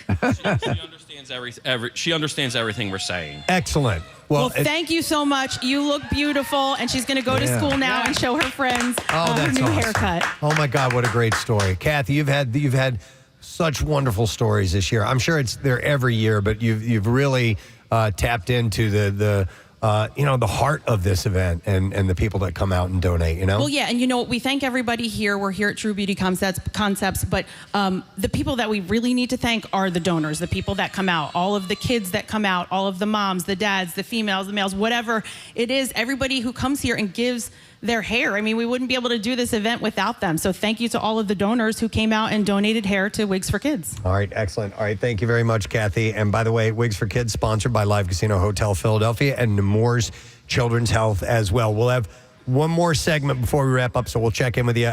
What time are the final appointments, Kath? So there's at 10:30. So we'll have a round that sits in the chairs now. Okay, so we'll go to you one more time as we're wrapping up the program, okay? All right, when is the exclusive interview? I need to listen. I think it might coming be up in just a moment, all right? All right, okay, thanks. All right, thanks, Kath. Wow. Oh, my goodness. What, you know? I mean, you have people who are just going through, people who feel it because they're personally touched by situations that they deal with. And again, this is with the blood drive, this is giving of your own body, literally giving of your own body to help other people. And there's just something magical about it. And again, massive kudos to Kathy, who was the first person to feel this. Yeah. And to say, I don't want to waste my hair. I know there are organizations. And then there was a vetting process that took place. She's been juggling all this for these 16 years. So it's just tremendous what it has become. Yeah, it's amazing. It's just such a great event. Wow. Okay, Marissa just handed me a note. The guy we're going to talk to is in school. Oh. He's going to be ready any moment now, so we can do lesson question and trash. All right. And then go to him. So, the lesson question. Yes, Case? Oh, I thought you were I pointing. just grabbed my microphone. She says you're cute. So, should we go? Well, I know that. So, anyway, let's go back to 6:39 this morning. What nickname did Steve steal? What nickname did he have that is actually not his, and one that you've definitely heard before? You need to text the word Zoom to 610-660-9333. This is when we were on 6ABC this morning. Yeah, I thought it was a nickname that I had, but apparently I was wrong. We were talking about nicknames, and Steve mentioned his, and if you heard that and you know, then you need to reach out to us now. Like I said, text word Zoom to 610-660-9333. We'll send you the link, and then we'll see if you can jump on and give us the answer. In the meantime, we will get to the trash. The trash business is a gold mine. 93.3 WMMR with Preston and Steve's Hollywood Trash. And it's brought to you by Family and Company Jewelers. Get the perfect gift for the mom in your life. You can browse the huge selection of gifts at every price point. Route 70 in Marlton or FamilyJewelers.com, South Jersey's diamond destination. That's FamilyJewelers.com. What's going on this morning, Steve? Well, Jojo Siwa has split from partner Australian podcaster Kath Ebbs after the two finished filming Celebrity Big Brother UK. I thought she loved me, said Ebbs, adding, but then again, I thought she still had a career.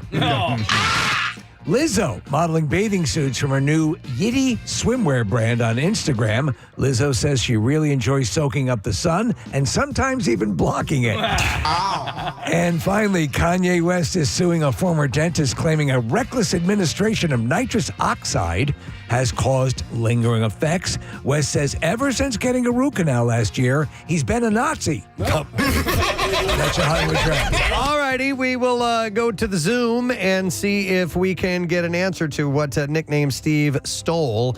And we're going to check in with Brandon. What's up, Brandon? Hey, guys, how you doing? Wonderful, buddy. Okay, do you happen to know what Steve's nickname was? I believe he was the godfather of soul. That is correct! All right, bud. Hang on, Brandon. We are going to give you, this is great, a pair of tickets to Star Wars: A New Hope live in concert Friday, June 20th at The Man, where the Philadelphia Orchestra will play Oscar-winning composer John Williams' score. And it'll be live as the film is projected on 3 giant screens in the TD Pavilion at The Man. Parking is free, and tickets start at $28, and they are on sale now via mancenter.org. So hang on, bud. We'll get that info from you. Marissa, we are going to go now. Yeah, okay. We are going to check in. I don't have a name or anything, unfortunately. So it's I got it now. It's up on the screen. All right, so earlier this morning we were talking, and yesterday we had an exclusive. Yesterday we had Chief Madonna from Prospect Park let us know that the now viral video of the woman taking a dump on another woman's car was legit, because we were like, I couldn't tell if it was real or not. You can't tell these days. Or if it was a made-up stunt. Yeah. Turns out it's real. She's been arrested. I'm sure you've seen it. It's on TMZ now.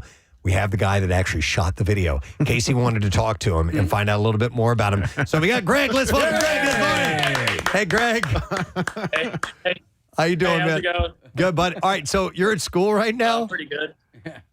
Are you at Yeah, school? I'm in class right now. Oh, my God. Okay. Sorry to cut into your school day. Yeah. Hey! Oh, it's the class. Oh, right my behind him. God. It looks like a biology classroom or something. I don't know. It's perfect for He's it. taking his backpack off. Okay, so, Greg, we got a couple of questions. You know, we heard the story was there was a road rage incident. Somebody cut somebody off, and then they were both headed to the same area. So the gal who took a dump thought she was being followed by this other person. And what we couldn't figure out was, why did you start filming that? What did you see happen that made you go, okay, I got to break out my phone for this? So basically, they were just calling each other like not very nice names, and I thought there was gonna be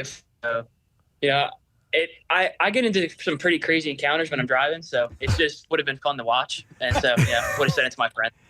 So, Right, so they start to get into a fight. They're cursing at each other, but then she stops the we'll call her the pooper, and then by that time you're already rolling. You didn't know you were going to get that gold.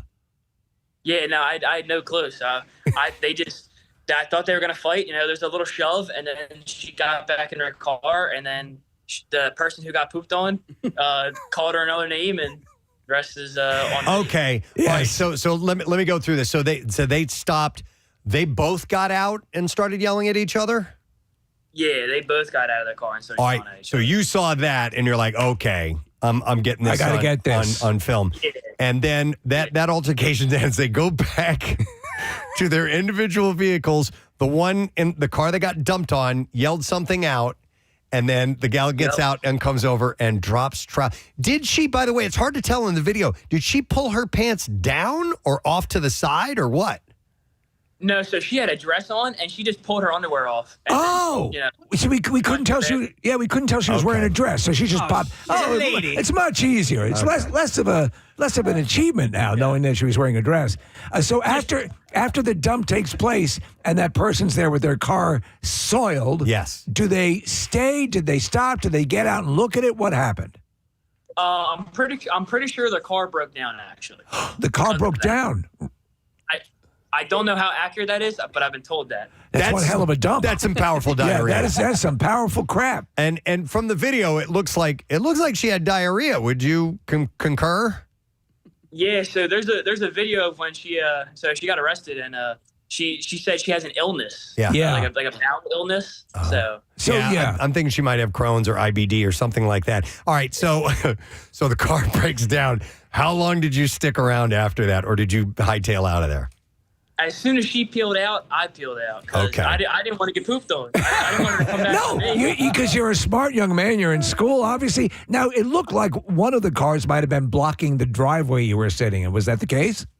So I was in the. Do you know I was in the intersection of 4th and Madison. Oh. So it was an intersection. So I was right in the middle of the road. I couldn't go anywhere. Oh, wow. I didn't realize. For some reason, I thought you were sitting like in a driveway catching it, but you were at an intersection. Yeah. All right, so you get out of there. Where do you go to, and do you immediately watch that video? Yeah, so the first thing I do is I drive to my friend's house. I was going to do an oil change. And first thing I do is I FaceTime my dad and screen share and show him the video. And then I instantly send it to my baseball group chat. And then after that, it ended up on Facebook. I don't even know how it got there. I didn't post it there. You didn't post it? No, I didn't post it till yesterday. So. Dude, it's the lead story on TMZ. The Daily Mail has it. It's global at this point. They didn't ask me for that. I didn't get it to Are we World Star? I didn't even get it to World Star. I don't know how they got it. Yeah. Are we getting the exclusive interview here?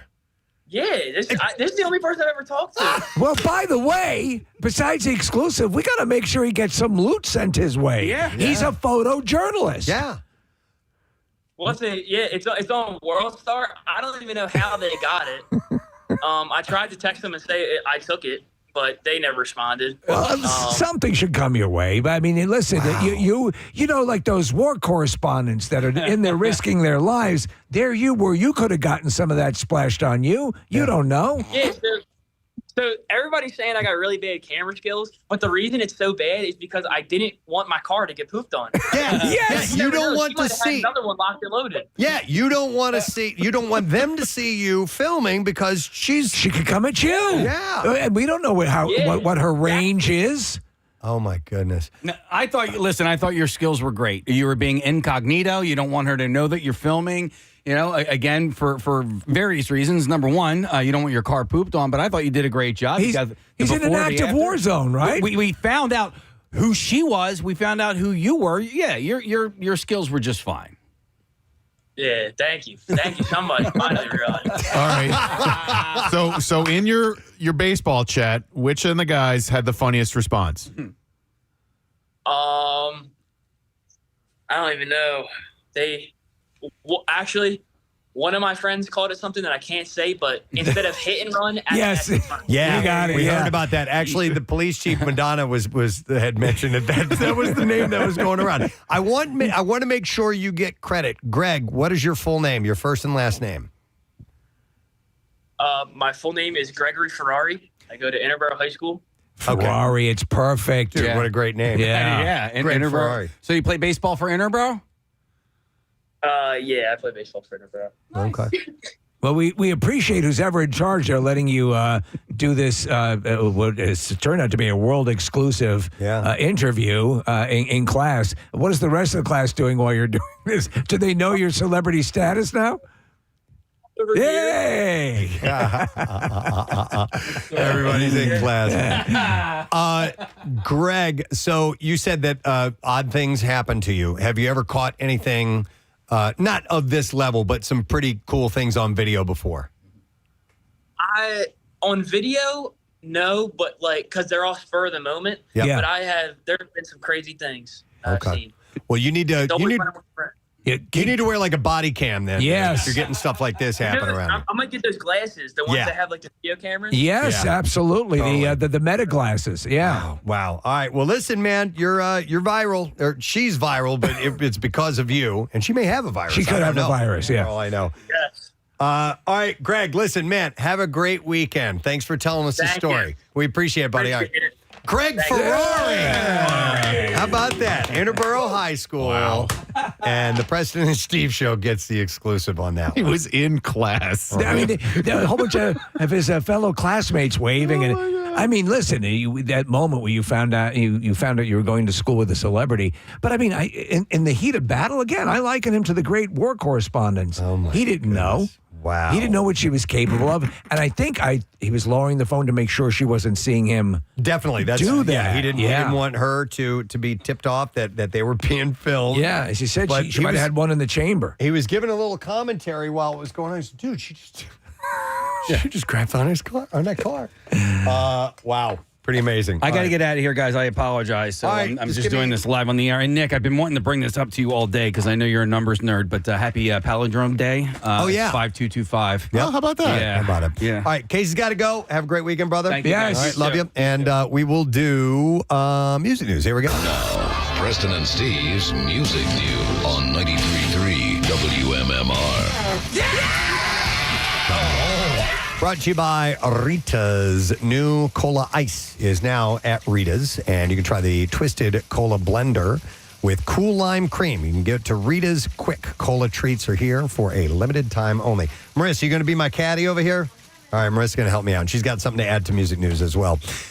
Director Ryan Coogler's latest film, Sinners, draws significant inspiration from one unexpected source, and that is the Metallica song One from 1988. Sinner. Coogler aimed to structure the film to mirror the song's progression, starting with intensity, transitioning into melody, and culminating in chaos, creating a cinematic experience that feels like a musical composition. So the movie is set in 1930s Mississippi, and it follows twin brothers Smoke and Stack, great names, by the way, portrayed by Michael B. Jordan, as they return home to open a juke joint. Their endeavor faces challenges from supernatural forces, including vampires and societal tensions. It's been likened to From Dusk Till Dawn. And there's one other connection between the film and the band. Lars Ulrich contributed to the film's score as well. Yeah, it's tearing it up at the box office. You were mentioning earlier how they're going to put it back into the IMAX theaters because people want to see it on the big screen. Yep. And then this was sad news that I learned last night. Singer-songwriter Jill Sobule, whose hits included I Kissed a Girl and the satirical gem Supermodel from the Clueless soundtrack, passed away. She was 66 years old. And it's not the Katy Perry I Kissed a Girl. I'm going to play a little clip. If you listened to WDRE or Y100 back in the day, we played Jill Sobule quite regularly. Fair amount. But this is...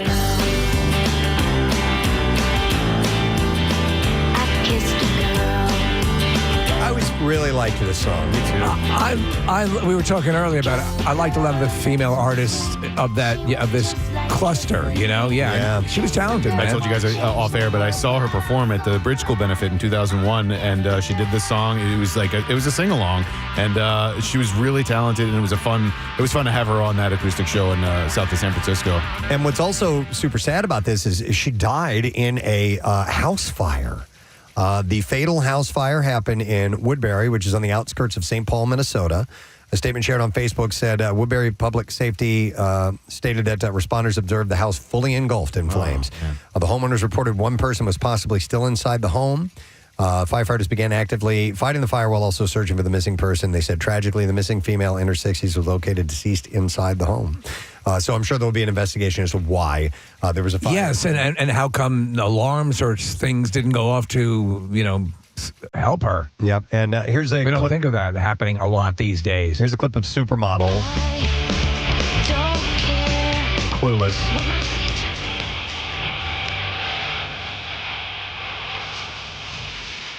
Memorial service will take place later this summer.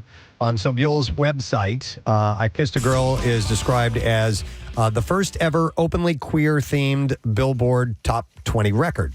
Although throughout the 3 decades of her musical career, she wrote tracks inspired by such topics as death penalty, anorexia, shoplifting, reproduction, the French resistance, adolescent malaise, public defecation, LGBTQ issues, and the Christian right. And she also produced an off-Broadway autobiographical musical, which had 4 separate runs in 3 years. Her second album, which was 1995's self-titled Jill Sobule, brought her the mainstream and commercial success. It had those 2 songs on there. So just sad news to hear about an accident like that. Yeah. Marissa, you wanted to mention an event coming up. Yeah, this weekend is the Sing Us Home Festival. Last year we had Dave and Tim Howes in studio talking about it. We got to meet them. And it's happening again this weekend. It's on Venice Island in Manayunk. And Sarah and myself are going to be hosting the stage on Saturday. Nice. It's a cool setup. It really is. I mean, I remember it was a big to-do last year, and I think there were some weather issues. Yep. Yeah. I think there, might be some rain in the forecast, but it doesn't matter because the Bouncing Souls are going to be playing in Manayunk. Oh, cool. That's really huge. Frank Turner, Dave House and the Mermaids.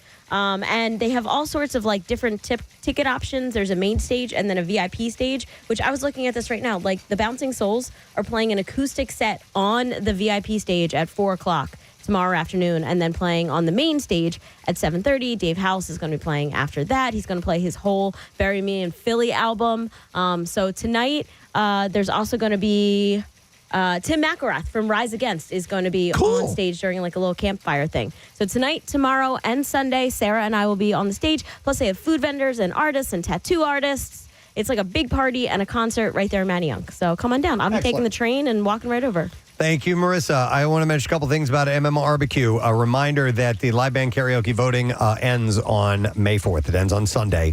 So go to PrestonandSteve.com and you can see the audition videos and you can vote. Help us pick those winners. And we'll have 10 of them on stage at the MMRBQ.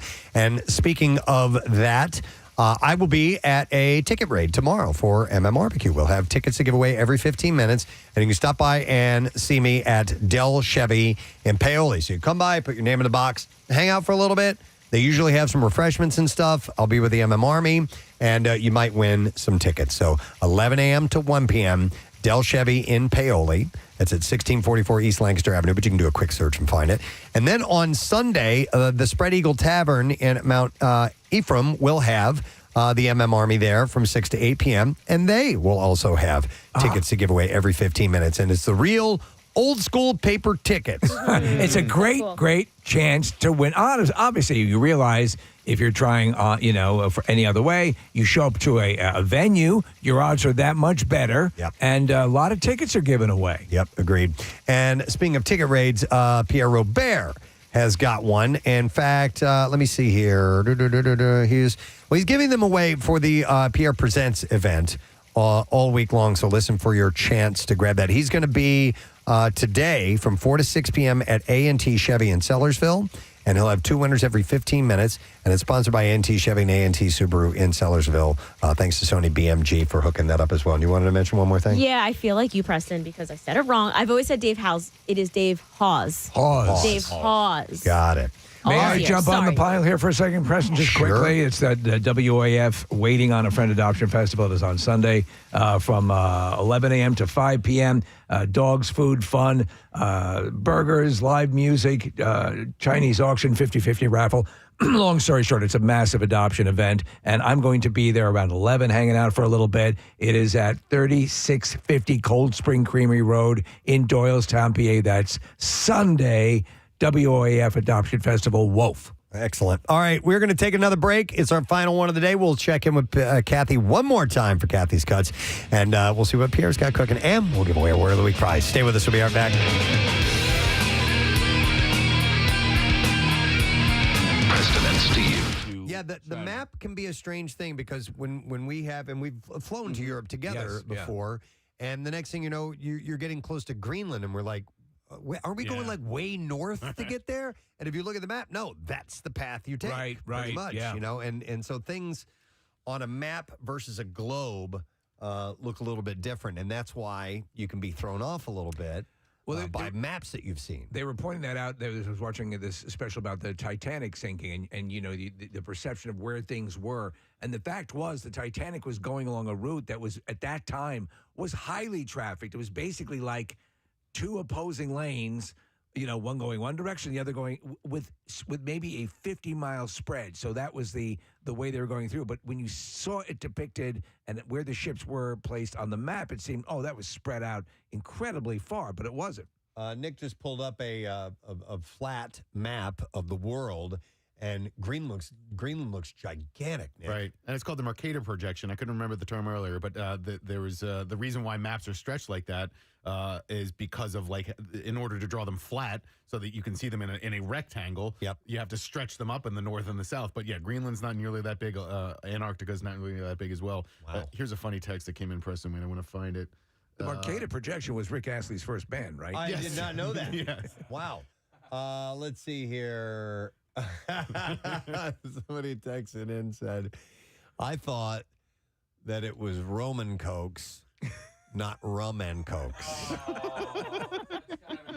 Roman Cokes.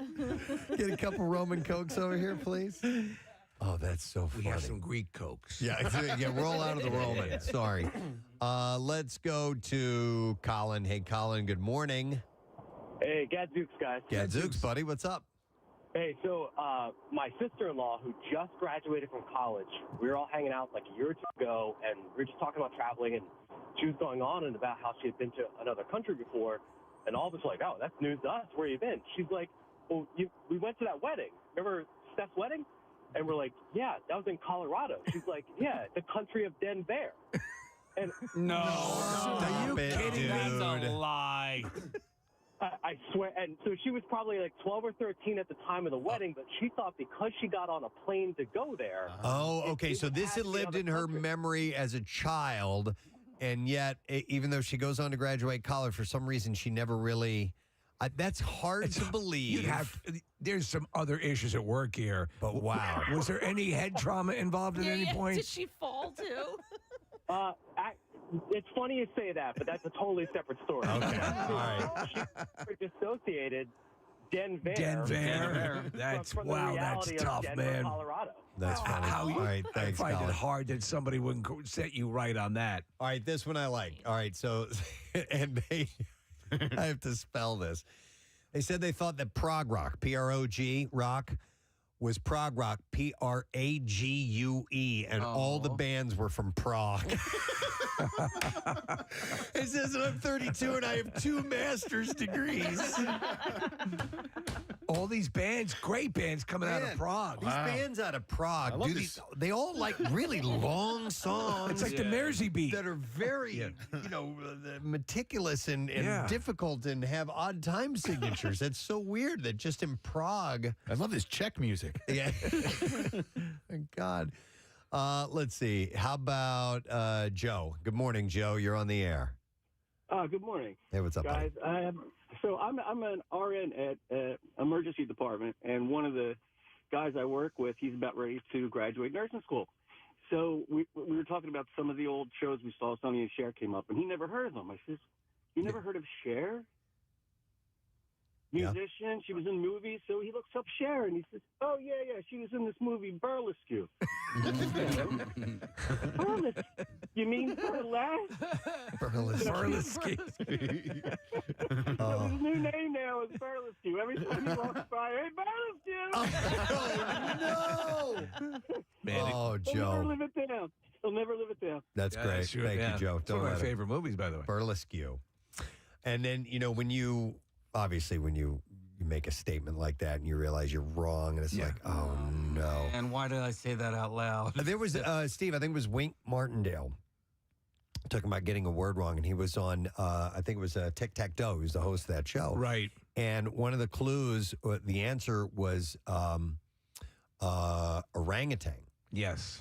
But he had never seen the word written down before.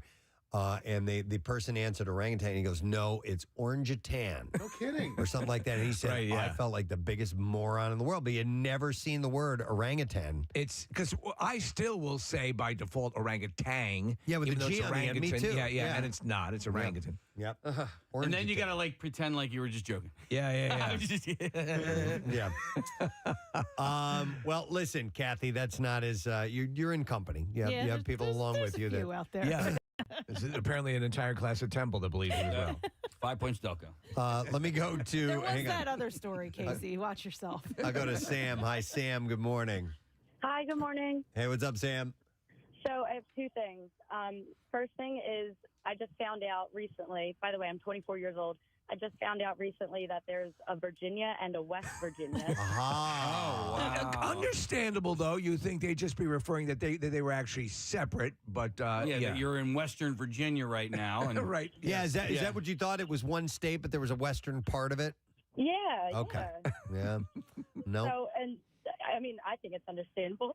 Absolutely. I'm going to give you that one, Sam. It's understandable. The other thing is that my friend thought that, she's also 24, she thought that buffalo chicken, like, buffalo chicken dip, stuff like that it came from a spicy chicken. Rather than, because the old one is that it came from a buffalo. Right, we yeah. learned that from Jessica Simpson, but they actually raise spicy chickens. Yep, that this was somehow. They feed them jalapenos, habaneros, all that stuff like that. And then when they die, they're just the tastiest, spiciest. Oh my God. Yep. Though, what's great. worse, that the people that was it Jessica Simpson thought it was a buffalo, right? Yes. Yeah. Well, no, it was chicken of the sea. Well, both of them. Yeah, both of those shit, things. both Yeah, of yeah. those? So, or I think so. But yeah, the chicken of the sea, she didn't know it was tuna. Sea chicken. Yeah. Yeah. Oh my God. These little brain fart moments, man. But remember when They're the you best. you jump on someone, remember that there's just something waiting in your mind that may not have been exposed yet. You just wish that you have these revelations while you're by yourself. Right. Oh my God, yes. Yes. And then who do you admit that to if you do? Then you can sort of, oh my God, do you know that I used to think that? Well, have you ever had? I've had it where you'll be reading and you dodge a bullet because you're reading something. Oh my God! Right? I've been way off. Yeah. Yeah. Oh yeah. Yeah, most definitely. Wow. All right. Well, wallow in that for a little while this morning. And thank you. Marissa posted a poll, and she put it as an anonymous poll. Did you know you could drive from Philadelphia to Alaska? So far, 83% knew yes, Yeah, you could. They sure did. Come on, people. If you didn't know, just let me see. Fess up. Help me out. Help a gal out. 16.9% didn't and know now. I'm not alone. All right, well, listen, let's take a break and come back in a second and dive into some bizarre file stories will make you feel better. Oh, Definitely. We'll do that in a bit. Don't forget, Coolest Teacher. We started that today. Burlington County Institute of Technology. You guys are the first ones up. First time that name has ever been called, by the way, I've been told. So text the word teacher to 39333. We'll send you the voting link. You let us know who deserves the honor. We'll be back in a little bit. I wanted to... Tom Petty to wrap it up musically for us today, 93.3 WMMR. Into the great wide open. And that is a metaphor for your weekend, friend. It's all wide open. Go get it. Enjoy it. All right, 10:58 on this Friday morning. No sad, bro. We're coming to the end of a jam-packed program today. Man, did we have fun. And a lot of good was done. We had some great conversations. Yes. We're going to go one more time. Give me a head with hair. To Kathy's Cuts. Things are wrapping up. The last appointments are at 10:30, so there's still some people getting their haircuts. So Kathy will go to you one more time. And before we find out what's going on there, did you hear Greg, the guy that shot the video of the woman pooping on the car? Didn't know he was in high school. I know. Yes, heard him, left class to do the interview, and now he's famous. That is wonderful. Well, yes, I heard the whole thing. Actually, you missed it because he was in class while he was giving us, in the actual classroom with students and teachers and everything. Yes, all his classmates were in the background waving. It was hilarious. Awesome. He did kind of start to lower his voice a bit when you were like, what high school? What's the baseball team? And he was like, Innerborough. Yeah, I played for Innerborough. He just chronicled it. He's taken a major step forward towards a journalism career. Yeah. Wow. Well, listen, Kathy, I want to congratulate you and hats off to you because this was one special Kathy's Cuts this morning. We heard some amazing stories from incredible people, some very selfless people. And I'm not talking about just, everybody who donated their hair did something very selfless. They gave of themselves for this, but there were some really amazing stories. And I'm sure there were ones we didn't even get to today, Yeah, there were. I tried to talk to everybody. There were so many people here. So thank you to everybody that donated. And I'm glad that we were back at True Beauty. I loved doing the different salons, but being all in the same room, and Denise, who owns True Beauty Concepts, she is like the perfect host. She makes sure everything is perfect and ready to go for us. So I loved that. And Rodney's been here all morning with me. I was just thinking, when we come up with these crazy things that we want to do, whatever crazy stunts we come up with or events like this, Rodney gets it done. And, again, just like Eric Simon, like I said before, it's so easy to just show up because I know they'll be there to take care of it. Intern Colin has taken, I think, 3,597 photos. Hey, no doubt. So there's going to be a ton out there, and I took a bunch of stuff. All of the news stations were here, so check the news tonight. They'll be, they'll recap everything we did. Well, this is such a feather in your cap. This is something you should be really, really proud of. So congratulations, okay? Thank you, guys. Have a great weekend. Kathy. Amazing. Absolutely amazing. Real quick, I want to thank our other guests that were on the show today. Our friends from 6ABC. We checked in with Matt and Tam. He ended up texting me the nicknames that they have for each other that he couldn't say on air. Yeah, you can't say those on air. Thank you, Matt. I'll share those with you guys.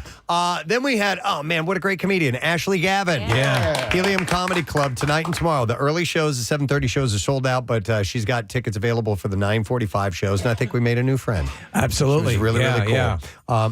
You okay there, Pops? Yeah, All right, just checking. All right, hacking up a lung. Thank you to Jason Isaacs. Hey. The film he's promoting is Words of War. It's pretty intense, heavy story, but if there's anybody to pull it off, that guy's one incredible thespian.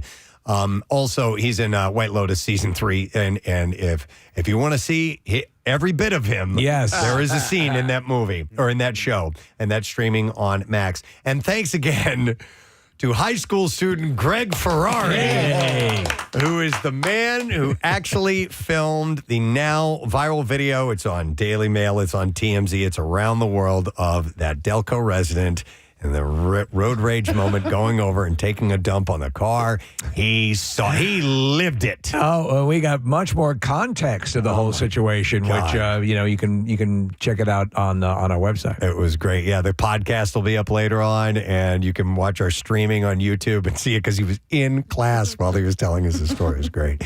How you doing, Pierre? Talking about slice of life. I'm saying, man. God. How close was his vehicle to the perpetrator? He looked like he was like 20, 30 yards or something like that. This was on a road, not on a freeway. It was an intersection, and what appeared to be a fairly suburban, intersection, rural. 4th and Madison Avenue in Prospect Park, Pennsylvania, right around the corner from the Little Hut Sandwich Shop. There you go. I think that we'll have a sign put up there, one of those like historical. Yeah, signs. yeah. I Absolutely. think we should start that campaign right away. It was here in 2025. Yes. Yes. Mm-hmm. It was a crappy situation. And that sandwich shop they got to create a new sandwich named after that, right? They do, or for Greg. The S and Run. Yeah. The SHI and Run. Oh, my God. You guys, what was the name of that shop again? The Little Hut Sandwich All right, Shop. Little Hut Sandwich Shop. I'm giving you that. Go get it. All right. Wow. Wow, exactly. All right. Want to get the letter done? Yeah, let's do that. All right, here we go. Preston and Steve on 93.3 WMMR. Now, the Daily Letter. All right, the Preston and Steve show is brought to you today by the letter S as in sunny. All right. And we now ask you to text the word Zoom to 610-660-9333. What'd you say? Oh, some people get pissy when you say O instead of 0 when it comes to numbers. I'm just doing it this once. Don't worry about it. Okay. And we'll send you the link today, and you can click on that, and you can join us. We need to know what that word of the week is. Wow, what a day. And we're turning the reins over to you, sir. Action-packed you guys have had, and it will continue with me. We've got another 4-pack for the Mammoth Wolfgang Van Halen event coming up May 12th at the Foundry.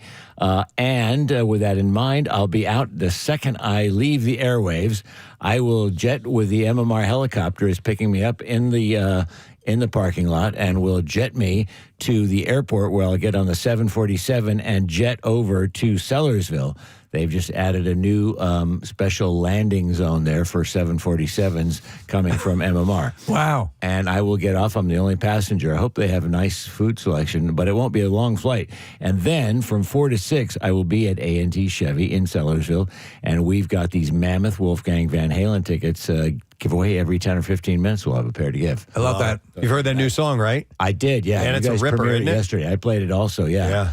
I mean, it was interesting when you said yesterday that Chuck D'Amico, our fearless program director, believes that he of the band is the one with the most combined talent. Yeah, of the Van Halen, between him and Alex and Eddie. Yeah. I think he's just, he's more well-rounded, you know what I mean? Yeah. And he's got a lot of talent with singing, playing all those instruments. Well, Incredible. look what he grew up with. Yes. You know, Yeah. I mean, you better get something through that DNA. Yeah, I mean, between the musical side and the Hollywood side with his mother, I mean, pretty wild. Anyway, we'll have that. We'll have a block of Pearl Jam, and I will include in the block of Pearl Jam the cover that they did, and Nick and I were there on the last night of the Spectrum when among like a 4-hour show just about, at one point they blew everyone's mind when they came running out on the stage in yellow hazmat suits and red flower pot hats and covered Devo's Whip It. Yeah. I went to Devo last night, and it was just so much fun. Oh, I'm glad to hear that. Yeah, I mean, they pulled out all the great songs,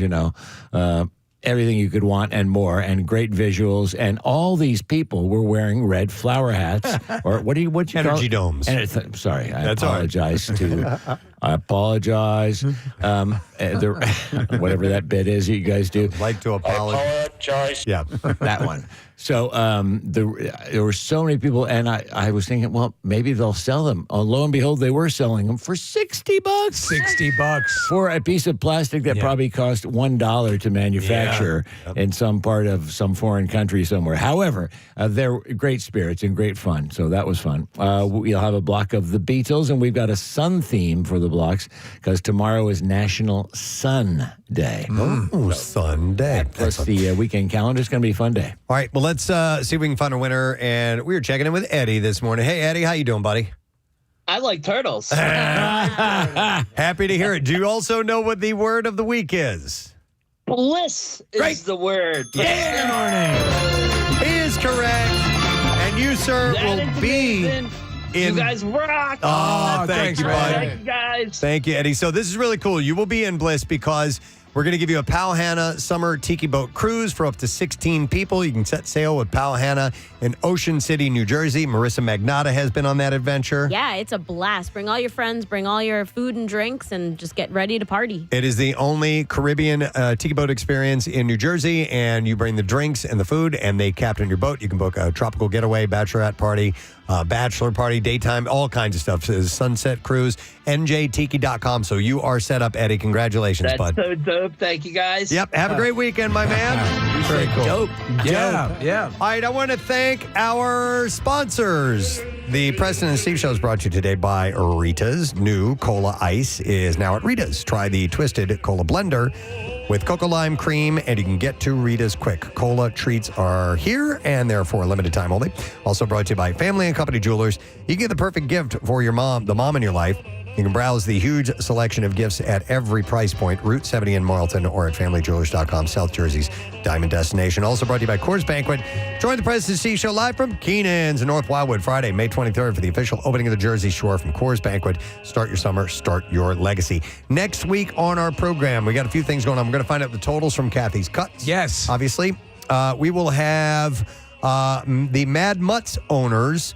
They're the local mozzarella stick company that was chosen to be on Shark Tank. Yes. Remember when they were auditioning? We were talking about that, yeah. And we've actually talked about their mozzarella sticks before in the Connoisseur segment. We will have the legendary singer Martha Graham Cracker stopping by. Oh, I've seen that many times. Victor Fiorella's in that. That is correct. He plays keyboards. And Dito is the lead singer, Martha, of Martha Graham Cracker. So they'll be here, and we will also have our buddy Frank Caliendo stopping in as well, which is great pretty one. awesome. So that's it. We are done. Rage on, my friend. Have a great weekend, and we'll see you later. Bye-bye.